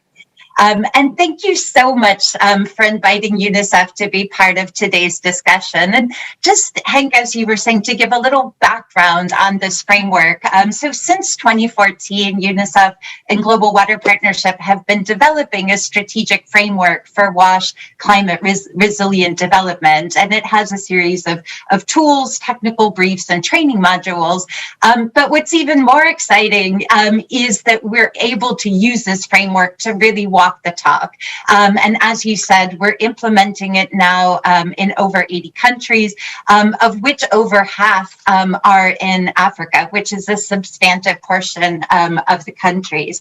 And so we as UNICEF have made a commitment to use this framework in all the countries where we're doing WASH programming, which last year was 120 countries, and annually we invest around $1 billion in water, sanitation, and hygiene sectors. And most of this are in countries that are humanitarian context, protracted crisis settings, or fragile settings, which are also facing dire and water scarcity challenges related to changes in climate. So using this framework, we're really shifting all our programs. So there's no more climate resilient WASH and non-climate resilient WASH. Everything is going to have to be part of this strategic shift. And so I think if we can demonstrate through our programs that we hope that this will make it possible for everyone to use this framework everywhere. And I think through this, we've really come up with three key messages. And one is really trying to bring attention that water is, of course, the primary medium through which we feel the effects of climate change, that the WASH sector is already investing in climate resilience, both in mitigation and adaptation as part of the solution. And then also we want to see that investing climate finance in the WASH sector is increasingly seen as both an essential and an attractive investment, building on what the other speakers were saying. So turning now, Hank, to the second part of your question, how do we use this asset of this work that we've been doing over the last 6 years to be able to help the high-level panel? And I think the high-level panel has a really strategic role to play. First of all, it's going to bring high-level visibility. It's going to be able to bring sound recommendations on the key areas of action. It's going to unlock increased political commitment and resources going forward.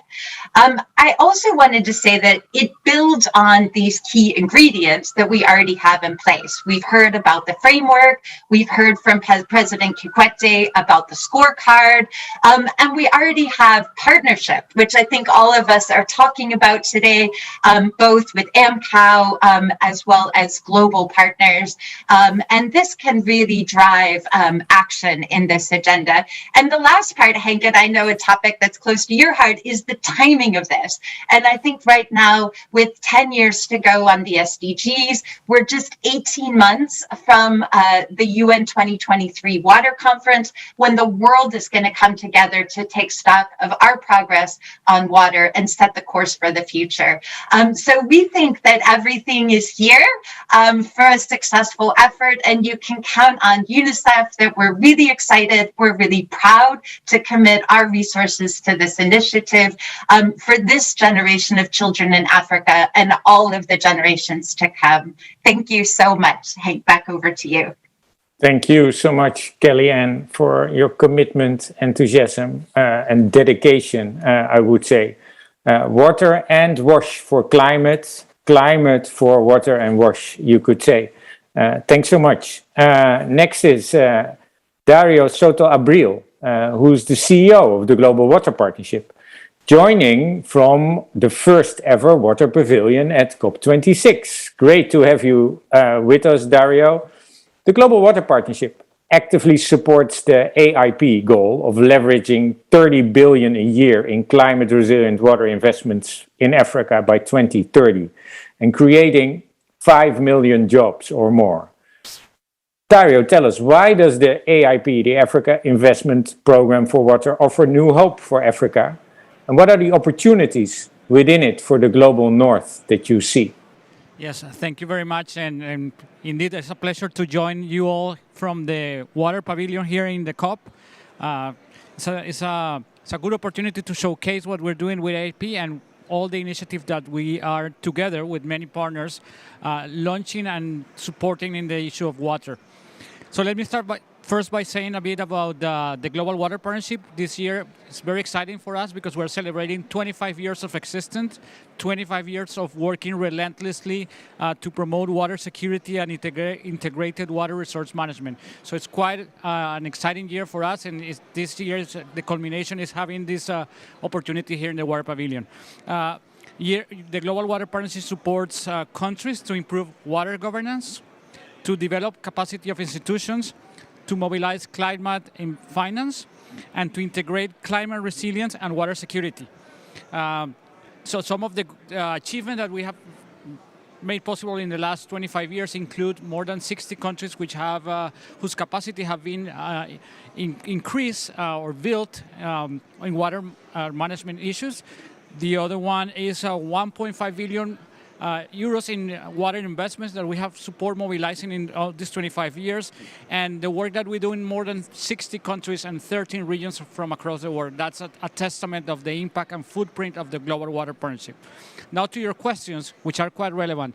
Why does GWP support, and actually not support, is a partner, is quite invested in the AIP initiative, in the African Investment Program? One is because, indeed, as you said, this is a new hope for Africa. And it's a new hope because it brings together governments, investment banks, development agencies, and the private sector. And to use some of the words that were used yesterday by Prince Charles in the launching event, to help all of these groups to pull together into the same direction.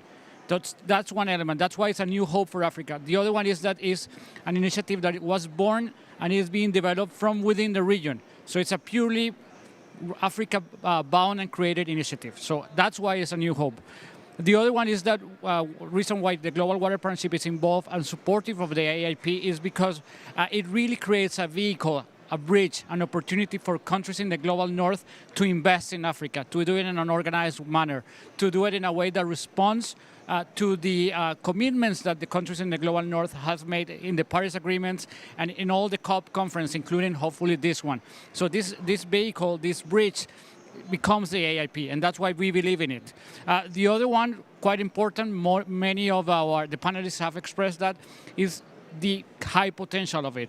One of the elements of the high potential is the fact that we expect that by 2030, with the AIP, we will have mobilized 30 billion euros in climate resilience water infrastructure from many of the partners that I already mentioned. And I would also say that in my heart, the main reason why we are supporting the AIP is because of the human impact that it has. It has the potential to create 5 million jobs in the next 5 or 6 years or 10 years.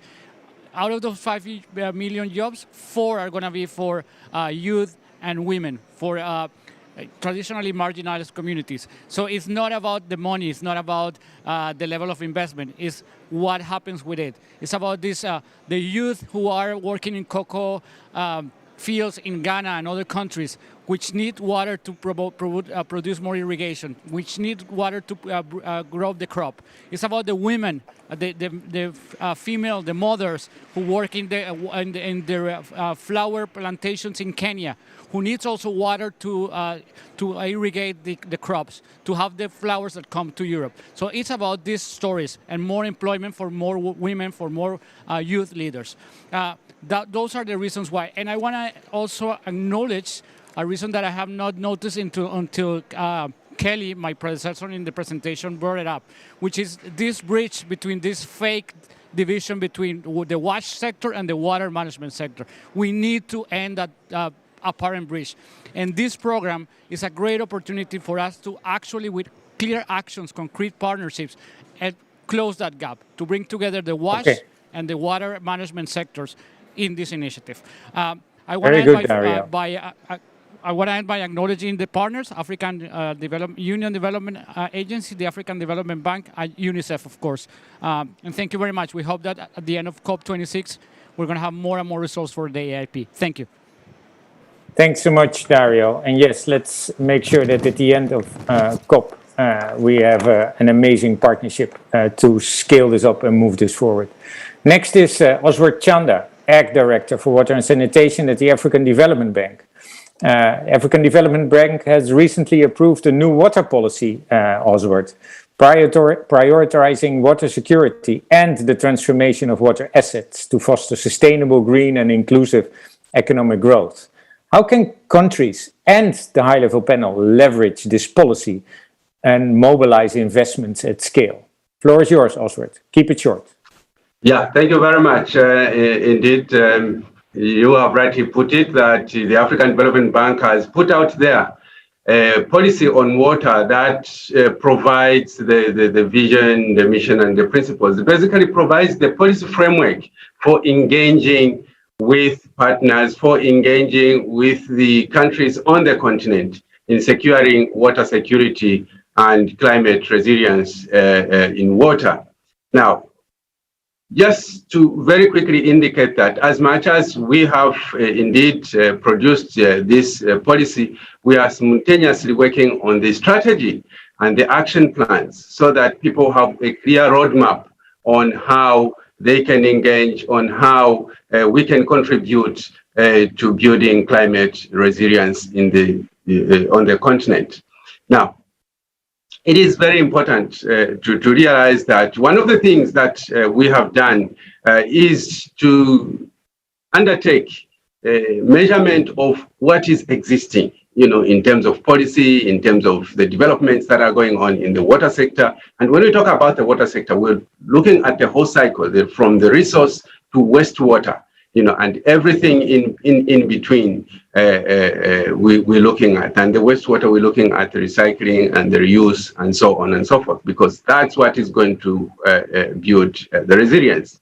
Now, in capturing this information, we are being informed on what is existing and what the gaps are and how to engage with the regional member countries. But it's also important to mention here that as we're looking at the Africa Investment Program, I think we also need to look at this in totality.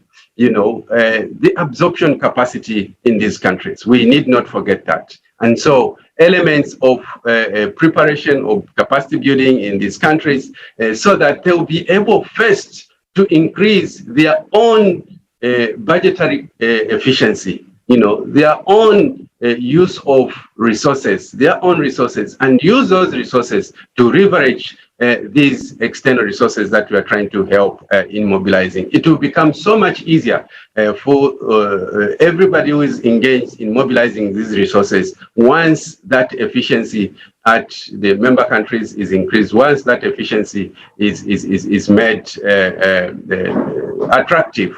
So we will need for ourselves to better understand the framework, and we'll see where our niche is to support and take this process forward. Thank you very much.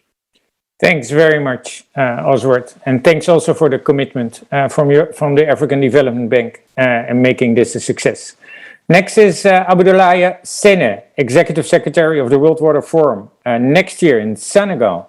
Abdoulaye, it's very good to have you with us. Great to see you. Tell us, Senegal, you were part, as the Netherlands and South Africa, of the UN High-Level Panel on Water. You're also the organizer and host of the 2022 World Water Forum next March.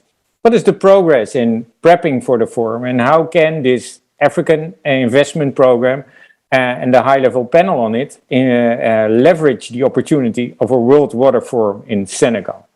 Floor is yours, Abdoulaye.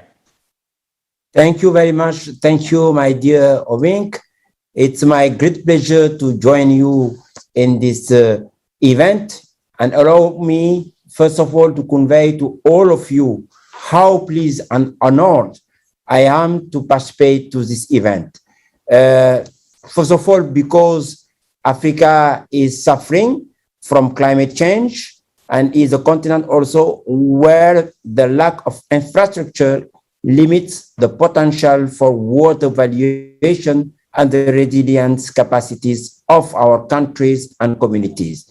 To address this crucial issue of financing, Senegal, through its participation to the UN High-Level Panel on Water, has launched the Blue Fund initiative as part of its efforts to implement SDG 6.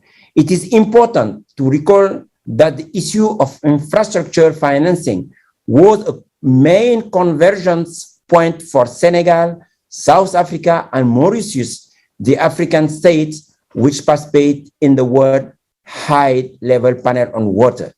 In this dynamic, the Prime Minister of Senegal launched in March 2018 in Brasilia the Africa Investment Program on Water, an initiative that aims to constitute the African version of the Blue Fund in close collaboration with the African Union and the African Development Bank. And it's our ambition to promote this vision within the process of the Dakar 2022 Forum. The vision of Senegal is thus to give great priority to a new agenda for action on water by consolidating and accelerating investment. Senegal and the World Water Council are strongly aware of the challenges linked to the issue of water financement. That's why we decided to put a big priority on this subject. We just finalized what we call the second stakeholder meetings. And I would like to thank you, my dear Ovenk, for your significant participation to this event. We just finally organized this meeting, which brought us together for 2 days. It was a key step in the process of organizing the forum. It allowed us to work together for the consolidation of the thematic content and the validation of the program of the week of March 2022 forum. The discussion and exchanges of the community of water stakeholders reassure us of our common desire to guarantee water security and its equitable access to the various users. I am very pleased with the qualitative contribution of the technical and scientific community, and also of the political decision makers in the process of formulating and consolidating clear and practical answers and messages on the essential issues related to access to water and sanitation. We have understood and reaffirmed that water is life and sanitation is dignity. The 9th World Water Forum is a good opportunity for the IIP high-level panel on water investment for Africa to put in place a mechanism of financing to impact significantly on people's livelihood through the implementation of water projects aiming at reducing poverty and safeguarding the environment. Senegal is committed to participating in this great initiative of the AIP high-level panel on water investment for Africa, which will undoubtedly help to strengthen water and sanitation security through large-scale and sustainable financing for water in the run-up to the 9th World Water Forum. Thank you very much for your kind attention, and thanks for your support, my dear Hank, but also to all of you. Thank you very much. Thanks so much, Abdoulaye. It's very good to see you and great to have the encouraging words coming from Senegal. And we, of course, look very much forward to bring this initiative to the World Water Forum. Last, Alex Simalababi, Executive Secretary of GWPSA Africa. Alex, what you heard resonates across. This is what the AIP and the panel are all about. The commitment that's coming from across the globe is what you need, but we need more. Tell us, what's next for the AIP and the AIP high-level panel? Great. Thank you very much, Hank. Greetings, ladies and gentlemen. My name is Alex Simalawi, as has been introduced, Executive for Global Water Partnership and Head of Climate for GWP. So I think, first of all, just to thank all the speakers that have really articulated their full commitment to the high-level panel on water investments for Africa that has to be yet formally constituted. I think the session started off by, of course, an introduction from President Kikwete in terms of the origins of the AIP, which is an outcome of the United Nations and World Bank high-level panel on water. And the final key message really for him was a call for the international community, the global leaders, and African communities and stakeholders and partners to support the AIP and, of course, the AIP high-level panel on water, as well as the AIP water investment scorecard that is currently under use. We heard from the African Union Development Agency the high-level commitment and the potential of the AIP to help accelerate the preparation and implementation of transboundary water projects. And we had 4 key elements from a former member of the UN High-Level Panel on Water, South Africa. The key elements of success for this panel for water investments in Africa: high-level leadership, commitment by the panel members, ownership by African countries, as well as partnerships. I think those messages were very, very clear. We heard from the Green Climate Fund about the potential of the GCF to help de-risk investments to attract the private sector to come in and support projects that have a very strong climate rationale under the AIP, where the GCF could potentially come in to help de-risk and amplify the scope of interventions. We heard from UNDP, Henk, and partners. They are invested heavily in Africa with over 38 countries where they're doing a lot of work. And their key motivation really for being part of this is the scale and the potential they see to scale the acceleration of investments in Africa and help to build a model of an investment blended facility that can be the vehicle for attracting private capital, mobilizing finance towards countries. I think the key message we heard from the African Development Bank to improve capacity of countries, absorption capacity, really important to ensure efficiency of countries executing their own national budgets, but also their ability to absorb the investments that come from partners. And of course, we also heard from the UNICEF about their commitment to the Africa High-Level Panel on Water, building on the work they are doing on the climate resilience water investment, climate resilience framework for climate resilience WASH. And our own executive secretary, GWP, Dario, I think was very emphatic in saying the AIP offers huge potential, the human impact, 5 million jobs, 4 million for youth and women, that huge potential, and how he articulated the importance of ensuring that the young boys and the young farmers in Kenya, Kenyan flowers, in Ghana, on cocoa, that they have water to be able to improve their livelihoods through their ongoing agro processes. And finally, we heard from Senegal, who is welcoming the international community to come to Senegal in Dakar, who have also reinforced their commitment. The Prime Minister of Senegal unveiled the AIP in Brazil at the last World Water Forum, and we've been very much welcomed by Senegal at the next World Water Forum. So I think, in a nutshell, this is what has come out. In terms of the next steps, the panel is going to be formally constituted. As was mentioned by President Kikwete, it's in the process. The co-chairs have been identified. The AMCO Executive Council has endorsed the co-chairs. There are consultations on the panel members being appointed, and we're hoping that before the World Water Forum, or by the time of the World Water Forum in Senegal, the panel will be officially launched to commence with this work. Thank you very much, Henk, for your introduction and also for your excellent work in moderating this event. Thank you. Thanks so much, Alex. And I want to thank everybody, and Alex already mentioned them, for this amazing panel and the high-level panel on water and African investment is almost a reality. Join forces, help us to scale up climate and water action, bring water to climate and climate to water to ensure a water secure world for all, starting in Africa, Africa in the lead. Thanks so much to all and wish you great success and a successful COP.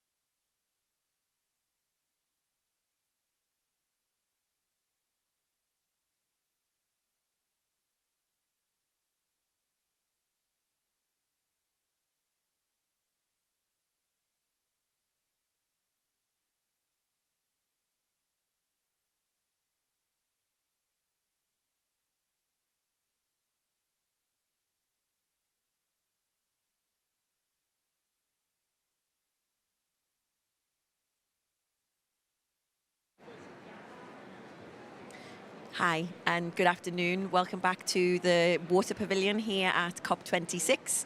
We are coming at you from Glasgow, live and direct, on this day, which is dedicated completely to finance and, importantly, accelerating investment in water solutions for a net zero resilient future. We're now moving on to our fourth or fifth session of the day. It's been a very busy morning, and as you may be able to hear around me, it's a very busy pavilion space. We have our next speaker, which is, it will be introduced by Corrie Davis, the Technical Director for the Alliance for Global Water Adaptation. And her session is titled Macroeconomic Resilience, Making Water-Sensitive Strategic Choices for Growth. She has a fabulous set of speakers, and I will allow her to introduce them to you. Over to you, Corrie.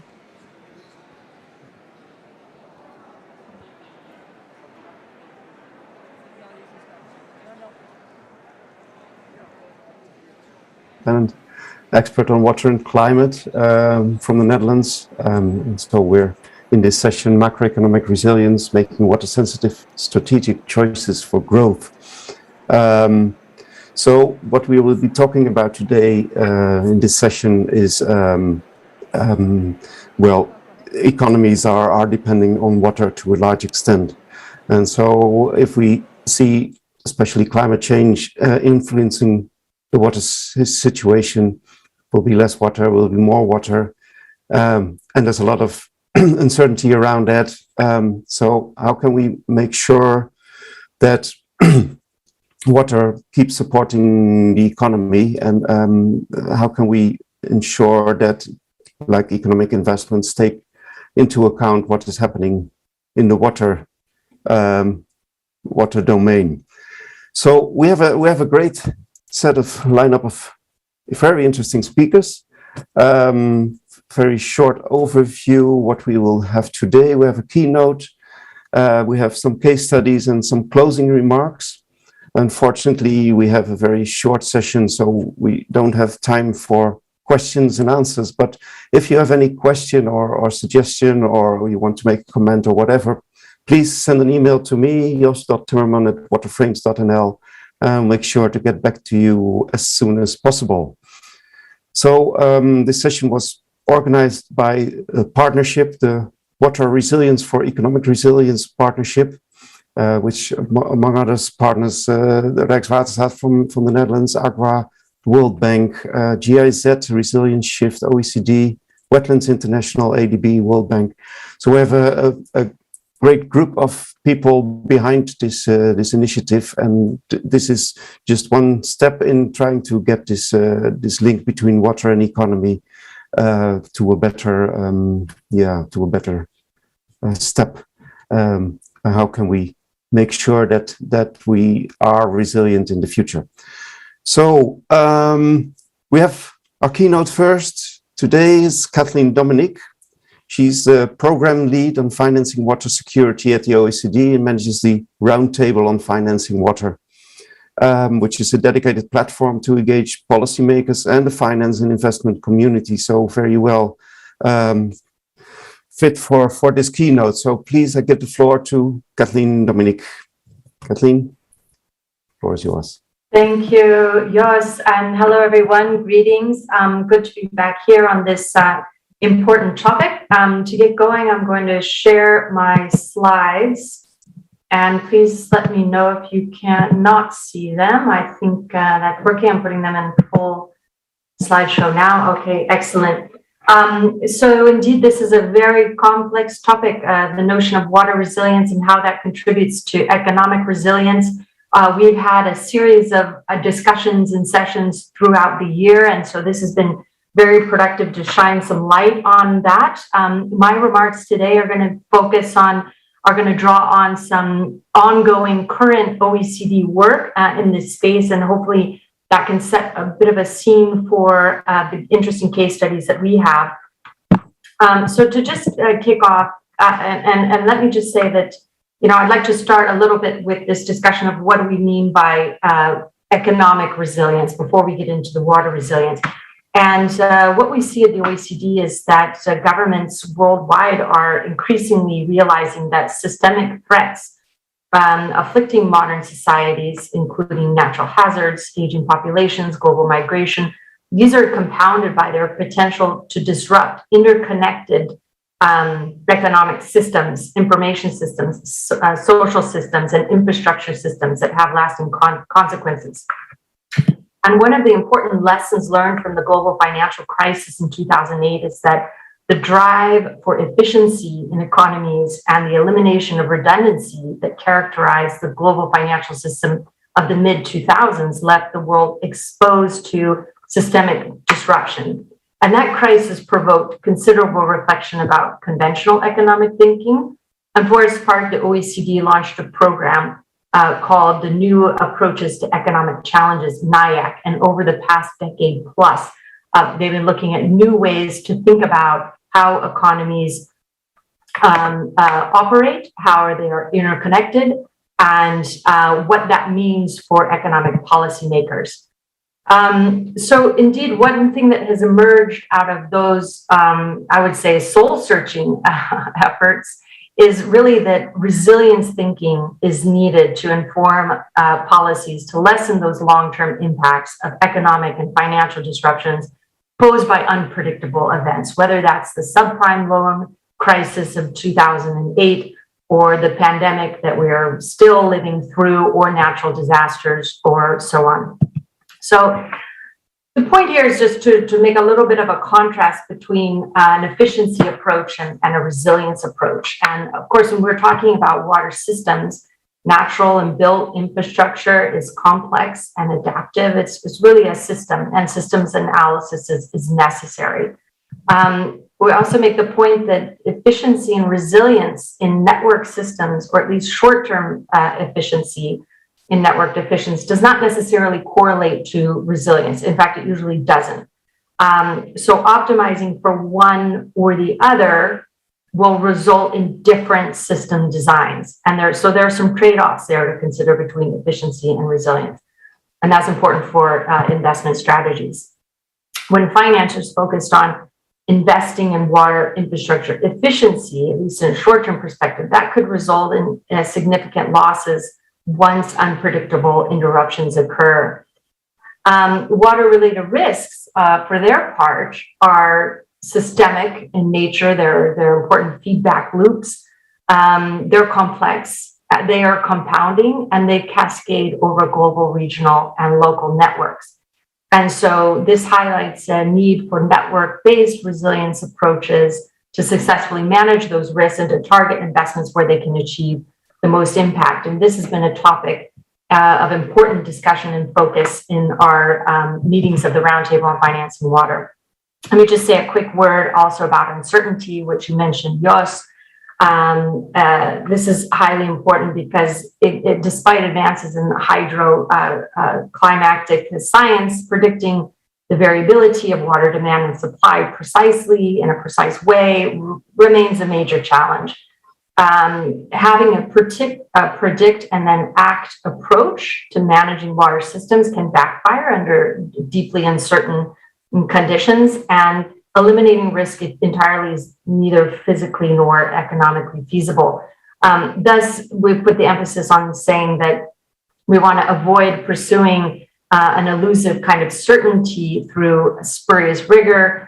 This is really a fallacy, and we have to really manage for resilience and recognize there are going to be many things that we don't know and we can't predict with certainty. So that's focusing on how to improve the way the system performs under stresses, and some of those indeed are going to be quite uncertain. And there are tools to address this in terms of network science and some emerging approaches. I want to turn now to try to make some connections, more connections between what we could mean by water resilience and economic resilience. And I want to give two perspectives, and I will be very brief. One is what I call an inside-out perspective. So this is looking at how investments in water systems can become more resilient and hence contribute to economic resiliency. And the other perspective is really an outside-in perspective, and looking then at, so from the starting point of the global financial system and thinking about how water risk might create material financial impact. So indeed, I will try to be short. The first perspective is really thinking about what we call strategic investment pathways. And in the context of water systems, these pathways refer to plan and adaptively manage sequences of investments in water infrastructure policies and systems that aim to strengthen that long-term resiliency. And in our work that we're developing, we really put the focus on designing pathways, not just thinking about financing individual bankable projects, but pathways or packages of investments in a way that fully reflect the value of water to the range of beneficiaries and maximize those benefits over the community. So that's really the overarching goal, to not think about projects as individual, but more as a package of solutions.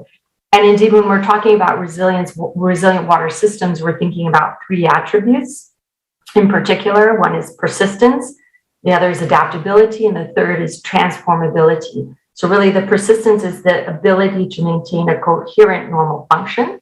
The adaptability is the ability to maintain coherent function by modifying the design and operation to accommodate change. And transformability is then being able to transform the system into a new normal once it's gone beyond tipping points. And I just want to say we have this work that we're developing now with Casey Brown of the University of Massachusetts and Fred Boltz of Resolute Design Solutions, looking at how we can actually model and provide some quantitative analytics to help inform the design of resilient pathways for resilient water systems. And this is just an example of what we could imagine as a support for informing those decisions, where a selected investment in this interior blue box, number one, shows the range of that investment's persistence under different climate scenarios, more or less warm, more wetter or drier futures. Then you also see a broader range of where that investment would need to be adapted, because it needs to actually adjust to changing conditions. And then beyond that, we see that the system would actually have to transform in some way along a certain pathway, depending on those futures. So that's a way to think about and visualize how pathways of investments could adapt to and transform over time to different circumstances.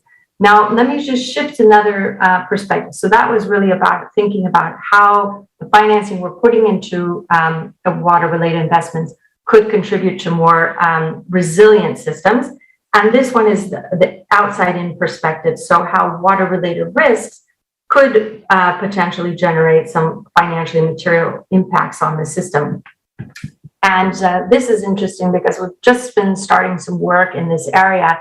And one thing that we've observed is as something we call the materiality gap between what can be observed as significant economic and social costs of water risks, which are well documented, happening already today, expecting to be exacerbated in the future and rising, and their financial materiality in the global financial system.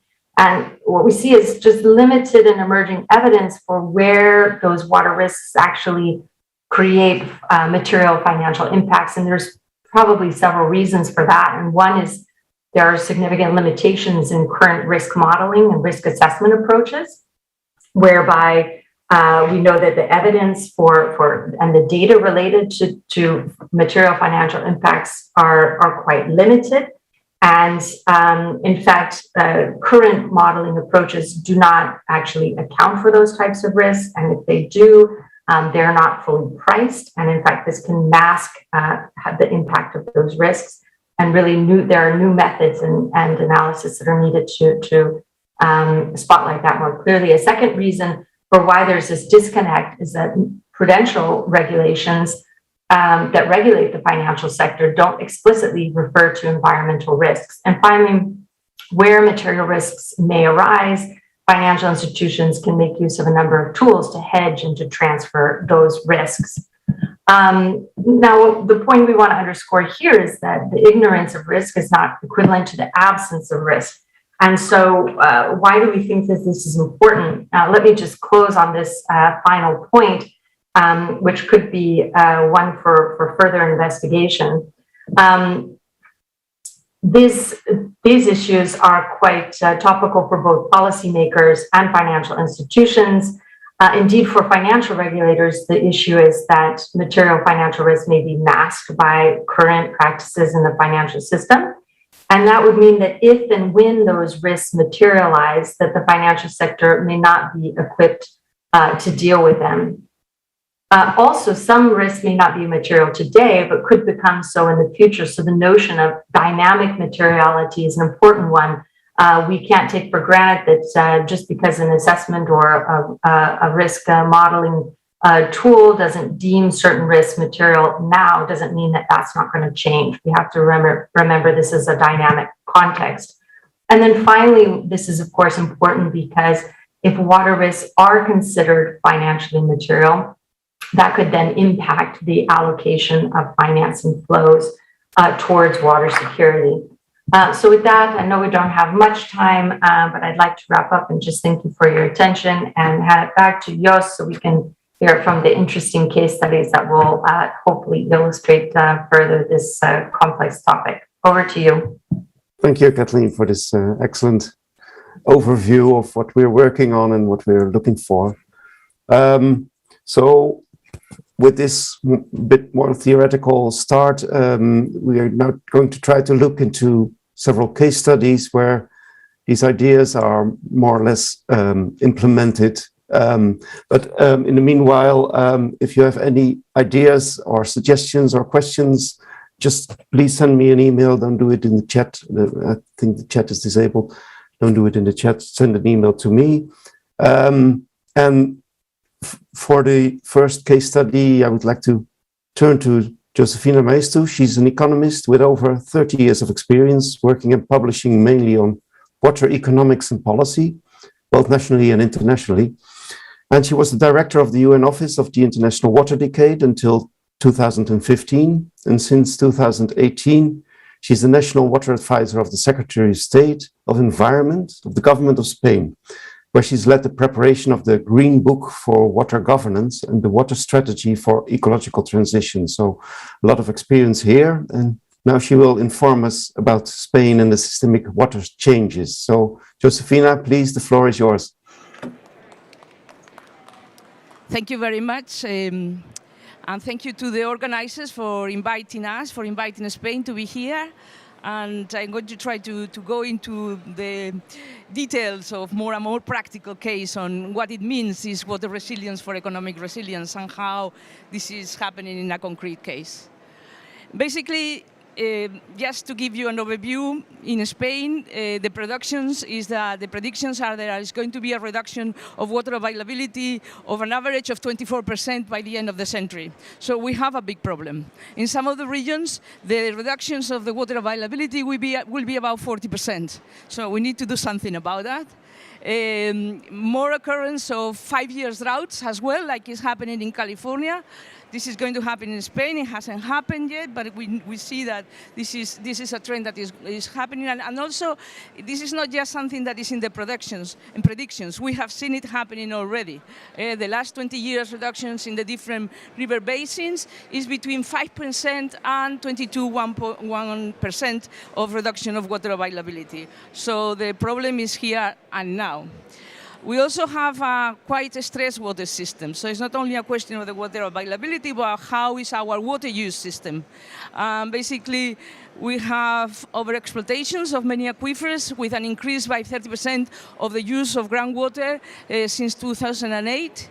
We have 3.8 million of irrigated agriculture hectares, and there's been an increase of 12% since 2010, and there is a lot of pressures to continue doing so.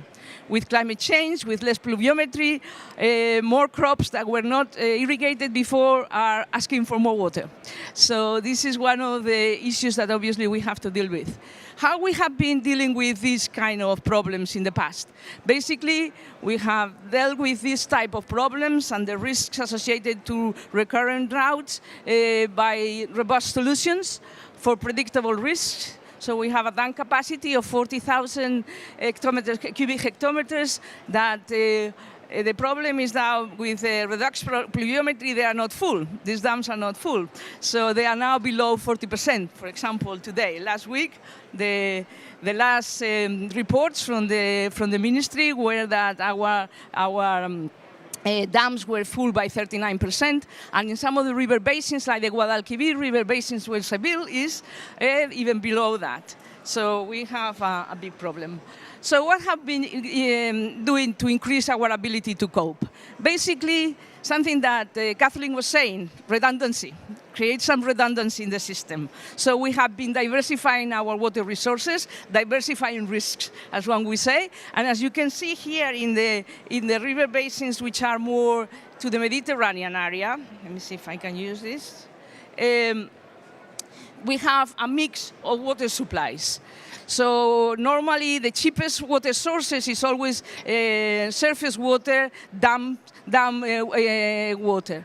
So as soon as we get into those river basins which are more under pressure, what we are doing is to having a mix of water supplies, each of them with different characteristics. You know, desalination is more expensive, you know, it's more energy intensive, we know that, but it's more reliable and it's better quality. Okay, so how do we mix those resources to make our system more resilient? Surface water is cheaper, but it's not highly reliable with climate change. So those are the type of issues that we are dealing with that.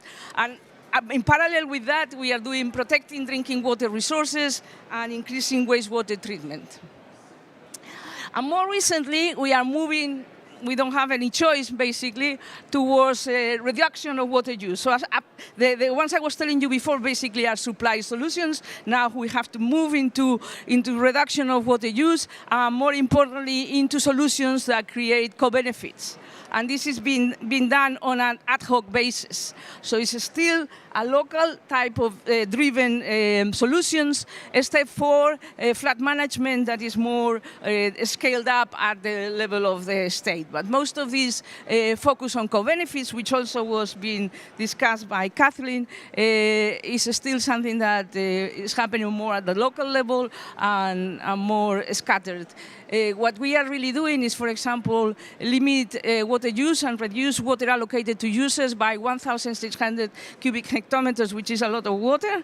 Okay, so that is happening, that we are already saying that this water cannot be allocated to water users. That's a must. We are looking at the rebound effect of improved technical water efficiency in irrigation technology. As you know, irrigation technology, more efficient technology is supposed to save water. What we are finding in Spain is this is not really the case, or it's not always really the case. So we need to look into that. So those are the kind of policies that we are doing now.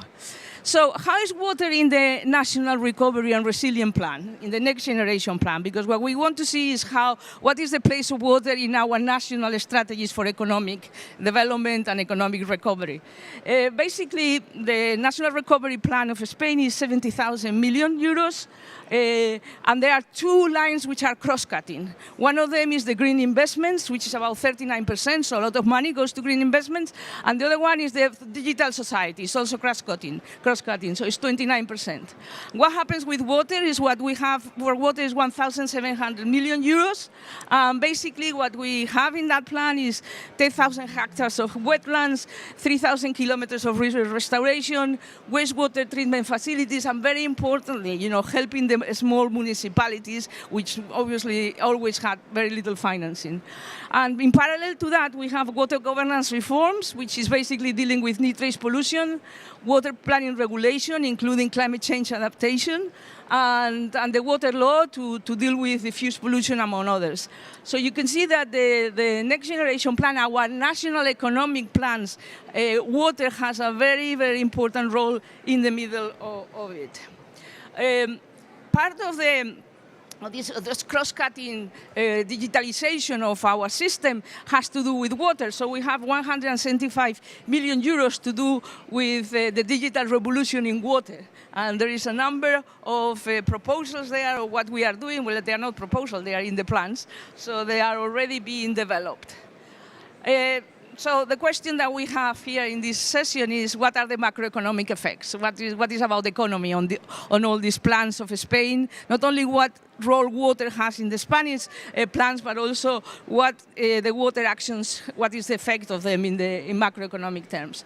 So, sorry, Josefina, can I ask you to wrap up because we're running out of time? Thank you. Yeah, well, I will give you a couple of messages then. One, in the short term, basically, what we are doing is supply policies. We are improving our ways and reduction of impacts. In principle, that will not have effects on the structure of the economy. That's the idea.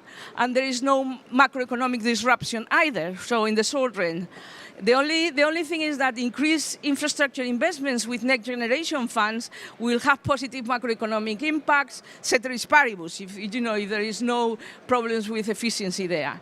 In the medium and long term, basically, the key issue is the digital revolution that has multiplier effects in the economy according to our national macroeconomic modeling. So a lot of what we can do better in terms of the control of water uses, of the improvement of the way we use water and the insurance that we have co-benefits have to do also with the fact that we are investing a lot in this digital revolution. I will leave it there for you. Thank you very much for your attention.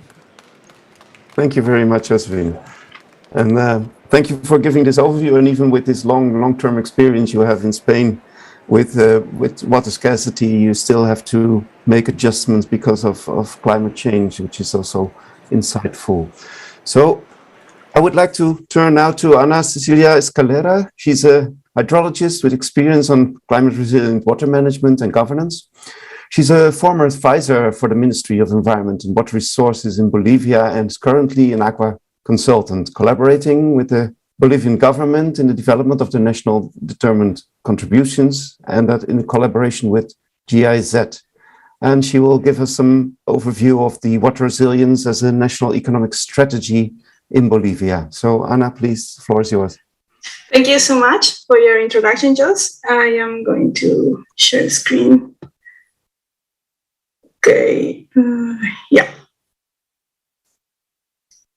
Sorry. Yeah. Okay, good afternoon, everybody, and thank you so much for inviting me to be part of this session. Well, I'm going to talk about how we manage in Bolivia water resilience as a national economic strategy. Well, let's talk about a bit of the national context. Bolivia is considered one of the most vulnerable countries to natural disasters, which have been aggravated by the effects of climate change and also the densification of population living in vulnerable areas. Floods and droughts are the main hazards in the country, which cause important economic losses in infrastructure and for the different productive sectors, especially the agriculture and livestock sector. During the last 50 years, we had damages valued in $3.3 billion, around 1,100 deaths, and more than 3 million people affected. And in summary, 20% of the country lives in high-risk regions exposed to floods and droughts. And these regions contributes to more than 20% to the gross domestic product of the country, which is a really big piece.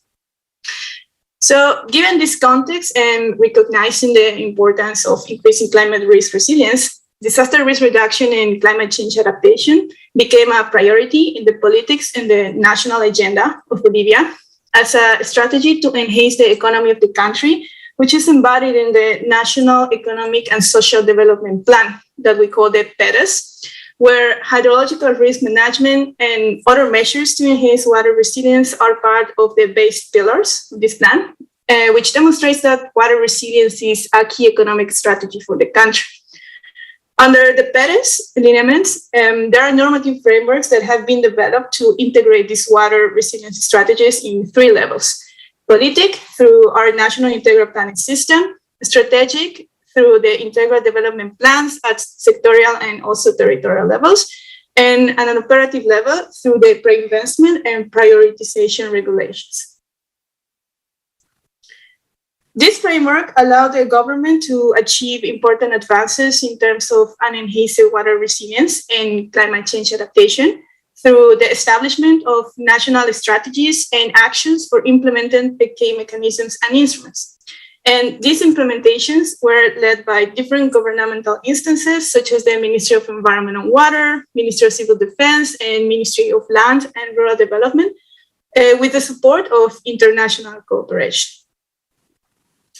As an example of the mechanisms and instruments implemented under the framework of enhanced water resilience, we can talk about the National Disaster Early Warning System, which provides continuous information regarding risk scenarios in the current situation in terms of floods. And since 2020, this has been also implemented in terms of drought monitoring, which provides information for different regions of the country.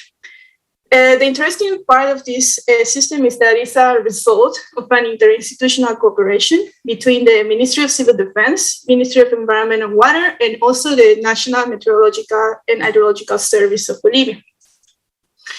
The information that is reported by the system is key for decision makers in different sectors to initialize the implementation with enough anticipation of different sets of preventive and response actions against floods and drought events, helping to substantially reduce the socioeconomic impacts in the different regions. And some example of these actions can be mentioned in terms of floods, the preparation of systems to protect crops against floods and also flood barriers in strategic zones, allowing the evacuation of communities and also protecting and evacuating livestock, which is especially important in the Amazonian region of the country.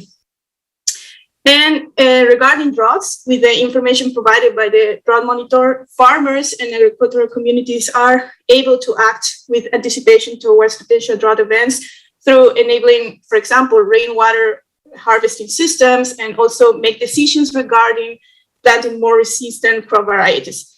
And this type of measures help to reduce crop losses due to water scarcity and allowing to reduce significantly the economic losses for this sector.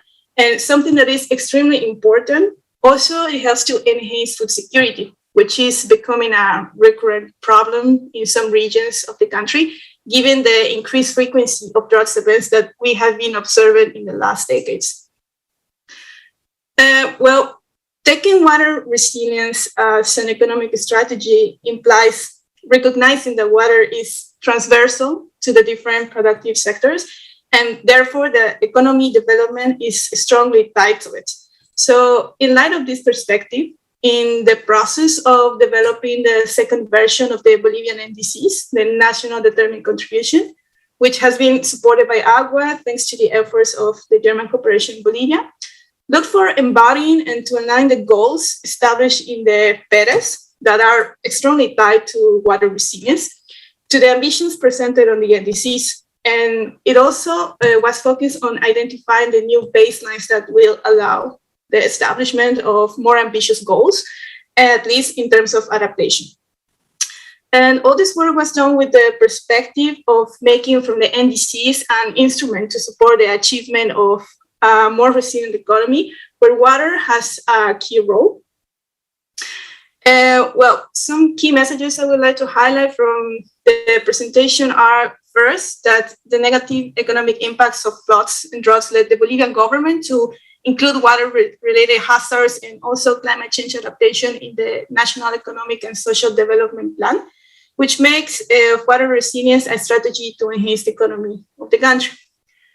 The establishment of national strategies aligned with the PERES led the implementation of different instruments that allow the achievement of significant advances in enhancing water resilience and climate change adaptation. And the economic impact of this is already being seen through different productive sectors.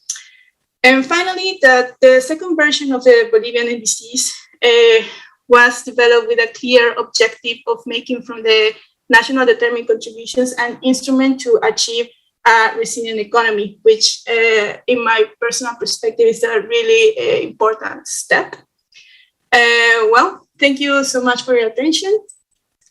I go back to you, Jos.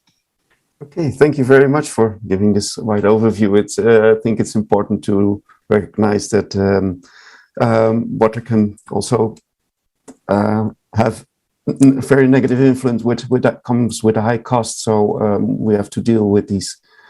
By making water management more resilient, we can reduce those extra costs. So now we go to Africa, to Chris Baker. He's the program head for water resource management at Wetlands International. And recently, he led the river and delta restoration and water sanitation and hygiene programs with Wetlands International. And today he will talk about the Upper Niger Basin and the Inner Niger Delta in Mali. So please, Chris, floor is yours. Okay, thanks very much, Jos. It's good. Yeah, this is rather less of a study than the other two insofar as it doesn't present something which is on the way to a solution. It probably rather more reinforces the analysis that Catherine provided in her overview. I want to just share with you a water resilience perspective of the Mali economy looking to ecosystems, freshwater-driven ecosystems in Mali, which are very important in this particular part of the world of where there's water scarcity. We have a large number of systems such as the Inner Niger Delta, Lake Chad, the Sud, Senegal Delta, all large iconic wetland systems which have a significant role in the macroeconomy of a country. Next slide, please. Oh, yeah. I have to go the right way, right? Okay. Did I go right? Yeah. As probably most of you are aware, Mali is comparatively rather a poor country that has a lot of food insecurity, water insecurity. On a lot of international measures, it's not doing so very well. It's experienced a lot of political turmoil the last years as well. Therefore, anything which affects the basics of life, food and water, needs to be taken very seriously. If you look at the Inner Niger Delta, a large floodplain area in the middle of the country, it only occupies about 3% of the land area. But in terms of its GDP, it generates 8, sometimes up to 10% of the GDP.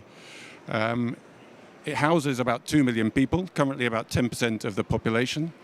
And if you total all of the different sources of economic value from the delta, that includes production such as rice, fish, and cattle, together with things like the added value of navigation, which is very important in this country, you come up to a total of about 350 million per hectare per year, which I think is about 240 billion CFR in local money.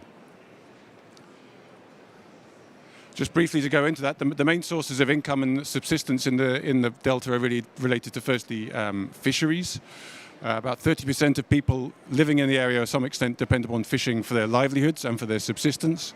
On a good year, when the flood is good, you get something like 130,000 tons per annum. Rice production, very widespread within the delta, follows a whole bunch of different approaches, from flood recession approaches, pumped water from the river, these sorts of things. But still about 30% in the delta area of the 2 million are dependent upon agriculture, with 90% for subsistence. And your rice production in the delta can be about 170,000 tons.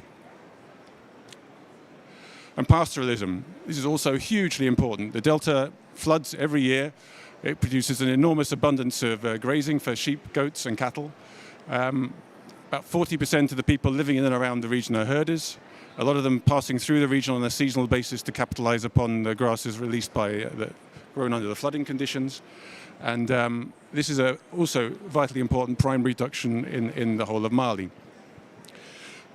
All of these three sources of production are driven by a flood. The flood comes through every year somewhere in the autumn, generated in the uplands in Guinea. It passes through the area, it floods, it creates conditions for fisheries, it promotes growth of grazing, and it creates floodwaters for irrigation of rice. And then through November, December, it declines. Into January, February, it's disappeared again.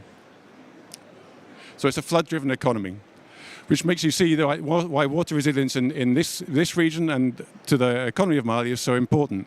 If you look at this map, you see in the stars, you see the different areas of infrastructure which have been built or are under planning or construction. So the Fomi, Selenge, so forth, Talo, Djenne. What we've done is with a number of partners, you saw at the beginning, Potsdam Institute, Wolf's Company, Altenburg and Wimminger, together with our partners in the Malian government, is we've put together some scenarios to see, well, what will climate change look like together with socio-economic development investments for the future. The predictions for climate change are, of course, that you'll have increasing temperatures. That's to be expected, perhaps in Mali. The rainfall picture is rather less clear. More erratic rainfall seems clear and is already being experienced. But when you couple this up with some of the longer-term socio-economic development plans, you start to see quite a different picture, because the combination is going to be quite devastating, potentially. So there's a plan to expand 100,000 hectares of irrigation near to the delta to about 450,000 hectares. And a plan to create a more stable flow in the river to support that, so that you can double crop. You've got to increase your food security at a national level by double cropping in this irrigated area. But that really comes with a lot of consequences for the people living in and around the delta, the 2 million people who require that, and their role in the economy. And these are some of, but there's a lot to say on this. But what you start to see is, due to when we get the maximum planned irrigation combined with climate change predictions, you start to see you'll lose 10% of the economic value of the delta. And that's on an average year. You've got to remember this is a region that's characterized by high climate variability. You get good flood years, you get bad flood years. On bad years, it can be a lot worse. And when you start to look at what this means for people in terms of their exposure to drought-related risks and disaster years, you start to see something rather more worrying. Average years are one thing, but when you start looking at the bottom column, and you look at when disaster years will occur, you come round that you have about, from 1 year in 50, you can come down to 1 year in 10, so you'll have a disaster year. That means something of the magnitude we saw in the mid-1980s during the Great Drought, when there was widespread drought and famine in the region. But it's more than this for the economy. It's not just food, it's also about displacement and migration and conflict. When you look at what the impacts are upon people of extremely dry years, you see that a large percentage of the resident farmers, fishers and rice growers will leave the region. They move somewhere else. And that creates its own problems. Even when you have rather less wet periods, less dry periods, you create conflict between local users for water access to natural resources, something which is very actively happening in the Delta at the moment, and which is creating a breeding ground for extremism in the Delta itself. So again, another wider economic impact of not looking after the water resilience of the Delta. Now, I think I have to round off quickly here. Of course, myself, my colleagues, our partners are doing a lot to try and raise these issues, but we're still a long way from the sorts of analysis which was presented in the previous presentations. There are a lot of plans. The government has invested in a large sustainable development plan for the Delta, and a lot of policy commitments to restore and safeguard wetlands, but still the resources aren't flowing. They're not reaching where they need to go. At the same time, when you look at how socio-economic planning happens in Mali, the data frameworks to capture the information just aren't there. The sorts of data you've seen there is being developed by partners in development projects, not systematically by the government. It's not something that the government collects and analyzes itself. They also lack decision-making tools for planning that takes these sorts of data into account, of course. One thing we really see is needed is to have a new brood of what was used to be called environmental flow analyses, which makes the Delta a socio-economic actor alongside others, alongside agriculture, hydropower, etc., so that you can have trade-offs and you make good decisions. And finally, what we're really missing, and my voice is going to go with the time, is we're really missing is that in Mali you need better integrated governance. The Delta is overseen by the Ministry of Sustainable Development and Environment. Water does its own thing and agriculture does its own thing, and there's no integrated planning. And this is really something, if we want to get anywhere close to the previous cases, that needs to happen. So I need to wrap up now. Thank you very much.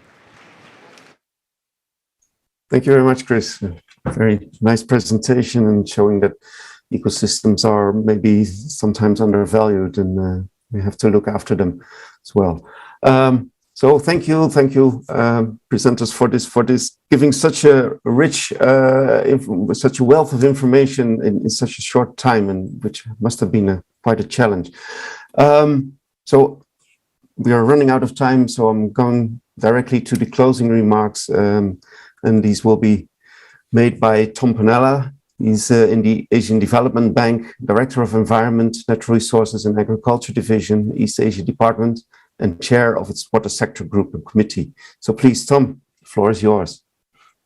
Thanks, Jos, and thanks to all the presenters who gave varied but very insightful presentations. First, with Kathleen's overview, putting out a few concepts, and I think importantly, this idea of materiality gap, and then what we need to do to close that gap between economic social costs, and then leading into the case studies on how that's being handled in different countries. I think in the case of Spain, we saw, as noted by Kathleen, the importance of creating redundancy for water supply, especially in stressed basins,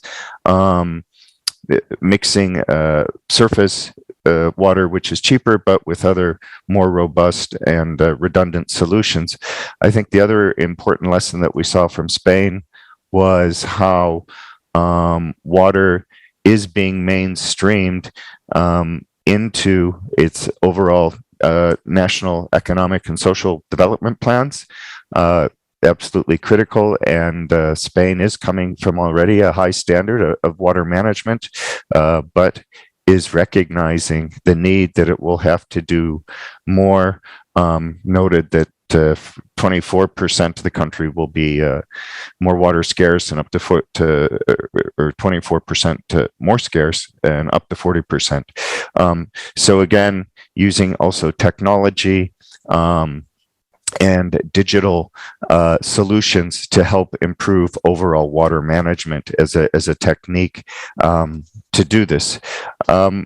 Also, I think the case of Bolivia was also quite important to see how they've explicitly recognized the nexus between economic resilience and water resilience, and how that is being addressed at different levels through political, strategic, and then investment at both national and local scales. And I think that was something else that came out in the presentations, that many of these issues are highly localized in terms of impacts and effects on populations, and therefore the solutions, many of them are going to have to be at appropriate scale, many of them localized to deal with the effects, as well as plan to manage them as best as possible. I also think it was important point in Bolivia that was touched upon by Chris's presentation, that you do need to have cross-cutting governance. And in the case of Bolivia, they had defense, environment, and hydromet working together for early warning on drought. And again, taking an integrated approach in how they address it. The last presentation from Chris, I think, was also very interesting, different than the others, showing the importance of water and its ecosystem services to specific economic activities in the upper and inner Niger basin, and how the ecosystem and its annual flooding are integral to the economic activities, and therefore, obviously, going forward, maintaining these floods will be important for current users, yet being forward enough looking to see how economic development will affect these floods and the people dependent on them, and then trying to come up with policy decisions to protect the floods, but also highlighting the need for the basis for good data and good data management, even without factoring in uncertainty, to strengthen decision support. And again, ending on the importance of governance and integrated planning to do this. So I think that is similar cases, different aspects, but really, how do you look at water specifically within your economy, the challenges that you'll be facing, and then coming up with the solutions across policy, technology, investments, and again, having the governance to make the trade-offs between these impacts. I think I'll wrap it up there in the interest of staying on time, but would encourage everybody to email Jos, and if you have questions, and we'll make sure that it gets to the appropriate speakers. And again, I want to thank everybody for a really excellent and good session, just highlighting the different aspects of economic resilience and water resilience and the interrelationship that is becoming more and more stress in light of climate change. Thank you. Thank you, Tom, for this wonderful overview.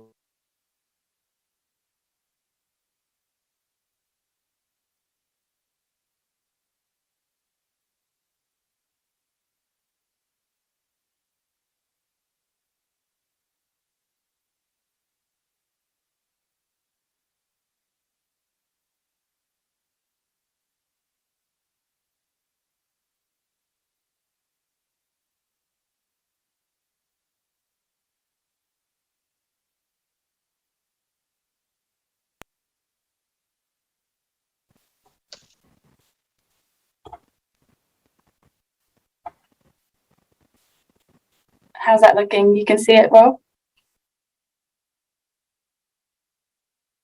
Cool. Thank you.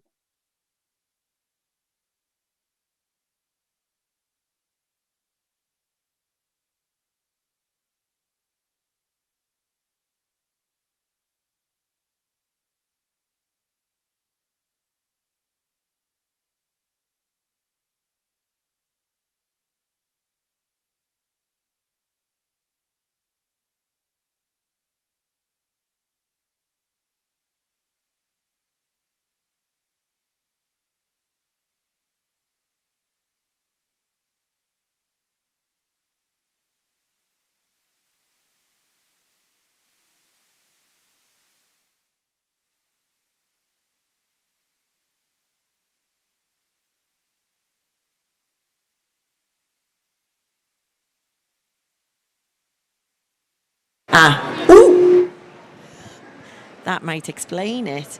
Thank you very much. That's why you couldn't hear me in the room. So my name's Kate Lamb. I'm the Global Director of Water Security at CDP. And we're about to dive into a session that's very close to my heart. It's called Accelerating Water-Related Transparency and Action for the Financial Sector. Something a little bit different from what you've been listening to so far today, but hopefully just as inspiring. Financial institutions find themselves at, in a sense, the top of the food chain. The way in which they invest incentivizes either good or bad behavior. These organizations are funding companies that put dams at the heads of free-flowing rivers, that allow agricultural companies to pump ever-increasing amounts of depleting groundwater resources, or enable chemical companies to continue to pollute water at a rather large rate. But they can also be the key to changing all of this. By deciding what companies to invest in, these financial institutions have an enormous impact on the global economy and indeed on our chances to deliver a water-secure, climate-resilient future. To achieve that future, all stakeholders must play their part. The finance sector is no exception. CDP, along with the Water Footprint Network, MERSA, and supported by the Dutch Valuing Water Initiative, has kicked off a project to increase the transparency, and water-related transparency in particular, of financed emissions amongst these financial companies. Evidence from the French Central Bank suggests that companies and financial institutions that are subject to climate-related disclosure are 40% less likely to fund fossil fuels. Just think about that power. Therefore, we're excited to think about how we move transparency on water-related issues amongst the finance sector and the implications this will have for our ability to achieve the future that we desperately deserve and need. This is the foundation of a range of emerging initiatives that we're going to talk about today. During the event, we'll explore with leaders in finance and water the impact that these initiatives could catalyse in the wider economy, and how financial institutions should be and are reacting as the global water crisis intensifies with climate breakdown, as underscored by the IPCC's 6th assessment report released just last month. So it gives me great pleasure to open the floor to Henk Oving, who you've heard from a few times today already. Henk is the Dutch Special Envoy for Water.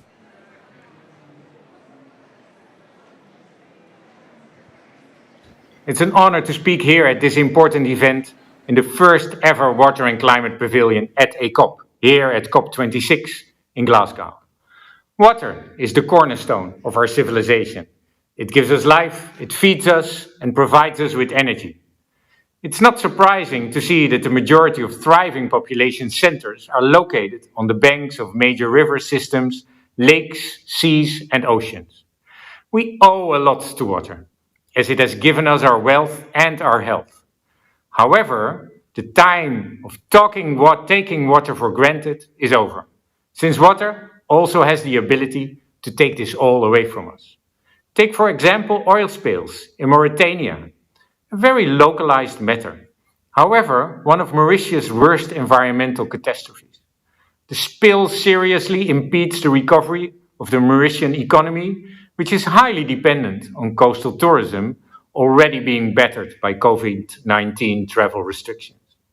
What about polluted water from abandoned mines in the Rocky Mountains that seeps into rivers, causing tens of millions in cleanup costs and threatening the health of indigenous populations downstreams?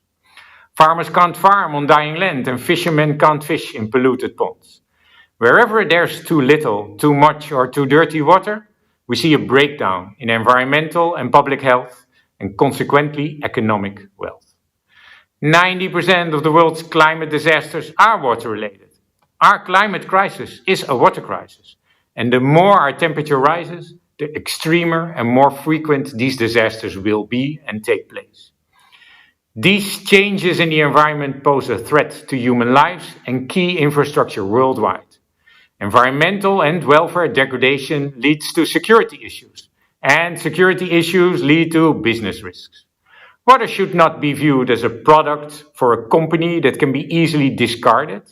Water should be viewed as an asset for both company and the region it operates in. Companies need funds to grow, and often these funds are provided by the financial sector. And the financial sector has seen an increase in climate action the last years, such as mandatory climate reporting and committing to net zero, which is amazing work, but it doesn't end there. You hold the power to steer companies in the right direction. A lot can be gained by incorporating water requirements and water reporting tools when investing in businesses.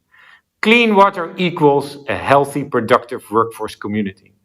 Without clean water, there is no monetary profit to be made anywhere. An investment in blue businesses strategies is an investment in green numbers on your balance sheet. I want to thank you, wish you best of success this COP and beyond. Inspiring words, I'm sure you'll all agree. I'm now going to hand over to Jordan McDonald, who is a Senior Analyst of Financial Services within CDP. She's going to provide you with a bit more information about the project and the work we have underway.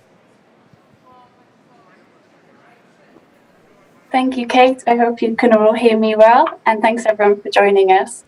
I'm going to spend the next 6 minutes going through a presentation before we kick off our panel discussion.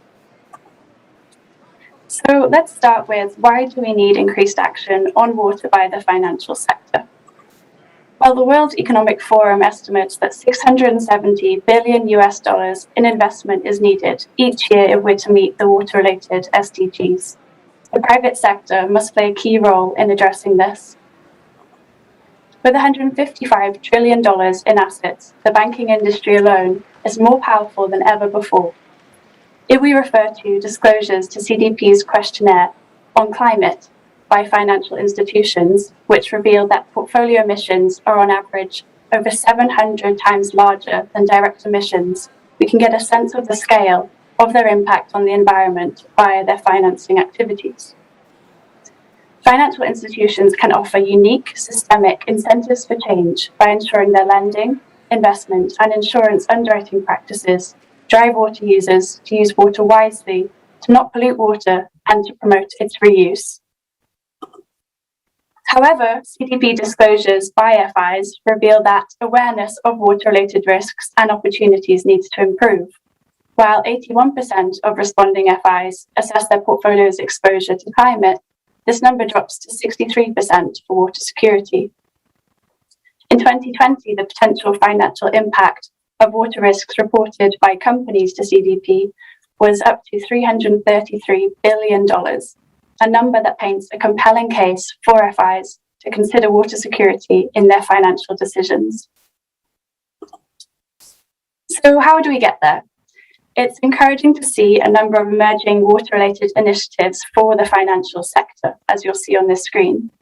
When combined, these initiatives provide financial institutions with the tools to incorporate water security into their business decisions and ultimately value water appropriately. For instance, the data that's disclosed through CDP's Water Security Questionnaire provides financial institutions with decision-useful information about the companies they invest in, lend to, and insure. CDSB recently released a guidance for water-related financial disclosures, helping companies provide consistent, comparable, and reliable information for investors via the mainstream. We'll be hearing from Mardi later in the panel on the recent IFRS developments. Initiatives such as Ceres Valuing Water Task Force provide a mechanism for financial institutions to champion for water. Ceres is partnering with key asset owners and managers, NGOs, and the scientific community to further build the business case for addressing water risk and to launch a collaborative investor engagement initiative to drive large-scale changes in corporate water practices. Tools are also available, such as the WWF Water Risk Filter, enabling FIs to conduct analysis, such as assessing water risks in their portfolios. Developments via the Science Based Targets Network will eventually provide a framework for companies and FIs to set water-related targets. Finally here, CDP is developing its reporting framework to include water-related disclosures via the financial sector. Disclosure by financial institutions sets the foundation, enabling them to start managing what they measure. As well as setting the foundation for action, disclosure is a key lever in driving change in the real economy. As Kate mentioned, a recent study by Banque de France showed that investors subject to climate reporting reduced their financing of fossil fuels by 40%. This is proof of the powerful impact that transparency and disclosure can have on real-world outcomes.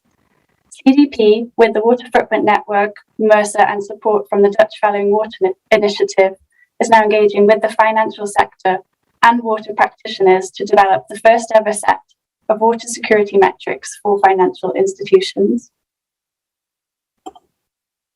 CDP facilitates the dialogue between the financial sector and the real economy. How does this work? Well, we get investors to support our mission and we reach out to companies asking them to provide data in a standardized manner. These responses are then sent back to the investors for further engagement and decision making. From next year, over 590 investors with over $110 trillion in assets will request financial institutions to report annually against water-related metrics via CDP's reporting framework. The reporting information will become part of CDP's comprehensive data set, which serves a number of communities, including the finance community, to inform fund ratings, for example, as well as the policy community to inform data used by the UN. Increasing transparency and disclosure on water from financial institutions will mean the sector is held to account on the influence it has on water and ultimately drive positive change. Thank you everyone for listening. I will now hand back to Kate to kick off our panel discussion. Thank you, Jordan. Great job. So I am now going to introduce our panelists. We've got around 20 minutes or so for what I'm sure will be a very, very great discussion. First panel member that I would like to introduce you to, if you've been here all day, you will recognise her. She has now featured in, I think, maybe 4 sessions already, is Kathleen Dominique, who's a lead financing practitioner for water within the OECD. Sitting alongside her, we have Amit Talgeri, the Chief Risk Officer of Axis Bank, based in India. We then have Mardi McBrien. Mardi, please take the stand. Mardi is the Managing Director of the Climate Disclosure Standards Board, the only one, unfortunately, of our panel members here in 3D. But then finally, we have Catherine DeConnick Lopez, who's the Global Head of ESG at Invesco. Welcome, everybody, to COP26. Very, very pleased to have you joining us today. So I'm going to send my first question to you, Kathleen, if you don't mind. Given what we've heard so far and given the great work that the OECD has underway, the recent reports that you've launched and we've heard about this morning, what actions do you believe financial institutions should be taking so that water is properly valued? Thanks, Kate, and hi again. Greetings, everyone. Indeed, I think really greater attention to understanding and measuring the financial materiality of water risks is imperative.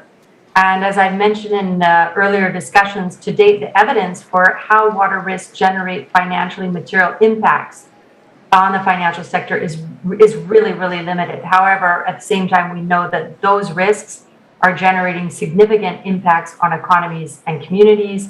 Those are well documented and rising. But there is a disconnect there between what we see showing up in the financial system and what we see showing up as physical risks, and that creates what we call a materiality gap.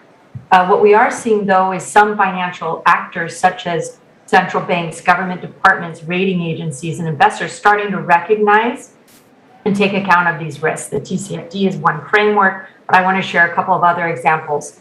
One is, for example, the European Central Bank's recent stock taking of current climate and environmental related risk strategies of banks under its supervision.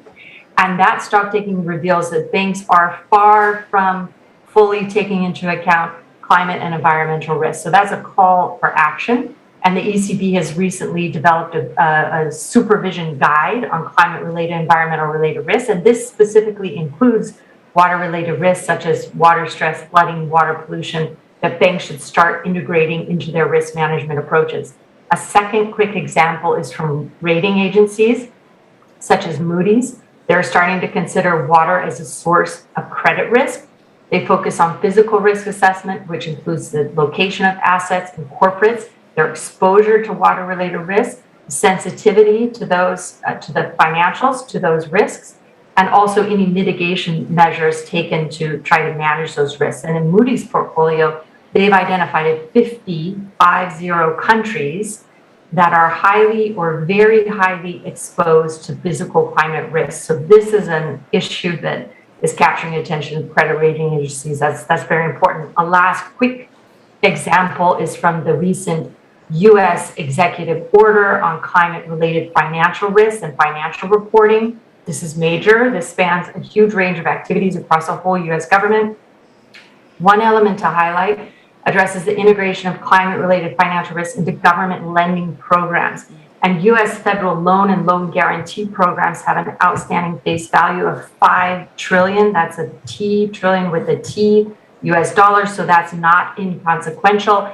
And for some of those programs, such as lending to agriculture or housing or urban development, now the consideration of climate risk is becoming mandatory in some cases, and that will include water-related risks such as flooding. So I'll stop there to give you some examples. This is an emerging area, but I think those are really important developments. Thank you, Kathleen. It is really encouraging. The numbers that you're sharing are, of course, startling, but I think go a long way to raising the sense of awareness and then urgency on the topic. And on that issue, Amit, I'll come to you. What more can we do to raise the sense of urgency on water security issues, in particular with financial institutions, so that we gain a critical mass of these organizations willing to take action? Thank you, Kate, and CDP, first of all, for inviting me to this little panel, and it's a privilege to share my thoughts. First of all, indeed, a very interesting question. Valuing water and water security is particularly challenging. Water can have very different values depending on the type, whether it is surface, groundwater, reclaimed or desalinated water. It also, looking at quality, reliability, and proximity for its use. Financial institutions contribute to unsustainable water use through their investment practices and have an enormous impact on the state of water resources through what the activities that they finance. There are three things that really financial institutions can really do. One is formulate investment policies that reflect concern over water sustainability, consider claims that potential borrowers or investees will put on water resources in the context of ecological thresholds, and address inefficient water practices so that we don't end up wasting water. The second element is around enhanced due diligence. In today's context, most countries' ESG due diligence is a critical element of the decision-making process at financial institutions. However, the focus is more on long-term project finance or higher amount thresholds for non-project finance investments. And very limited information or assessment happens on water-related risks, which is readily available. Hence, it's important that we use analytical tools, frameworks, water security metrics that are part of this due diligence process to measure and monitor both financial and non-financial water-related risks. The third element is around increased disclosures. Having incorporated investment policies and enhanced due diligence, it is equally essential that financial institutions make the right disclosures, disclosing this in the right frame, demonstrating water risk mitigation actions publicly through internationally recognized standards will also bring in greater accountability. As lenders to businesses, banks are exposed to water-related risks faced by businesses, and these risks are part of our normal day-to-day risks that we take on, which includes non-delay, delayed payments, non-payments of dues, and sometimes leading to a loss of reputation. So to summarize, if I really look at three elements that I talked of: formulating investment policies, enhanced due diligence, and increased disclosures with specific focus on water risks are essential for financial institutions to meet the challenges around valuing water and water security. Thank you, Aaron. It's very good to hear that Axis Bank sounds like you've woken up to this issue, and I think certainly in the context of India, this is part of your normal day-to-day activities, right? This is not a new challenge that you're faced with in that region, of course. Over to you, Mardi, if I may. How can we ensure that corporate water-related financial information will be properly reported? First thing is we need to make sure that ESG issues and water is treated like any other issue that a company has to report on. I think that's first and foremost. So it has to start at the top. It has to start from the board, and it has to be taken seriously, like financial reporting, like any other risk in the business, from the top at the beginning. We then need to think about qualitative data as well as quantitative data, because not all of the metrics are there for the benchmarking. I think you have to be able to tell a story, explain the water strategy, the policies, the performance of the business around that. You don't have to jump straight in with really detailed metrics. You need to start telling the story, lay out the strategy, and lay out the challenge. You also, I guess, need to give that some contextual information, so the location, the availability, the water use. Tell it as part of your corporate story, and I think that's also a really important point. Set in the context of how your business creates and sustains value in the short, medium, and long term. And then from another corporate perspective, we need to think about sort of the what are we reporting, so beyond the context. So the operations with the highest water risks, the stakeholder engagement. It's important to clarify how it's being integrated into the business strategy and the internal processes that have been used to do that. So risk management, internal controls, all the sort of due diligence, verification, assurance sort of processes you make sure, and you would apply to rigorous financial information and rigorous financial reporting. This is business as usual, guys. We need to use the same business as usual processes that we've been using. And then you need to report it, and you need to include it in your annual report and accounts or main communication to investors, if you want to frame it that way.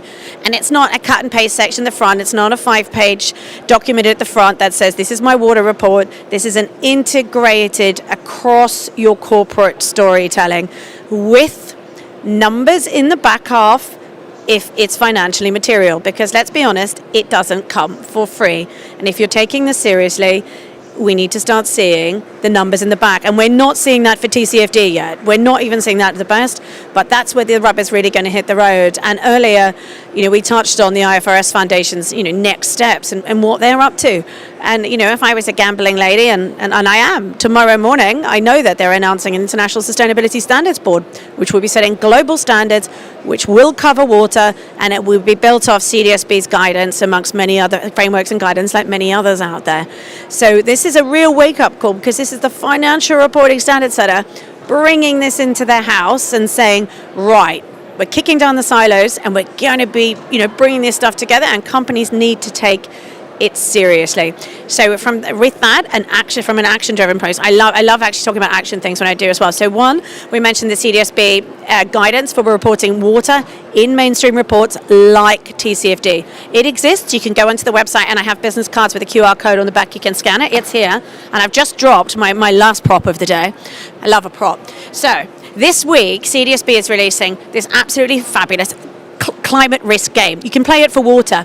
take it, download it. You can download these off the internet, cut them up, and play them with your friends, your family, your colleagues, your board, your finance department, whoever you want. And this will help them understand the issues we're talking about today, how to integrate it in strategy. And if you don't manage it, what's going to happen to your share price? This is the golden game, ladies and gentlemen. It's so much fun. And again, if you grab a business card off me at the end, the scan is on the back and we'll make the links available to everyone online. This is not hard. Just in time for Christmas. Yeah. So you know where to go for your children's stocking treats. Thank you very much, Marty. And I think it is, having worked in this space for the last decade, seeing the renaissance underway within the finance sector is incredibly encouraging. It's very encouraging indeed. And on that front, Catherine, over to you. Once we have information reported from companies on water-related issues to capital market participants, such as your own, how do these financial institutions best use that data to leverage action? For example, does it inform your engagements with companies? And what else do you do with the information? Well, really great questions. And I think, in terms of our application, we have the practical use of a lot of this data that is being reported and the ability to engage companies. So I think the good news is we are absolutely using this data. We are absolutely engaging companies on this topic. At Invesco, I lead a global ESG team. We have a relatively big research group and engagement group, and we at Invesco have over 2,000 company engagements. Just under half of those are around in the topic of environment. So the context is we are a very engaged investor, and we do have a platform for having these kind of dialogues with companies. And on the research side, I think incredibly important to use this data signal, increasingly coming. I think some of the developments around standardization of reporting, comparability of reporting are really important for investors to make better informed investment decisions. But it doesn't, it hasn't stopped us from looking at this issue already. So we have our internal research platform we call Invesco ESG Intel, and it brings together data points from lots of different sources. And on water specifically, we incorporate 3 different elements. So we incorporate water recycling, operations in water scarce regions. So, percentage of operations in that territory is classified as water scarce is an incredibly important metric for us, as well as water consumption. So those are the 3 kind of specific metrics that we are using in addition to our wider, other metrics, climate, governance, social metrics as well, to inform our overall ESG rating of a company. And we score around 10,000 companies globally. So we do have a really broad range of views. And that's the starting point. That's the data story. And then we bring that to our actual dialogue with companies. And on the water topic, I would highlight a few examples. I mean, probably the most well-known example where the investment industry has been involved has been around the mining industry and the tailings situation across that industry, but also just their consumption and operations in various regions. So we have had a lot of engagement with many mining companies around that topic, and we do get to engage at the highest level of companies. So at the chairman, CEO, chief sustainability officer level. And so we are having some really fruitful conversations to, I think, raise the standard, raise the bar, not just on disclosure, but on actually management of the issue. So I would say as investors, we absolutely recognize the role we have to play. We do consider this a material topic, and it's something we are incorporating into our investment processes. That's really encouraging to hear, Catherine. Thank you. And as you say, the mining sector, when you look at that sector, it's incredibly clear that they are on the front lines of the global water crisis and will inevitably find themselves in increasingly difficult scenarios with regards to growing and sustaining their business if they don't begin to take this issue seriously. So thank you for your leadership with that sector. I really appreciate it. Kathleen, back to you. Along the same theme, but turning to disclosures from financial institutions themselves rather than reporting from corporations. How important do you believe disclosure on this topic is from that particular sector? What might it unlock? Well, really goes to the heart of the issue there, Kate. It's very important. I would say two key points here. The first is that ignorance of risk is not the same thing as the absence of risk. So it's important that the financial system does not get caught off guard. I'd also like to say that even if some water-related risks may not be financially material today, we've talked about some sectors in some places where they are probably material right now.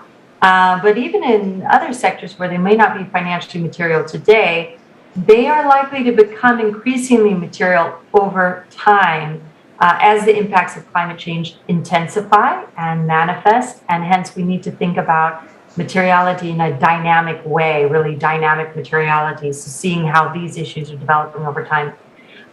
If we don't, then it becomes a bit of a black box, and we all know of examples where the financial system was caught unprepared because it didn't properly assess risks, and of course that led to the great financial crisis in 2008. So we can't underestimate the fact that hidden risks can create massive problems. The second point would be that, if and when some water-related risks are considered financially material in the financial system, this could then in turn spur action in terms of the allocation of financial flows, and hopefully encouraging more money going towards investments that contribute to water security by reducing the physical and economic exposure and vulnerability to water-related risks, and also shifting money away from supporting investments that increase exposure and vulnerability to such risks. So hugely important topic, and very excited to see CDP's pioneering work in this area and others who we've also heard from today. Back to you, Kathleen. We couldn't do it without you, of course. Finally, to you, Amit, the last comment of the day before I wrap up. What do you think are the most pivotal actions a financial institution can take now to increase water security, not only for themselves, but for all of humanity? Thanks, Kate. I think it is important that we ensure that this discussion is front and center in boardroom conversations, and hence it is very important that we start with the governance layer itself. Very important for boards of financial institutions to be very actively engaged in this discussion, starting with strategy, charting out goals, monitoring commitments, and ensuring the right messaging across the ecosystem. To give you an example, at Axis Bank, we have a dedicated board-level committee for ESG governance and monitors ESG indicators and progress on commitments. The next step would be to include water security as a part of this agenda. The second element is also around capacity building, is another key area I think that institutions need to review as part of their focus. There is a paucity of professionals and subject matter experts within the ecosystem, leave alone banks. But as the momentum builds and we see increasing traction, institutions will have to invest in building capacity to meet the challenges across the life cycle, whether it is policy making, implementation, due diligence, or the operational aspects. As far as benefits of solving the water crisis, specifically for the banking system in India and Axis Bank, let me give you some published statistics which will really underline the importance for the financial sector. Around 40% of the portfolio of Indian banks is exposed to sectors that face high levels of operational water risk. 21 major Indian cities, including Delhi, Mumbai, Bangalore, and Hyderabad, are expected to run out of groundwater supplies by 2030, impacting close to 100 million people. In India, agriculture remains the backbone of the economy, and 90% of total water consumption in India comes from the agricultural sector. So just gives you that these numbers will always ensure it is an important problem to solve for both for the government and institutions. We already see some active public-private partnerships in waste management, prominent one being the Namami Ganga project, which is basically the cleaning and the restoration of the largest river in the country.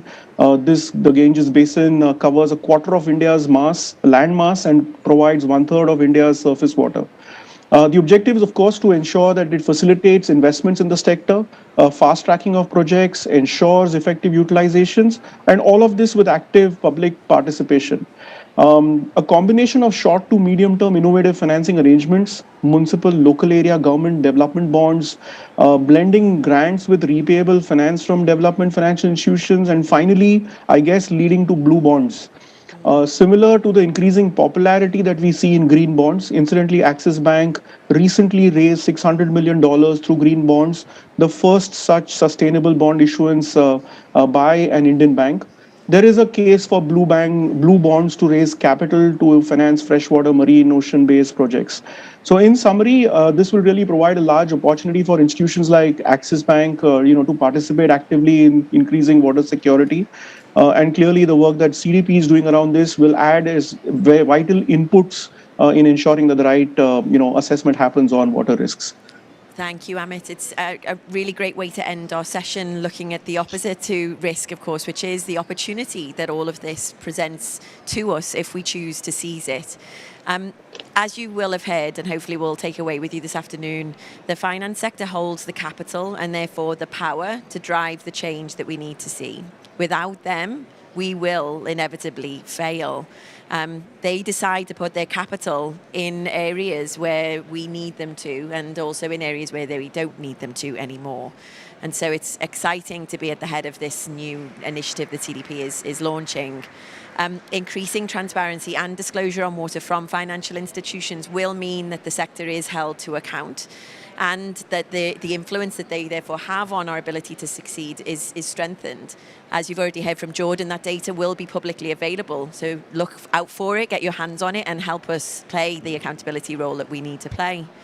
And finally, I want to call on financial institutions that are watching today and that we're engaging with over the next year to use the opportunity of disclosure when we're providing it to you next year in order to seize the understanding that you need to manage this risk and grasp the opportunities that lay ahead for you as you guide through on your water journey.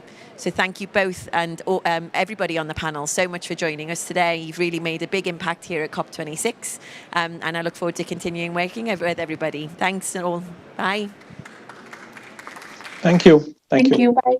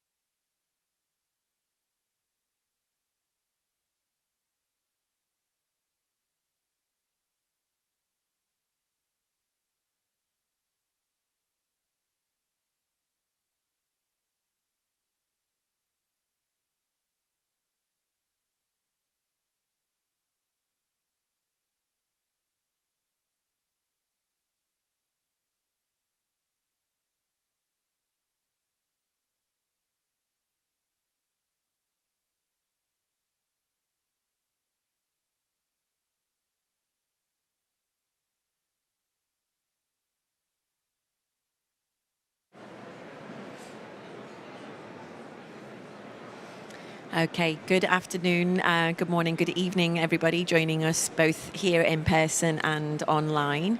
We are live at the Water Pavilion at COP26, and I am very proud and pleased to be introducing our next panel, which is very, very distinguished. The theme of the panel is around shaping the water management global agenda, the value of ESG data for the private sector. And for those of you uninitiated, ESG means environmental, social, and governance. And it's a term used ubiquitously within and across the financial sector to mean and capture all of the things that we within the water community and the climate community hold so dear. There may well be a number of acronyms thrown out throughout this panel today, and I would ask our panelists to please bear that in mind when you're talking through the content. My name is Kate Lamb. I am the Global Director of Water Security at CDP, and Kata has very kindly asked me to provide a couple of minutes an opening statement on why we're here today, ultimately, and why we're focusing on this topic within the Water Pavilion, and how this is influencing or potentially going to influence the outcomes of COP26 and beyond. So I've been working incredibly closely with Jennifer Jun at CIWI and James Dalton at IUCN and a whole range of other partners on developing this water pavilion. It's the first time we've ever had one. In previous COPs, we have had one distinct water event that lasted maybe 2.5, 3 hours, focused on water, that, if I'm being honest, was a water conference within a climate change conference. And it generally would rarely break through into the mainstream.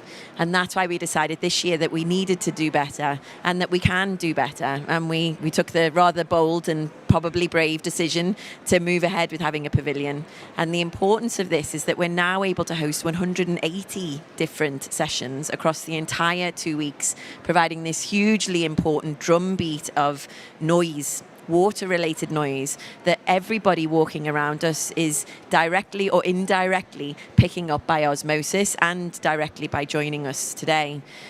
Walking around this platform and this room are also the negotiators, vitally, those that are responsible for negotiating the text that governments are currently working on to set their ambitious outcomes for climate change this year. And so this is the place to be, and we're really very proud to have you all presenting, particularly those from the private sector whose voices, and invariably on water, not always been elevated as strongly as we know it can be. So the key initiatives that are really going to help address these issues and allow the private sector to play its part are, of course, one of those that's close to my heart, which is transparency, we focused on earlier. As we heard in the panel just a moment ago, having real important business relevant data reported in a consistent, comparable way every year by corporations is the foundation of more meaningful, informed decision making by financial institutions themselves. And ESG service providers such as that which Kata represents today play a fundamental role in enabling that more informed decision making to take place. They take the data, for example, that CDP provides and turn it into insights and actionable insights and intelligence that financial institutions then act upon. And so it's really exciting to be able to introduce Kata. I'm going to stop there, Kata. Kata is the water thematic expert at Sustainalytics. Is owned by Morningstar. And Kata will introduce the rest of our panel and lead you through the discussion this afternoon. So Kata, over to you. Fantastic. Thank you so much, Kate, for your words, very concise summary, and thank you for your dedication and sort of creating the opportunity for all of us to be here today. Hello, everyone. Those of you physically in the Water and Climate Pavilion right now in Glasgow in the Blue Zone, and also those of you joining us virtually as well. As Kate said, my name is Kata Molnar, and I'm working as the water thematic expert at Sustainalytics, and it's really my pleasure to welcome you all to our session today. This event is going to focus on really the value of environmental, social, and governance data in shaping the water management agenda. And our panel discussion that will start very soon is going to address the relevance of water within these environmental, social, and governance issues, water disclosure, and finally talk about sort of the theory of change behind having and using this data for a force for good. For those of you unfamiliar with Sustainalytics, we are a Morningstar company and the leading global provider of these ESG research ratings and data. We serve more than 900 of the world's leading asset owners and asset managers who incorporate this information into their investment processes. And we offer a wide range of solutions, including risk and impact research, compliance and screening to the EU Action Plan, as well as stewardship services. So I believe Sustainalytics is a rather new participant to an event like COP26, but I believe it perhaps signals that newer stakeholders are acknowledging that the stakes are really high, and water is absolutely vital to life. COVID-19 really proved that over the past 2 years.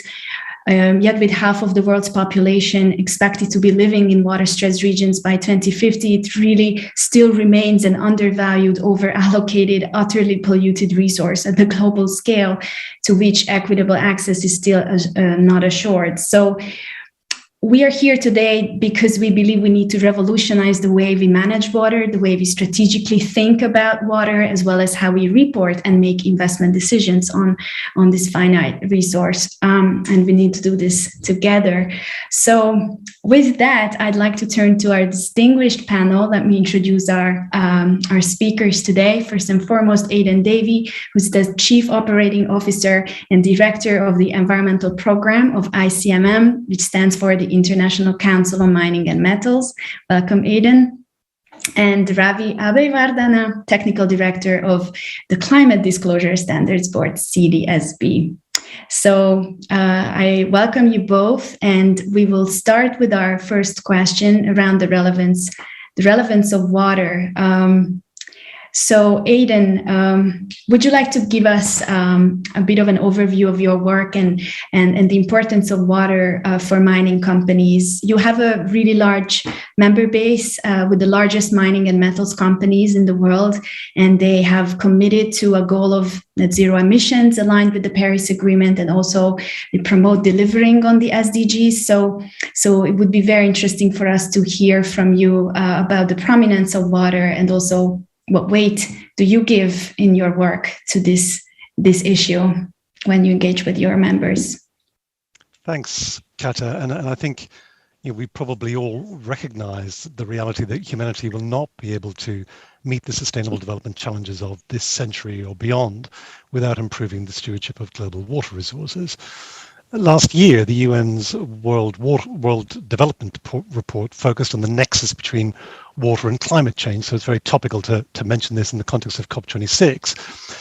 It reported on how climate change is going to affect not just the availability, but also the quality and the quantity of water that's available for basic human needs, and is going to threaten really the enjoyment of human rights to water and sanitation for billions of people. Water insecurity was also the subject of a major World Resources Institute report last year on ending conflicts over water. So water availability is a growing global challenge across countries, industry sectors, and society, and the mining and metals industry is one of those industry sectors. Substantial water-related risks are becoming more immediate and significant, and they've got the potential to have adverse consequences for all users of water, and I include within that communities, nature, as well as business. So the integration of water risk into corporate strategies is going to become a central facet of broader sustainability and climate strategies for the industry. Our industry, mining and metals, we're highly dependent on water for our operations. And as an industry, I think we've got a leading role to play in contributing practical solutions to water resource challenges. Water has been a priority issue area for ICMM for some time, and I think our members have shown leadership in adopting a firm commitment to water stewardship. So back in January 2017, our members pledged action to support the responsible use of water through the launch of the position statement on water stewardship.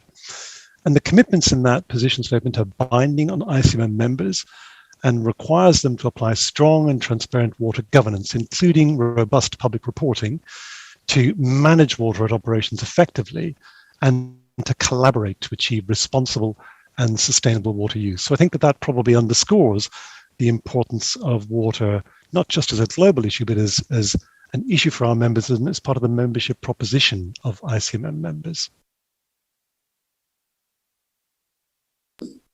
Thank you so much. That was a great overview to get to know a little bit your work and your membership. We will definitely get back to some of the points you mentioned just now. So I'd like to give the floor to Ravi and discuss the fact that quantifying water and related risks and opportunities in investment decisions is quite a huge challenge still. And so from our perspective, we see that the reason is partially that existing reporting frameworks underrepresent water and associated metrics are still missing, and existing disclosure is mostly voluntary. So I would like to hear from Ravi, what does the current water reporting landscape look like in a regional perspective? And then we could talk about your water application guidance and how that supports creating more consistent water reporting that you've recently launched.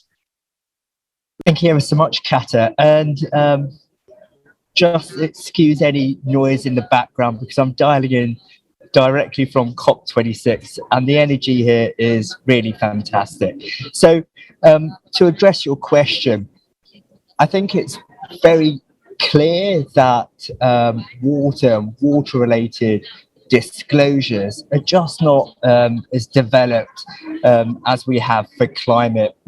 And climate really has received a groundswell primarily because of the Task Force on Climate-Related Financial Disclosures and the recommendations which were set out back in 2017, and the uptake via different jurisdictions in this climate approach.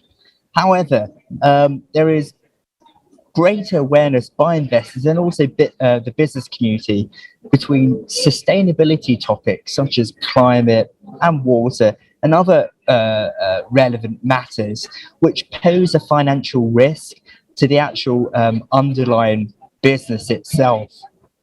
And large and mainstream investors are increasingly integrating sustainability information such as water into their investment decisions and calling for improved disclosures. And as you had mentioned a moment ago, Kata, CDSB very much looks to plug that gap. So, and the CDSB water guidance, so an application of the CDSB framework, which looks to actually help preparers implement decision useful information into their mainstream financial report. And the water application goes about assisting preparers doing just that, integrating water into their mainstream financial report, embedding it into governance and risk management, because water and water scarcity and the other water related matters do pose a business risk to business operations, just like climate does.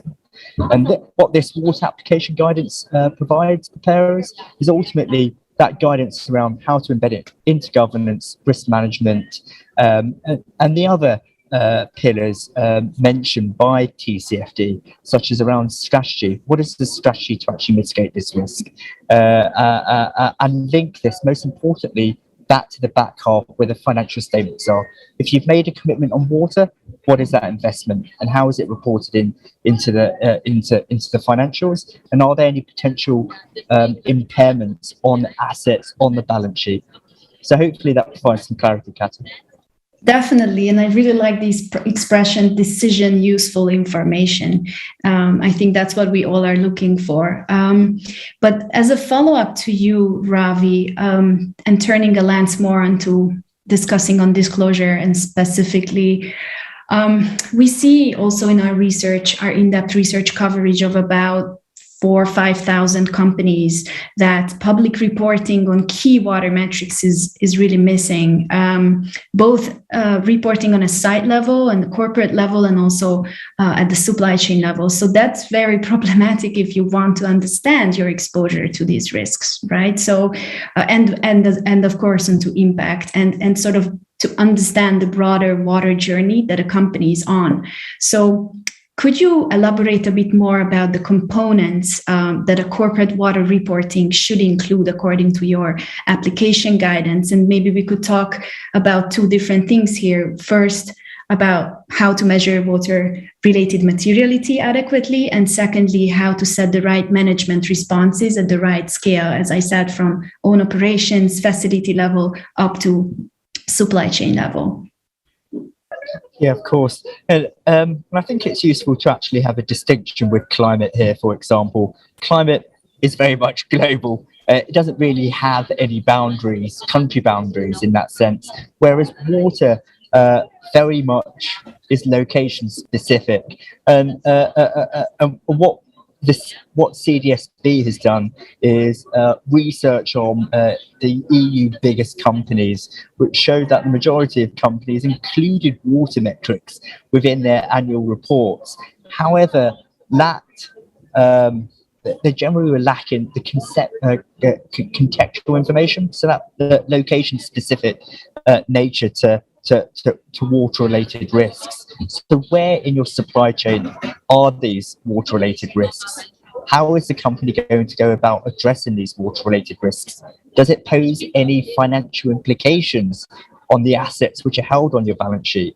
So are there any processing units which are operated by the company, and are there any chances of a potential impairment, for example? So that sort of thinking and application of such thinking within the mainstream financial report. So that's number one. And then number two is a description of the materiality process. So how has a company gone about ascertaining whether water is a material risk for that particular entity? And when it comes to materiality assessments, it really does go back into that contextual perspective, understanding the local situation, understanding the stakeholders who are playing in that particular jurisdiction or in that particular location, and really figuring out whether water is a material issue for that particular business. And if it is, how do they go about communicating that in a clear and consistent manner within their mainstream financial report to their investors, so that investors have a clear understanding of the material issues which are playing out at an entity level? Sure. Would you like to add anything on the management side as well? Yeah, of course. So from a management perspective, all of this starts from management. So they very much the governance around this. So it's very clear that management processes need to be put in place, and a description of those management processes, the targets which management has set to actually mitigate some of these water-related risks, and what are the actual controls put in place to actually monitor progress year on year. Ultimately, the information which falls into the mainstream financial report should be verified by a third-party auditor. And from my personal perspective, this is a material financial issue. It should form part of the actual mainstream audit, which is signed off on an annual basis alongside your financials. Thank you so much. And on that point, I'd love to hear Aidan's perspective. I couldn't agree more. This is definitely an area we are also looking to develop further in our research. Aidan, do you have any immediate response to what just Ravi said? I mean, I agree with so much of what Ravi just said. Maybe just on that last point about it being a material issue, and therefore it's something that ought to be reported and assured. I think, on balance, I think that is probably the case. I think there can be instances where for some companies, because of the geographies they operate within, because they may operate in water abundant environments, it may be less material for them than for others. But again, part of the work we expect member companies to do is not just to report annually on their performance, but also to have that reported information subject to an assurance undertaking. And quite often and increasingly, we see members selecting water as one of the performance areas that are subject to third-party assurance. I'd like to follow up on the actual business model or industry-led risks and talk a bit more about the mining industry, if you don't mind, Aidan, because we see that sector-specific guidelines and benchmarking can be really a powerful tool to catalyze targeted and measurable change on the ground. And we do see some benchmarking happening led by Ceres, for example, on the agriculture and food sector. They just launched their 4th report, Feeding Ourselves Thirsty. We proudly contributed to actually on our side. So I'd be curious to hear because we see ICMM has a really strong and comprehensive water stewardship framework and a position paper that you just mentioned earlier. And so could you share a bit about how these specific water-related guidelines facilitate better transparency and water management for mining companies? But I'd also love to hear if you are potentially in a position to work more towards benchmarking your companies that you are actually doing in a really cutting edge way regarding health and safety, for example, another really important issue for the industry. Thanks, Kata. So the water reporting guidance we released in August of this year, that does facilitate much greater transparency around the water management practices of our member companies, because it's a requirement of membership. So one of the commitments in the position statement I mentioned earlier on water stewardship that we put out in early 2017 is for members to publicly report their water performance, material risks, opportunities, and management response using consistent industry metrics and recognized approaches. So this updated guidance supports members to achieve this by specifying the minimum reporting commitments for member companies to promote transparency through consistent reporting. And those minimum reporting commitments are structured in such a way that they provide an overview narrative supported by consistent metrics in a way that describes a company's water interactions, the risks and opportunities related to water, and then the management response, which I think very closely mirrors to what Ravi mentioned earlier. And importantly, the narratives on water interactions, which cover your activities, the water sources you use, consumptive uses and discharges, that allows the context and the meaning of the associated metrics to be clearly articulated, recognizing that the magnitude and significance of those metrics will vary both year on year, but also between companies and operating sites. The water risks and opportunities narrative focuses on materiality, and it covers aspects such as the importance of water to the business, associated risks, the prevalence of operating in water-stressed environments, and material non-compliances that companies have had in the past year. And then the management response covers aspects such as integrating water into your business strategy and leadership, commitments to water stewardship, and risk management. And so the metrics that we put together, and again, all of this is public domain material, so it's as accessible to non-members as members to use. They're aligned with other sources of water reporting guidance, such as the CEO Water Mandate Corporate Water Disclosure Guidelines and the Global Reporting Initiative's Water Reporting Standard. On the question of benchmarking, we've currently got no plans to benchmark member companies in this area. However, all of the quantitative disclosures and indeed the qualitative disclosures, and on the quantitative side, it includes things such as operational water withdrawals by source and quality, other managed water withdrawals, total discharges by destination and by quality, and reuse and recycled volumes. They're all based on consistent and comparable metrics that members will need to make publicly available either on their website or in their sustainability reports or in a corporate report. That data is currently, we ask that it be aggregated for all sites, but that there be a separate reporting out for all of your sites that are classified as being in water-stressed areas. So while ICMM won't be doing benchmarking, having consistent and comparable data for our member companies, and indeed for non-members that adopt the guidance, will really support consistent reporting and therefore comparabilities for anyone that is interested to do benchmarking. Definitely, I believe that building on existing frameworks and standards reporting frameworks are helping companies having less burdened by their reporting obligations. And I believe, Ravi, your water application guidance also builds on this similar approach. that you are not actually reinventing the wheel, you are not proposing anything new, but you are actually building on existing reporting frameworks and aggregating those. Absolutely, and I think it's really important with regards to where we are at the moment that I was once a preparer.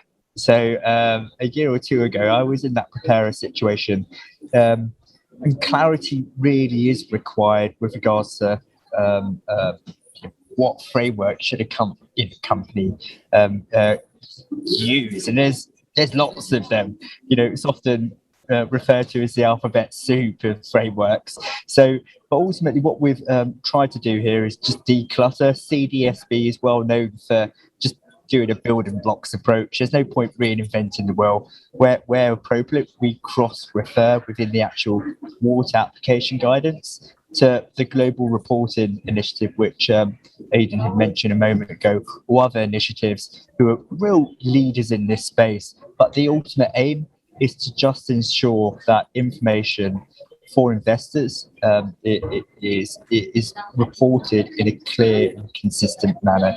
So important, and I guess this clarity will be provided, over time, where there'll be a maturity in thinking and a convergence in standards going forward. Thank you. I couldn't agree more. And now turning to sort of our last round of questions about really how we are moving the needle here, how we are generating real world change here. It's a question basically to both of you. What do you think might be needed to trigger similar response within the finance sector? Once we have the data, once we have more transparency, what do we need for water that what we have for climate as a TCFD, for example, to not just not cause harm, but to work towards solutions and solving the water crisis that we are facing today? I don't know, Ravi, maybe I'll start with you on this one. Yeah, of course. So I do think part of the solution is a convergence in some of this thinking. Really important, and hopefully more clarity will be provided tomorrow in the session, which will be more clarity will be provided by the IFRS on their international sustainability standards, and hopefully a convergence in this space, so that when it comes to investor grade financial information reported by an organization, how can clarity be provided via one form of the standard rather than multiple standards? Because it can be really confusing when you start to aggregate up, and to support issuers and investors to do this work going forward. In the interim, they should just use what's already out there in front of them.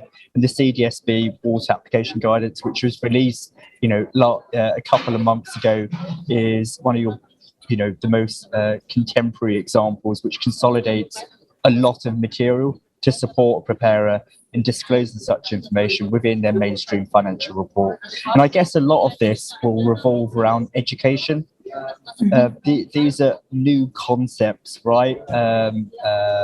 For many businesses have been focused on climate, rightly so, but a lot of education is required in trying to get the business and management focused on decision useful information within their mainstream report, and that takes time. And my suggestion is start now and start having these conversations internally. Educate your management, educate the actual people who are going to be going down your value chain and doing the necessary work to actually make sure that you can do a materiality assessment. And it's to ensure that when it comes to mainstream financial reports, which include water, it should not be a checklist exercise. There needs to be serious thinking with it at a management level, and the actual integration of such thinking within the business and communicated clearly within the actual financial report, therefore. And as I mentioned earlier, there are nuances from climate. And when it comes to water, there should be a clear distinction with regards to where the water risks are. So whereabouts in your value chain are they? What type of risks is the business faced by? What are the actual mitigation plans? What are the targets, and how is the company actually going about this? And how is this verified? So water is very unique and will require a lot of stakeholder engagement. So just start now is my suggestion, because we're running out of time. Thank you, Ravi. You really make a good point there. And I would just add maybe a keyword of public disclosure, that we really need also governments to be on board to enact and enable mandatory disclosure in the space. Aidan, as a last question to you, when we talk about real world change, given that our research also shows that even companies that comply with regulations and have strong management programs in place, they still, incidents and controversies still happen. So even for mining companies, that can mean, serious pollution, contamination, human rights violations of local communities near mine sites. Can you talk to us about how you approach controversies and how you engage with your members that are clearly committed to the guidelines, strong guidelines that you already mentioned? Sure. Well, look, I think firstly, it's worth noting that some investors have started to question the value of controversy scores by rating agencies. I think largely because they are by their nature retrospective, and because some rating agencies don't really have sunset clauses on controversies, irrespective of how much either a company's management or practices may have changed since a controversy originally emerged. But it's a critically important issue. And I think it's really important to distinguish between controversies that arise from incidents where adverse harms are proven and incontrovertible, as opposed to controversies where a company may be subject to allegations that are unproven and in some instances may prove to be unfounded. So I think where those harms are proven, we expect our members to take steps to address them consistent with their commitments of memberships. And in rare instances where they point to potentially deeper concerns across the industry, such as the tragic tailings dam failure at Brumadinho in early 2019, we co-convened a global process alongside PRI and UNEP that led to the development of a global industry standard on tailings management to try and move practice forward across the sector as a whole. But I think one basic principle in dealing with allegations that may give rise to controversies that companies have caused harm to local communities is that the closer an avenue of redress is to the point of adverse impact, the timelier and more effective the remedy is likely to be. And conversely, the further away the means of accessing justice is from where the harms occurred, the more protracted the pursuit of remedy becomes, and often the more remote the prospect of a positive outcome. And the most local means of access to remedy, especially in remote areas, will often be through company-led grievance mechanisms.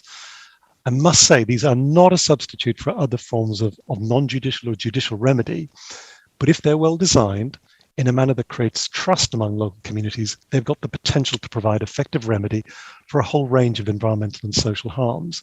And that's why a condition of ICMM membership is that members have to establish effective grievance mechanisms at the operational level that are aligned with the principles for effective grievance mechanisms of the UN Guiding Principles on Business and Human Rights. I think that's a critically important foundational principle for addressing those concerns. Thank you so much for explaining. And on our side, we definitely, I can confirm, we close the cases if both operational legally are settled, but we also see that the severity and the size of incidents are also critically important, which can show patterns of history of mismanagement occurring within the company.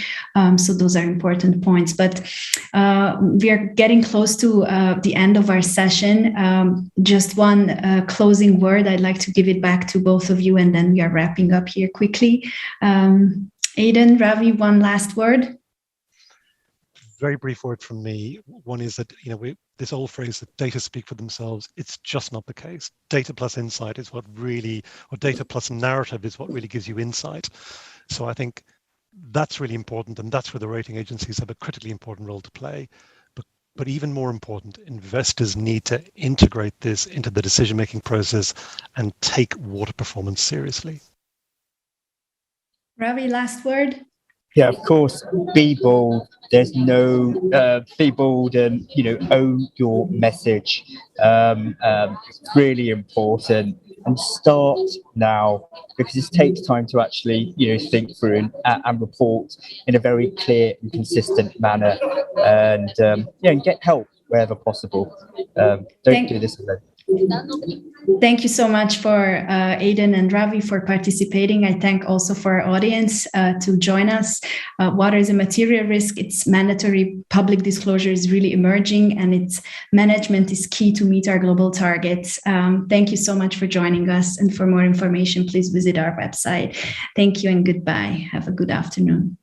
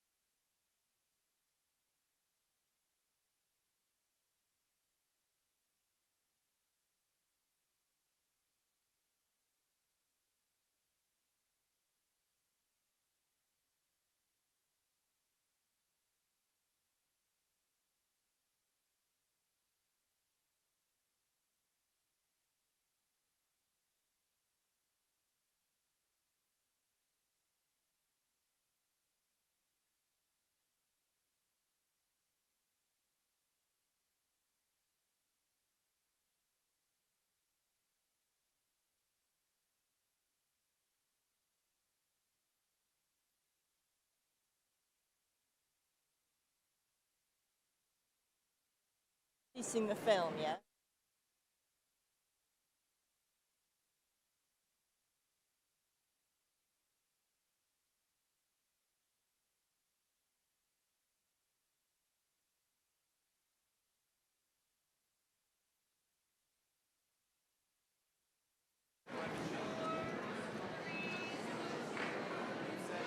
Okay, good afternoon and welcome everybody to the Water Pavilion at COP26. We are coming at you live and direct from Glasgow.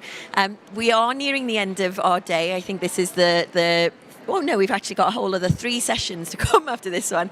It's been a bit of a marathon, but we've really enjoyed it so far. It's my pleasure to be hosting what we're calling a waterside chat, traditionally known as a fireside chat, but as we are in the Water Pavilion, we thought it'd be best to have a waterside one today.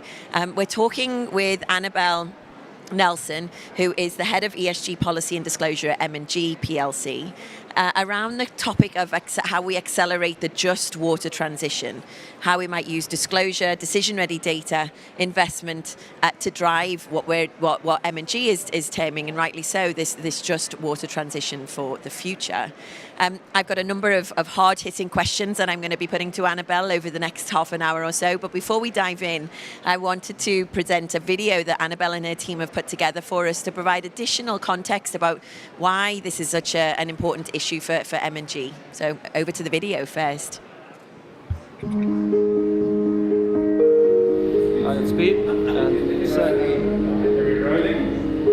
Sandy Lemalinga, Fund Manager at M&G Investment South Africa. I've come to Standerton in Mpumalanga, 2 hours outside of Johannesburg, to see firsthand how water has become a material risk to the investments that we make and to everyone in this community. Here in South Africa, our climate is very close to the tipping point in terms of rainfall and temperature change. So much so that in 2018, 4 million of our citizens were just days away from running out of water. And we're seeing the very real effects of climate change on businesses across the country. This poultry farm is one of the largest in South Africa and feeds millions of people every year. It belongs to Astral Foods, a large business listed on the Johannesburg Stock Exchange, and the stock we at M&G hold in our portfolios on behalf of our clients. Clean water is essential for a facility like this to operate. But recently, due to water shortages, it had to halve its hours of operation. Over 3,000 people are employed here, and it's the biggest employer in the area. If a facility like this can't operate due to a lack of water, it's not only bad news for investors, but it's catastrophic for the local community around us. But it isn't the only key industry to be affected by the water shortages that we're seeing. If action isn't taken, the effects won't just be felt here, but right around the world.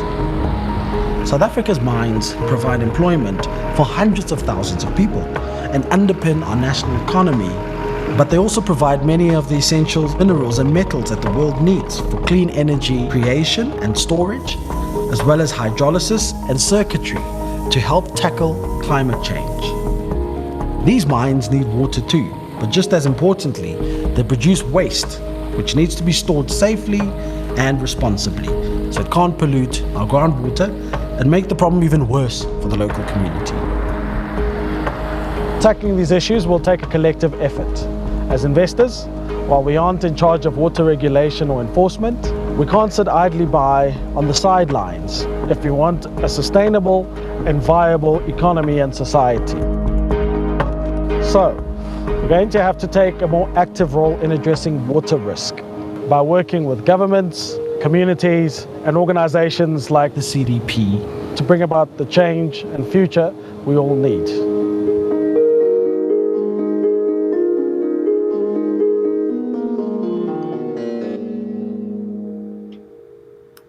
For enabling your team to create such an amazing and powerful piece of journalism. It's rare that we see this coming out of the finance community, so it's really refreshing. You know, if we look at it, you might think it was a civil society-based organization that's created it, not a huge asset manager such as M&G. And on that front, why don't we take a minute just to help the audience understand who you are and who M&G is? Thanks, Kate. So first off, We're very proud and honoured to be here to talk on such an important topic. M&G is a global asset manager, asset owner. We do international savings and investments. We have over 370 billion of sterling of assets under management, and we operate in 28 markets around the world. And we're a global, long-term, active investor covering all sectors, all markets, all asset classes. Very influential. Hopefully, yes. So why does M&G is such a massive institution and one that in some respects can be fairly well removed from the water crisis? Why do you care about this topic? Why do we care? Well, I think that the film we've just seen really spells it out. Water has the potential to be a material systemic financial risk to our investments, and that matters for the investment return that we can earn for our customers, our policyholders, our pensioners around the world. That's the primary reason. So that's very clear, and it's clear that M&G do care about this topic, but there's an awful lot of organisations and institutions that will stand up and say, I care about this topic. They don't necessarily turn that rhetoric into reality. Yeah. So what is it that M&G are doing in terms of action to address the issue? Sure. I would say the first thing is we are building our understanding of water as a systemic risk.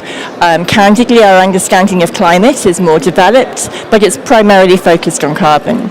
But as we've seen, water underpins life on Earth. What we are doing is we're working with institutions such as CDP to upskill, build our understanding of decision useful data.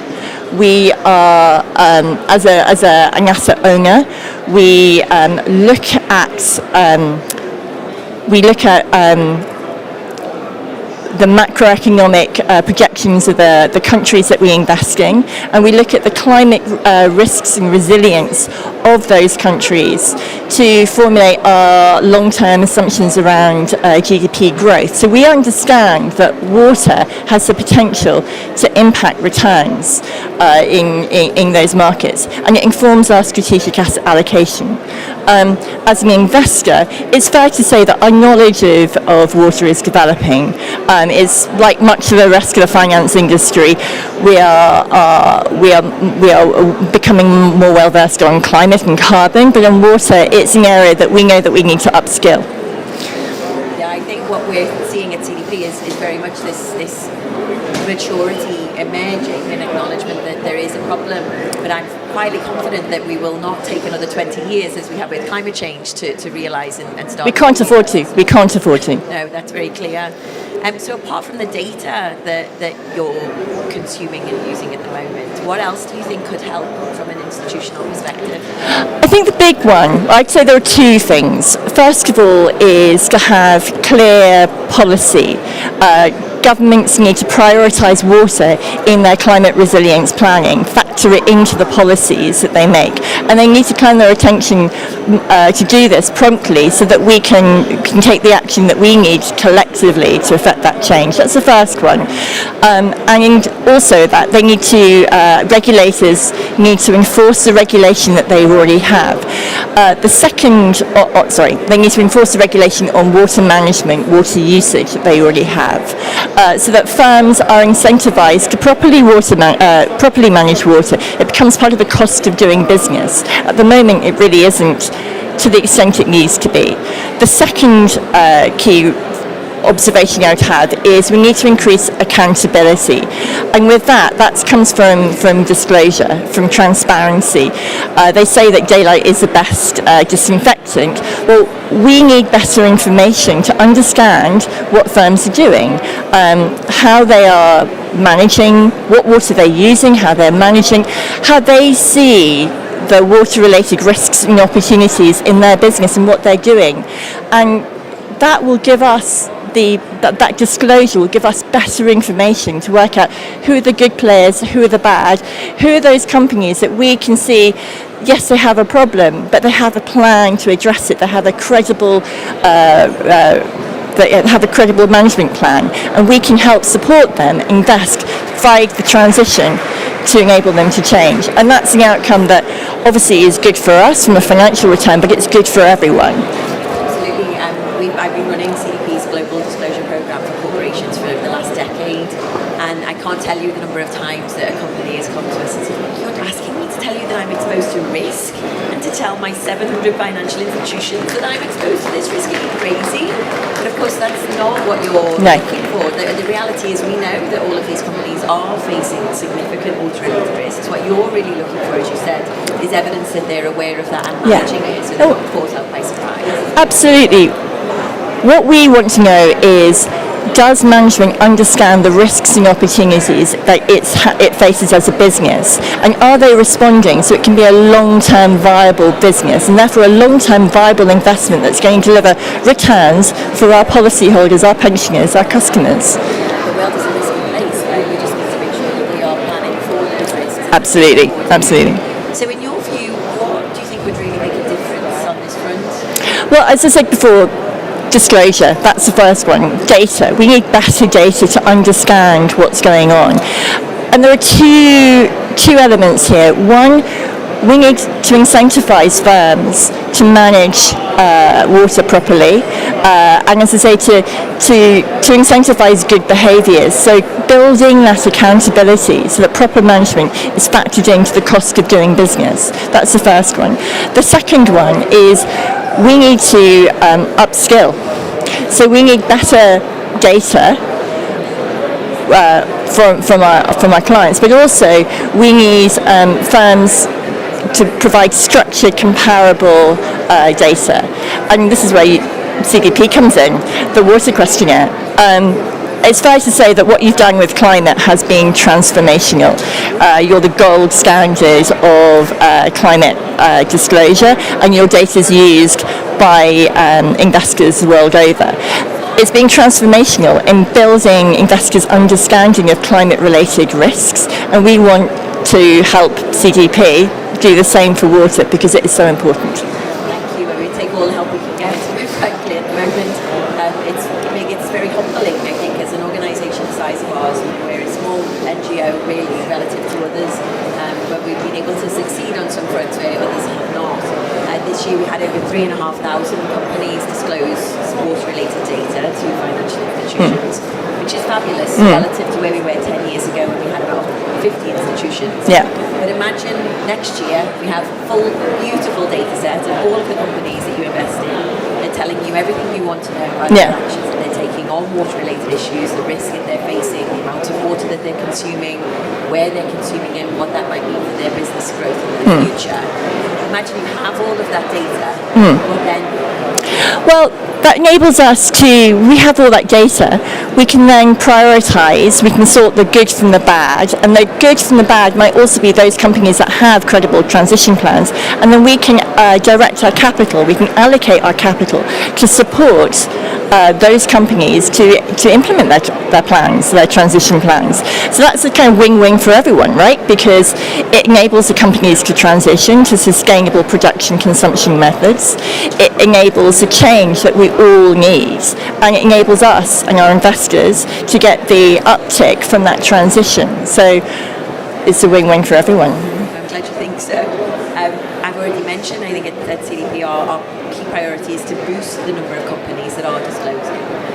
We're nowhere near where we need to be. On climate change, we've got over 13,000 companies disclosing.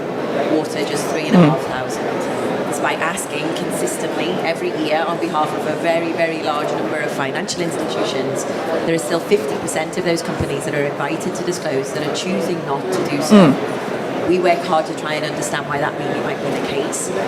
And there are a range of drivers that ultimately result in a company choosing whether to disclose or not. What would you say is an incentive for firms to provide this information to M&G? Well, first off, it's going to improve their access to capital. I think there are two elements here. One, you've seen with climate, you've got a pull and you've got a push. So most firms, and certainly most investment firms, are regulated and required to disclose against the Task Force for Climate-Related Financial Disclosures. So that's why there's so much focus on carbon and climate disclosure. But we're seeing, and quite rightly, there's a recognition that that sustainability, the impact on nature, is much broader than climate. It affects biodiversity, and water shortage is one of the first outcomes from that. One of the incentives is to, as I say, to get better access to capital. But if we have the dual-pronged approach, which is requiring firms, so making it mandatory, nothing quite concentrates the mind as regulatory compliance to galvanize action or intention into action. What's the opportunity for firms? Well, we as responsible investors want to know what you're doing because we want to support the good companies. We understand it's difficult, and we use the information that firms provide in their investment, in their questionnaires to CDP, primarily at the moment, to be fair, on climate, because there isn't the coverage on water, and we are building our understanding of water as a systemic financial risk. So there's a sort of learning on both sides. But we use that information to allocate investments, our capital. So why wouldn't a firm want to access a broader universe of potential investment? Yeah, I think it's really a winning factor. Certainly the cost of capital, as you mentioned, is a dominant outcome that we're seeing companies benefit from, particularly with regards to climate disclosure at the moment. And those companies that are disclosing to CDP are benefiting from a lower cost of capital compared to those that aren't. As you say, why would you not choose to take up and seize that opportunity? We're also seeing this play out in the form of loans. We had this concept of sustainability-backed loans. We're seeing, again, companies that have disclosed through CDP or achieving a certain rating that we provide every year, getting lower rates of interest on the loans that they're securing from financiers so they can move forward with their plans and projects and ultimately become more sustainable and play their part. So it is, the potential is there. And as you said, with mandatory disclosure just on the horizon. We've been waiting 20 years for mandatory disclosure on climate change. Water-related disclosure from a mandatory perspective is already happening across Europe and will continue to be expanded across different regions. So we, as I said earlier, we won't be waiting 20 years, I think, for this to become more mainstream in terms of business activity. So to sum up, I think, what would you say your final messages are to the audience today here and online? Well, I think we've got three. The first one is to prioritise water. So governments and companies need to prioritise water in their resilience planning. That's the first one. The second one is to increase disclosure, provide transparency. Your audience want it. It helps build trust. It shows accountability, and the two of those unleash the appetite and the availability of finance to help accelerate that just water transition to support those opportunities in emerging markets that we need. Thank you, Annabelle. It's been really lovely to have you speaking with us today. This is a relatively short topic and a short subject area, but I think it's been incredibly impactful to hear from an organisation that's as influential as M&G. I think it's safe to say that M&G represent the sharp end of the leadership needle at the moment, and I look forward to the day when we can get a number of other financial institutions on the table talking as eloquently as you do about the topic. Thanks very much. Thank you again, and thank you for joining us this afternoon. Thank you. Thank you, Annabelle.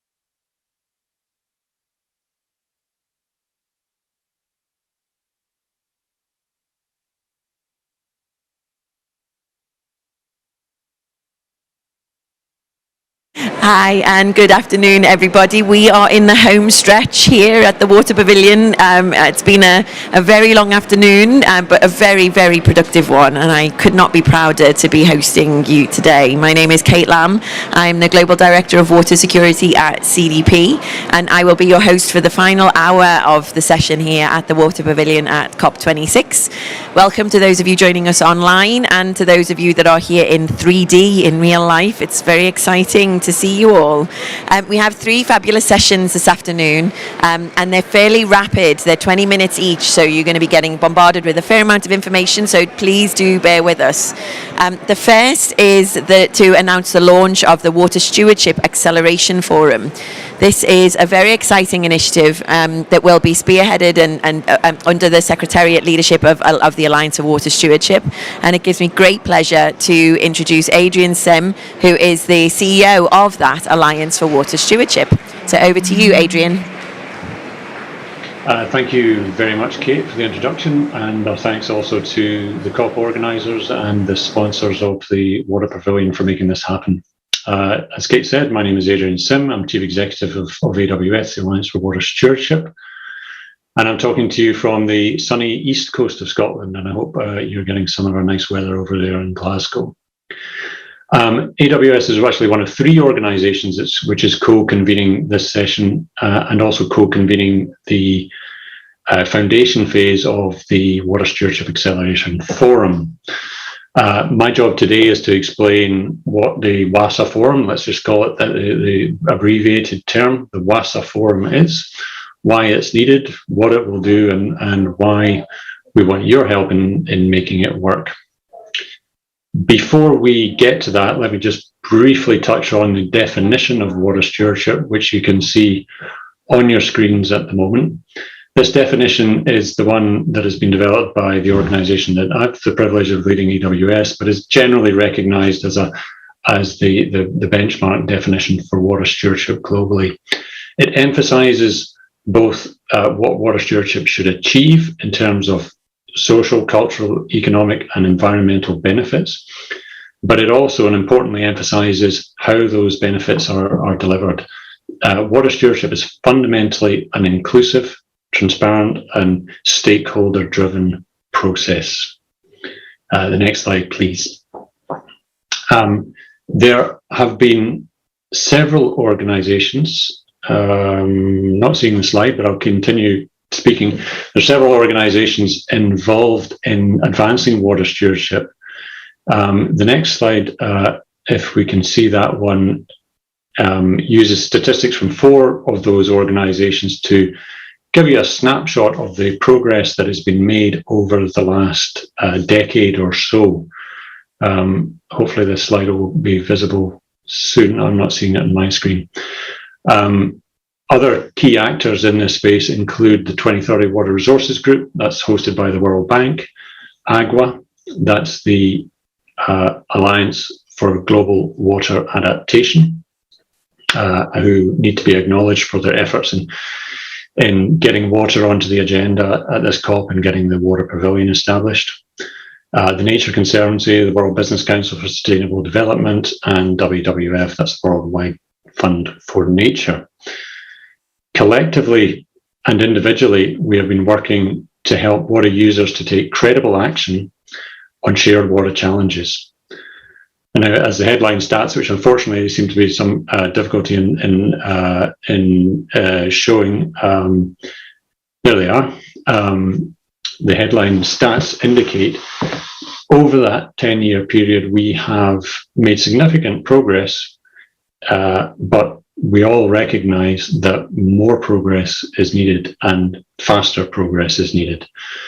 As a community, we want water stewardship to achieve more. We believe that this is possible, and this is why we have developed the WASA Forum to help accelerate the scale of water stewardship uptake. The next slide, please. Over the last decade, we have learned a lot. We have learned a lot in terms of what works. We have developed a lot of varied amount of scalable and implementable solutions to help companies and major water users adopt water stewardship. We have engagement from global business, from international NGOs, from development agencies. We have local networks of smaller companies serving global supply chains, civil society actors who are impacted by globalized sourcing, water managers who see the value that water stewardship can bring to their work, academics and researchers who support our objectives in driving collective action. As we speak, there are many active on-the-ground collaborations happening right now in many parts of the world. Most of the pieces of the water stewardship puzzle are in place, but the challenge is so enormous, and the opportunities are so enormous, especially in the context of climate change and the opportunity for water stewardship to really support climate action, that we need to go beyond our existing networks and bring in what we are terming here the enabling agents. These are those from the government and the financial sector who essentially control the levers of policy and finance and who can help to take water stewardship to scale. The next slide, please. And this is why we are focusing our initial efforts on the two objectives that you see on the screen now. The first is to strengthen the visibility of water stewardship on political agendas. At present, there is only limited government recognition of the value of water stewardship. Governments are key actors in enabling change to happen, making things happen. And we believe that WASA Forum can be a mechanism for the governments to understand how water stewardship can contribute and support policy priorities. The second objective is around building a platform for policy and financial dialogues. It's to help leverage the political interest that we have achieved in the first objective and really turn that into actual action at scale. And the next slide, please. Now, this is not just an announcement of a predetermined initiative. It's a call to get involved, to help shape the WASA Forum, to make it real. And this slide illustrates how we see this working. AWS, the CEO, Water Mandate, and GIZ, we are collectively convening and resourcing the formation of the WASA Forum. We're serving collectively as the Secretariat, again in the formation phase, to help provide the fuel to get the WASA Forum off the ground. We're inviting our peer organisations to help join this effort as part of an advisory group to help us shape the actions, shape the strategies, tap into the networks to really bring this forum to life. The focus of the forum then will turn to two types of events. One is a working level event. These are aimed at practitioners to really start shaping a coherent ask for the policy and financial sector actors. And the second is are the high level events. These are going to be really seeking to drive commitments from those who, as I said before, the enabling agents who hold the levers of policy and finance. The first of those high-level events we expect to take place at the World Water Forum next year in Dakar, with the second scheduled for the UN Conference on Water Action Decade in New York the following year, 2023. So with that, I would like to hand over to Andrea Eriksson from the Nature Conservancy, TNC, to give us a more case-based illustration of why this work is so important. Over to you, please, Andrea. Great, thank you, Adrian. So next slide then, please. For the purpose of taking a look at what this might look like in a sort of project context, I wanted to talk about the experience that we've seen in Colombia. And it's been a great day for news from Colombia. hearing some great announcements there at the COP, where I hope to join you soon. But this is a place-based experience working on water funds in Colombia, where partners with the Latin America Water Funds Partnership, IDB and FEMSA Foundation, the Nature Conservancy, and with IKI, we've worked for many years to support 7 communities in establishing water funds. In themselves, water funds are collective action mechanisms where private sector is also an important leading partner and often is the catalytic driver to get things going on the ground. But in the case of these 7 water funds around Colombia, what they found is oftentimes the limiting factor might be, in fact, bringing public sector financing on board. And so the different water funds said, to take this to the next level, we should work together and form an alliance, the Water for Colombia Alliance, to think about how to take water stewardship to scale and address the barriers. And you'll notice here from the partners, there's a long list of partners, public and private, but the private industry really, again, was at the leading edge of that, or the associations of the major industries of Colombia. They together talked about what were the barriers to scaling water stewardship in Colombia and came up with a platform, a framework of work, and thought about what was their real catalytic potential that they had there. And we'll go to the next slide, please. The opportunity that they saw that they had right in front of them was to look at some policy changes that would accelerate the investment from the public sector. And so in specific terms, they worked with the National Regulatory Agency to discover how they might incentivize investment in watersheds from the water supply sector. And how might they clarify further the roles of watershed management and sort of put in place the kind of long-term funding mechanism that brings funding, more funding to bear than what the private sector could do alone. And so with that, you find that there's a decision space that belongs to the public sector. But that decision space was informed by this alliance in the private sector and was also supported by the sort of space of dialogue to know that the public sector was supporting this policy dialogue, bringing in the political space so that people understood that this was a sort of broad-based idea that was worthy of support. And then lastly, what were the tools for implementation? How might we put together a package of materials that could be supportive to the Water Commission to actually get these things done? So this is just one example, sort of putting it in context, in place, of how the private sector might be able to incentivize, promote, and assist in seeing policy changes that allows to scale water stewardship in a certain geography like is Colombia.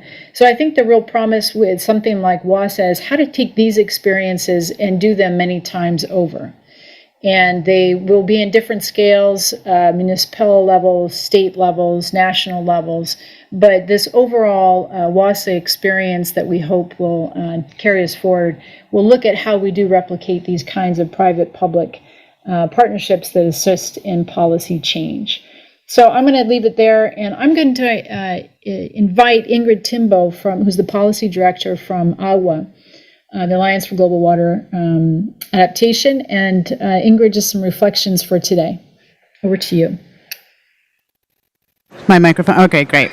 Thank you so much. As Andrea mentioned, my name is Ingrid Timbo, Policy Director at the Alliance for Global Water Adaptation. And I just first want to congratulate the partners in the WASF initiative for the really exciting work that they're doing and really critical work that they're doing. So we know that the global economy must rapidly decarbonize while also managing increasingly variable water resources, and that's a major challenge. At the same time, we're woefully behind on the delivery of universal access to water, sanitation, and hygiene. And so these are issues that cannot be solved just by the private sector alone or by the public sector. And so I think this is an area where collaboration is really needed, and it's also an area where there tends to be a pretty large disconnect. And so playing that kind of facilitation role, as the example that was mentioned in Colombia really showcases, kind of facilitating connections between these two different groups, I think, is really, really important. So I think that's definitely one of the most critical services that the WASF Forum can provide, is helping to reduce this fragmentation. But of course, the dialogue then, of course, needs to go both ways. So it's not just, what can the public sector bring, but it's also, public policies are unlikely to change, we know, unless there is demand for those changes. And those have to come from the private industry as well as civil society. So I think that's another potential benefit of the forum, is that companies already engaged in water stewardship activities can really raise the profile of water within the climate change policy agenda. So kind of both ways, facilitation, I think, is a major thing for this forum. And so really encouraged to see what's happening in Colombia and really encouraged to see what's happening elsewhere. And hopefully it's accelerated over the next few years. So thank you so much. Thank you very much, Ingrid. Very well said, and I think very important to emphasise that water stewardship is a multi-way exercise. None of us have all the answers. Context matters a lot, and making sure that we provide safe spaces for the kind of conversations that need to happen is really critical. So I'd just like to close with a couple of comments. The first is to draw your attention to our proposed timeline of activities, which you can see on the screen now. We've mapped out our activities from our soft launch in Stockholm earlier this year to now at COP26 and through to the formation of the advisory group and working group meetings, and then the high-level event in Dakar scheduled next year. The second comment is kind of implicit within the timeline that you see here, and that is that this is a collaborative effort. As I've stressed several times already, AWS, the CO Water Mandate, GIZ, we are convening this initiative at the beginning, but we need your support to make WASA really take off and fulfill its potential and plug those gaps that I think we all agree exist. And so please engage with us as soon as you can and as robustly as you can.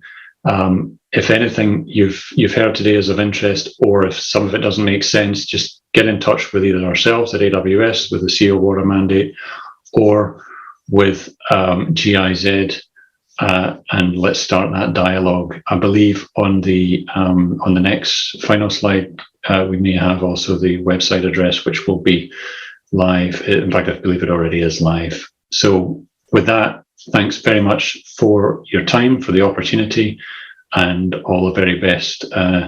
We're all wishing you well for the rest of COP26. Thank you very much. Thank you, Adrian, and thank you to all of our presenters in that quick fire round about WASA. For those of you that are perhaps wondering what we're focused on here for this last hour, we're talking about how to accelerate private sector investment in water-related solutions. So we talked a moment ago about financial institutions and how in the private mainstream financial institutions and how we can accelerate their investment and their action on the global water crisis and ultimately enhancing climate resilience. This session is focused on those large private organisations themselves and what we can do to ensure that they're making the right strategic investments in the right place at the right time. So it gives me really great pleasure to move into our second segment, another 20-minute quick fire round. This is being hosted by Boomsik Yu, who is the Senior Regional Advisor with the Ramsar Convention on Wetlands. And it marks the launch of an e-learning course to enhance water stewardship for climate change adaptation and mitigation. I would like to welcome Mr. Yu up to the stage so that he can start to talk to you about the initiative this afternoon.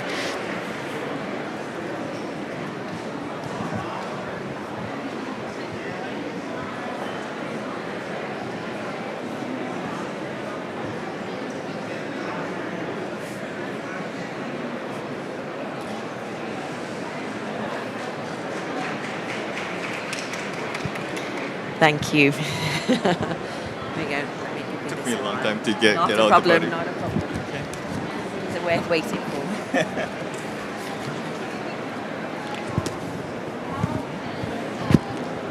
Well, thank you. Thank you. And I'd like to thank my partners, Danone and WWF, for this launching of the online course on sustainable freshwater ecosystems. Friends and colleagues, healthy wetlands are critical to addressing the triple planetary crisis of climate change, biodiversity loss, and freshwater scarcity. We will not achieve the Paris Agreement goals without the protecting and restoring wetlands. Wetlands are proven powerful nature-based solutions to mitigate carbon emissions. They're essential to achieving net zero by mid-century. Peatlands cover 3% of the planet's land surface, but store 30% of land-based carbon. This is twice as much as all world's forests combined. They also sequester and store carbon 55 times faster than tropical forests. Loss of wetlands exacerbates climate change and also reduces our capacity to mitigate and adapt to climate impact. An estimated 35% of the world's wetland areas are lost between 1970 and 2015, 3 times the rate of forest loss. Loss of wetlands ecosystem leads to loss of ecosystem services, including carbon sinks, and releases massive amount of carbons to the atmosphere. Around 50 million hectares of peatlands are currently drained globally, and this is responsible for approximately 4% of all anthropogenic greenhouse gas emissions. At least half of lost peatlands must be restored by 2030 to enable global warming to remain below 1.5 to 2 degrees Celsius. Wetlands are also critical to adaptation efforts and building resilience to climate impacts. Blue carbon ecosystems such as mangroves, seagrasses, and coral reefs reduce wave power, shielding coastal communities from tsunamis, storms, and floods. And the coastal communities, they are 60% of the world's population. Coral reefs provide protection up to $34,000 per hectare every year. Inland ecosystems such as floodplains, rivers, and lakes absorb and store excess rainfall, reducing floods and providing water during dry seasons. Water demand is expected to grow by 50% by 2030, with freshwater resources depleting rapidly through pollution, climate change, and freshwater wetland loss. These nature-based solutions are often far cheaper than hard infrastructures, with mangrove restoration projects costing up to 2 to 6 times less than submerged breakwaters. But they also provide critical additional benefits to tackle water scarcity, biodiversity loss, and environmental degradation. The loss of wetlands has a direct correlation with increasing freshwater scarcity, loss of biodiversity, and making wetland preservation and restoration a win-win for addressing the triple crisis that we all face. All of society must act to reverse the loss of wetlands and accelerate and upscale investment in their conservation and restorations. Conservation investment needs are estimated at $3.9 trillion. Funding from governments and philanthropic organizations alone will not be enough to solve the current crisis. All of society, which includes actors from the public sector, the private sector, which includes civil society, indigenous communities, must combine efforts and resources in order to accelerate actions, obtain the level of finance essential to reach the scale that will reverse the current trajectory where the wetlands are the most degraded ecosystem. Countries, by including wetlands within their nationally determined contributions, for example, have an opportunity to reduce the emissions and restore this ecosystem for multiple benefits. The recent report shows that there's a massive opportunity here, as only 21% of parties of the UNFCCC have so far referred to wetlands specifically as a priority area within their NDCs. friends, and colleagues. Capacity building and knowledge sharing are critical to raising awareness, galvanizing public-private action for wetlands conservation and restoration. Capacity building under the Convention on the Wetlands is recognized as an important instrument with a vital role for enhancing awareness, facilitating participation, all critical to the conservation of the world's wetlands. This online course, developed in collaboration with Danone and WWF, builds on a long-term partnership aimed at conserving wetlands. It's been developed to bridge the knowledge and capacity gap between the private and public sector in the hopes that it will accelerate joint actions to facilitate sustainable use, management of wetlands, and watersheds. The contracting parties of the Ramsar Convention recognizes that private sector has an important role for the conservation of wetlands, especially as primary users and beneficiaries of the ecosystem. However, a latest report revealed a general decline in the extent of activities undertaken by the private sector for the conservation in the Ramsar sites and wetlands in general. We need unprecedented cross-sectoral collaboration to scale wetlands actions towards climate and other SDG goals. This e-learning course being launched today is therefore timely and responds to a real need that facilitate public and private sector engagement for wetlands, showing critical roles wetlands play in climate change mitigation, adaptation, and vital benefits towards biodiversity and water scarcity.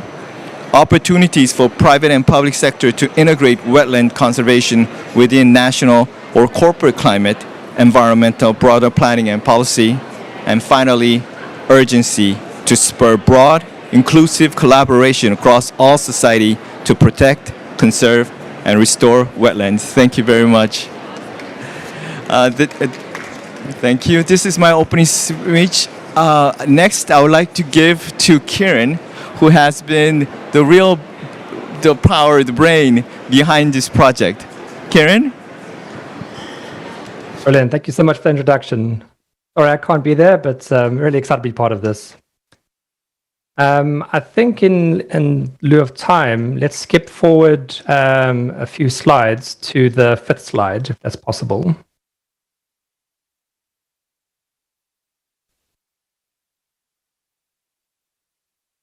Brilliant. And keep going to the 5th slide. So I think much of what was discussed, I can go into a bit more detail, but I think the important thing is that finance gap. And it's really sort of showing that no matter which SDG we look at, we're really only meeting about 1/3 of the finance that is really needed to go and deliver those SDGs. If we're really focusing on conservation, it is 300 to 400 billion US dollars per year that we need to go and conserve and restore ecosystems, and we're currently only getting around 15% of that. If we go to the next slide, we can go and see that philanthropy and global ODA has really been focusing and deploying the much needed capital towards these SDGs and trying to figure out how to go and close that gap of 2/3. We're not going to get that just from philanthropy and global ODA. We really need to start looking for other sources of finance and sources of funding to really support the SDGs and deliver on the SDGs. If we look at the private finance pools that we see on the screen right now, we can really see that this really dwarfs the supply of the philanthropy and ODA. And these funding financing streams and flows, it's really important for us to understand them, to access them and start influencing them and start working with the private sector and private finance to start closing that SDG gap. All of this was really showing that the private sector is a very crucial group. And this is a group that's also increasingly looking for ways to invest in conservation and also biodiversity, and really looking at really important and interesting projects that they can bring to start helping us safeguard our landscapes. So really understanding how to close this financial gap is important, but importantly working with the private sector and bringing these private sector players and impact groups together in these landscapes and basins is crucial. Next slide, please. And it was just in mind that Danone, the Secretariat of Ramsar Convention on Wetlands, and WWF came together to go and create this package of knowledge and training to really go and start building that foundational knowledge of key concepts to really enhance that public and private sector engagement. We really hope that it's tools like this one and many others out there that we can really start to work more closely with the private sector to go and deliver benefits to the world's freshwater ecosystems. And also it's important for us to go and provide this content in a way that can be accessible online, accessed for free, and also available from anywhere. And so this is a program that is self-paced and completely online. Next slide, please. We designed this program to really go and start building and promoting a greater understanding of the value of freshwater ecosystems, and importantly, how they contribute to the economic, social, and environmental development goals. We really want to increase the awareness of all the different stakeholders in these different landscapes and basins, and importantly, how they interact, support, and impact each other. And lastly, we want to showcase how we can start to really create opportunities and develop projects that can unlock further financing for freshwater conservation. These include subjects like wise use in the landscape approach, payments for ecosystem services, bankable projects, and water funds. Next slide, please. We've split the program into 3 different courses, and each of them will include around 5 to 10-minute lectures, videos, case studies, additional information, and links to really important and really crucial other resources to really go and reinforce the subject that we're discussing. In the first course, we introduce freshwater ecosystems and the value that they provide, including discussing the barriers and opportunities for these freshwater ecosystems in order to really go and build and support protection and restoration of them. During this learning journey, it's also very important to go and look at the practical examples of these topics. And there are really many great examples out there that cover these topics that can really go and show the learner how these things actually get developed and implemented in real life, then also hopefully to go and inspire them to go and do similar kind of approaches in their own landscapes. And so we really start to go and link these core topics and subjects to actual implemented cases. The second course goes and covers the various approaches to safeguard wetlands. And during this course, we'll provide the learner with information how to effectively conserve and manage wetlands, and then to discuss the 5 approaches that really enable effective wetland conservation. Next slide, please. And then moving on to the next and final course, this one will be focusing on working with the private sector. We will cover engaging in the private sector by building the enabling environments and how to go and strengthen and facilitate the public-private sector engagement. We review voluntary market-based mechanisms and see them as a really important tool to go and support conservation and wise use. And we also show how they can be applied and developed in our landscapes and basins. It's really the link to external tools that are really important here, because there's a lot of great work out there that goes and summarizes and details these voluntary market-based mechanisms. And we really want to make sure that we can go and really add new content to this, to the world, and sort of really go and link and combine these amazing resources that already exist. And then the last 2 topics will go and bring all of this previous content together to really start developing projects with the private sector. These will help teams identify bankable or investable opportunities and start to unlock new and much needed finance for conservation projects that can really go and start developing and supporting all of our stakeholders in our landscapes. Next slide, please. And then lastly, we've developed and tested this platform leading up to today, and we're very proud to launch it here externally at COP26. Following this session, we will provide more in-depth webinars and workshops to share and build on this learning program, and hopefully in the future to have more face-to-face workshops that we can then go to the next level and the next step beyond this foundational content. The first of these webinars is taking place on the 25th of November. And if you need any information, please chat to Danon, Ramzo, or ourselves at WWF. We really hope this can be another tool and resource to go and help us meet our global, national, and landscape goals. Thank you for your time, and it's been a pleasure to be part of this journey. Thank you.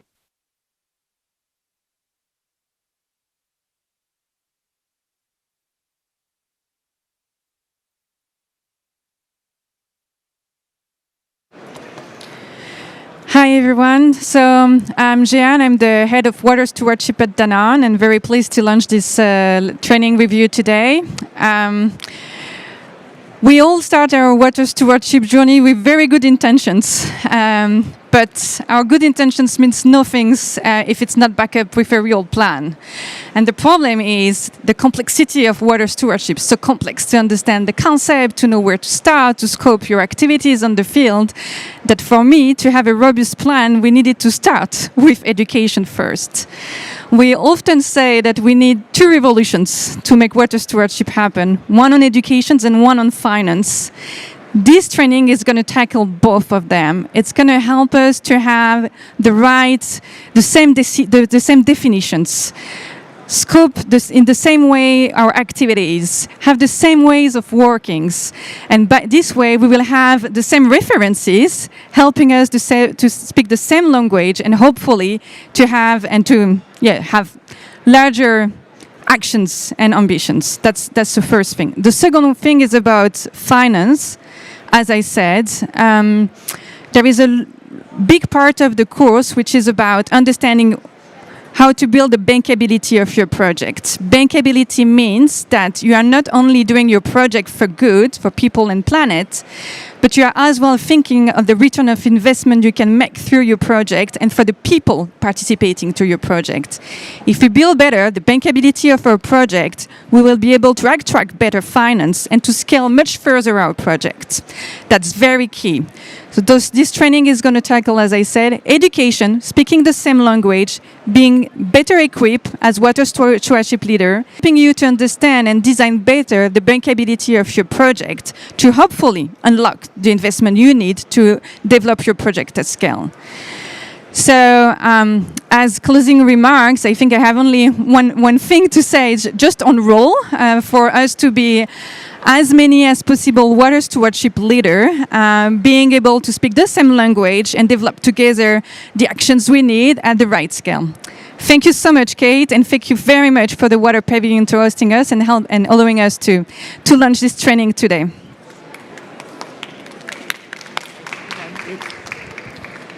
Thank you, Jahan and team. A really powerful piece of the toolkit, really, that we need in order to succeed in our journey towards a more water secure future.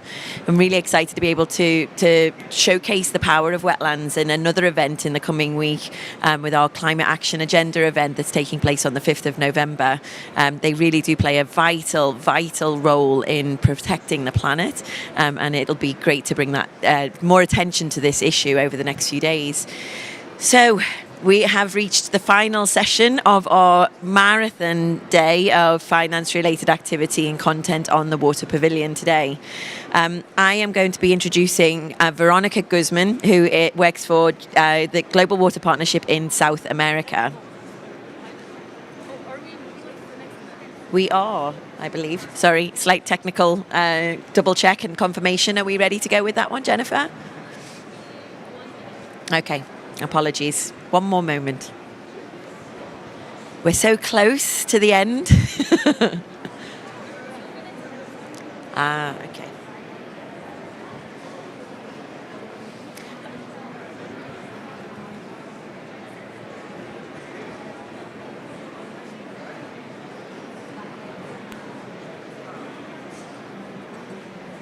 We're so close to the end.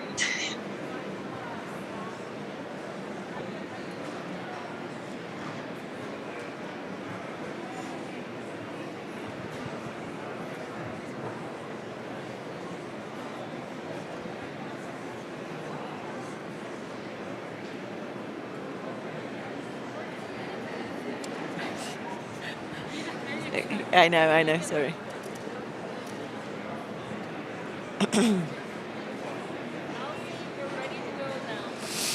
Okay.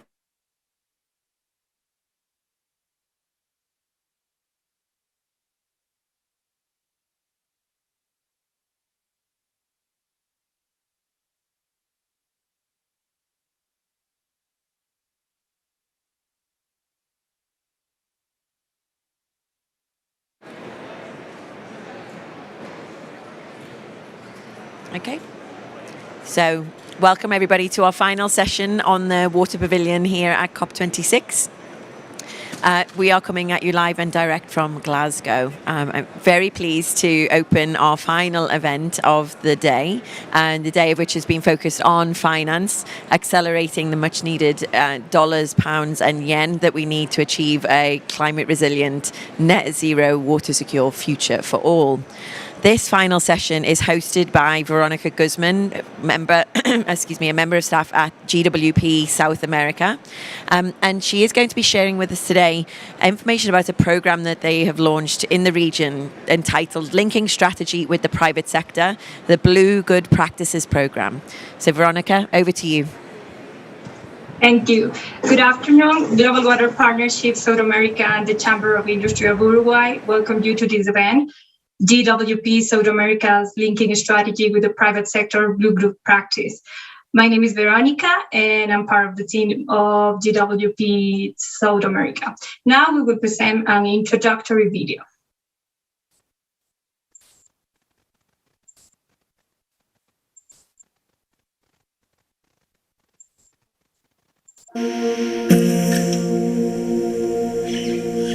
Latin America and the Caribbean have about a third of the world's water resources. Their management is a key tool to achieve sustainable development and combat climate change. This is a task that requires joint work between the public and private sector. Companies have the power to be agents of change, optimizing the use of water and promoting saving, recovery, and reuse measures in all production processes. For this reason, Global Water Partnership South America, in conjunction with the Uruguayan Chamber of Industries, developed a pilot plan in Uruguay to promote an adequate use of water in small and medium-sized enterprises, framed in the GWP 2020-2025 strategy to support a circular economy in the South American industrial sector. El espacio de trabajo compartido con GWP es sumamente pertinente para potenciar los servicios de promoción del desarrollo que llevamos adelante. Desde SIU, desde la Cámara de Industrias, contamos con una cartera de servicios de desarrollo industrial que busca promover la exportación, la innovación, la capacitación y la sustentabilidad ambiental de las empresas industriales.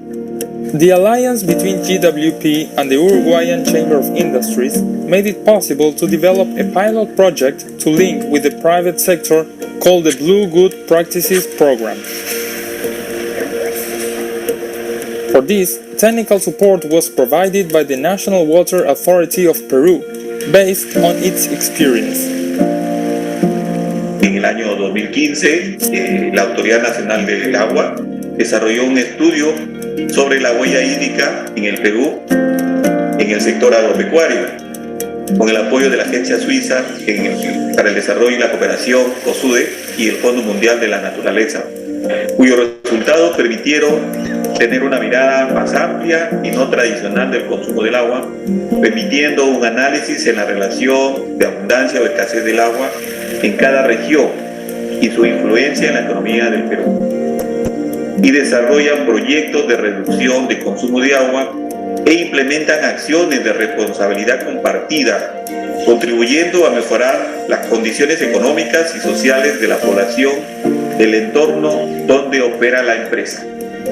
To meet our objective, we will develop training and diagnostic consultancies for the efficient use of water in small and medium-sized companies in Uruguay. This pilot project seeks to sensitize industrial companies and gather lessons for scaling up in 2022. Construir un servicio hacia un certificado azul que permita aumentar la eficiencia del uso del agua en los procesos productivos de las empresas es un aporte de nuestra institución hacia una lucha sostenible e implica un avance importante en la lucha contra el cambio climático. By 2022, we want to grow, continue to sensitize the private sector, and bet on a future with good blue practices. Because the future of the water, of the planet, of our sources, is in our hands. Join our efforts.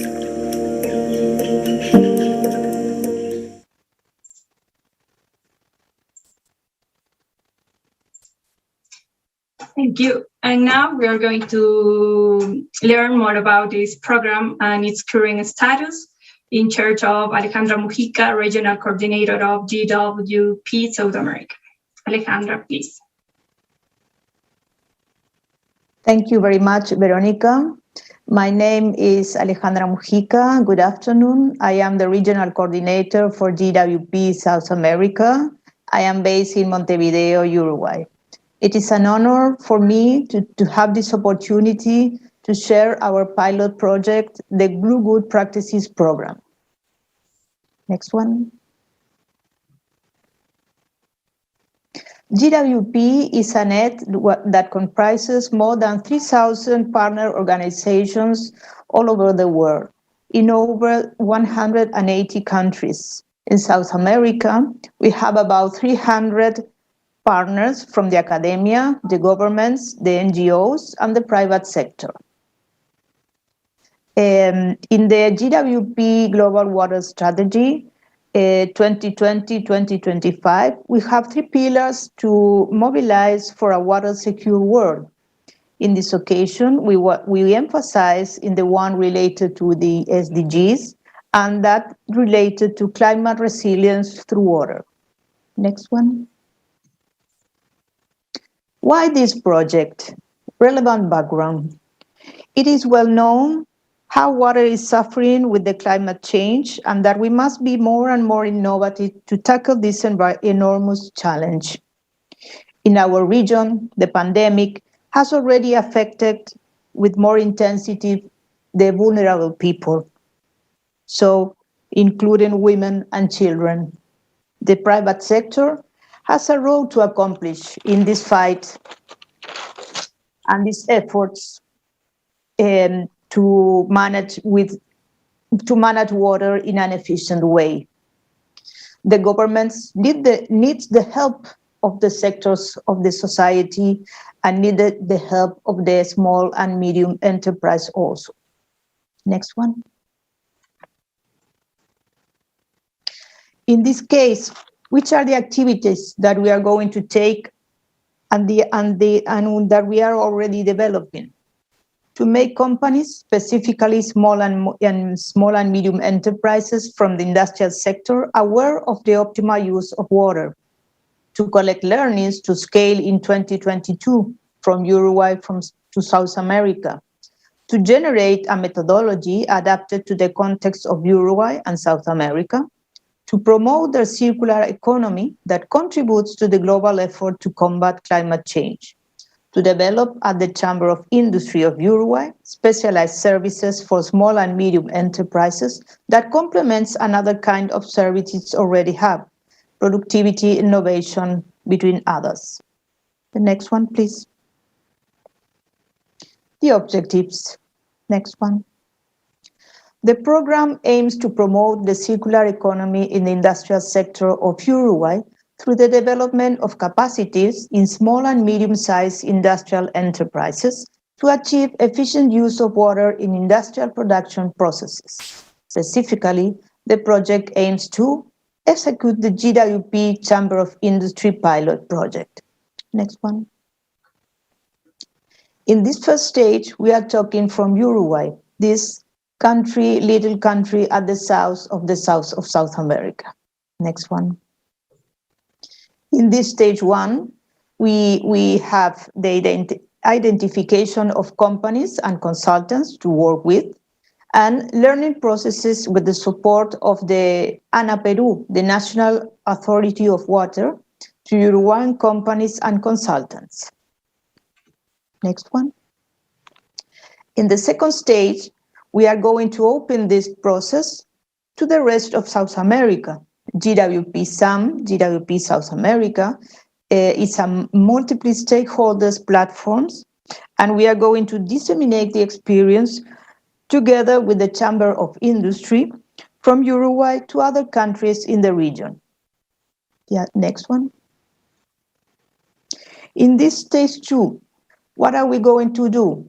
Adapt the methodology for our small and medium enterprises of the industrial sector.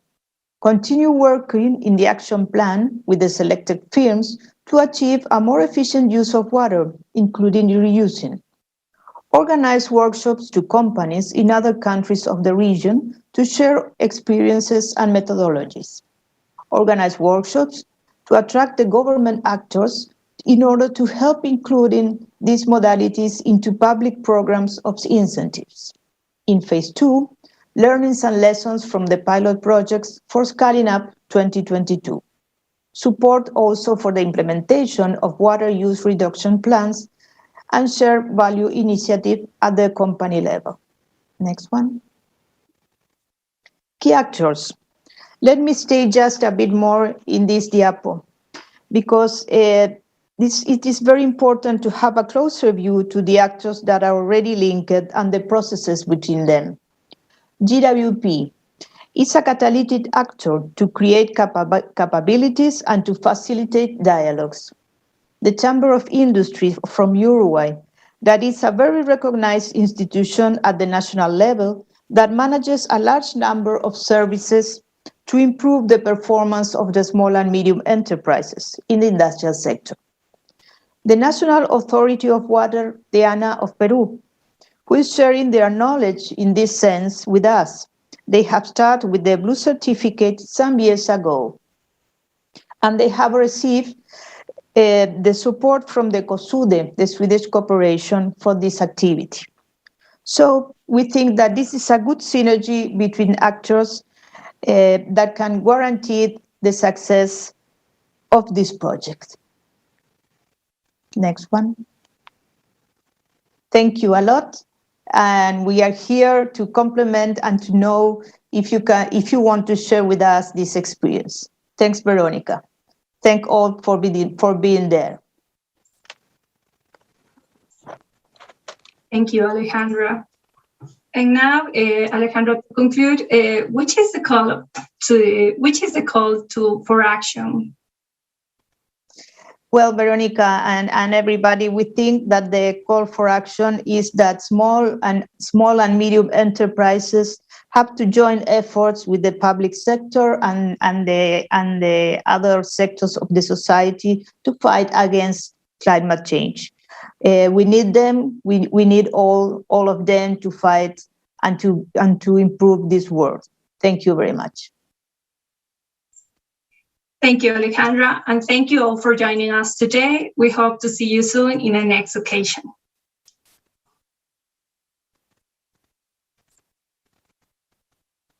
Thank you, Veronica, and thank you, Alexandra, for that really inspiring conversation. Really excited to see the impact of the work and how it will evolve over the continent in the coming years. So good luck with that.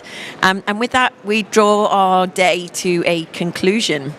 I wanted to thank all of the participants for their efforts and energy, not only today, but in curating and creating the content that you've seen. This just doesn't happen overnight and on its own. It does come with an awful lot of hard work from an awful lot of people, some of them sitting here squirreling away behind the desk and behind the wall behind us. So thank you again on that front. This isn't the first and only day, of course, of content across the pavilion. We have 2 weeks of amazing content planned for you, and I hope that those of you that have been able to join us today, both in person and online, can also dial in for those pieces of information and content that's emerging over the 2 weeks. In particular, one of our highlights, if I may take a moment, is Friday the 5th, which represents our major global climate action event that's hosted by the high-level champions, for which I am a member of that team and our water lead within the sector. We're going to be launching a whole range of new initiatives during that session, which starts at 11:15 on Friday and will be broadcast online for those interested. Some of those will feature Peru, who we hope will become one of the first signatories to a declaration on fair water footprints, which represents a unique opportunity bringing private and public sector organisations together to work to achieve a more resilient outcome. What we've heard today, and I think what we want the negotiators and governments that are, we hope, paying attention to the content that we're presenting here on the pavilion, is that action is underway.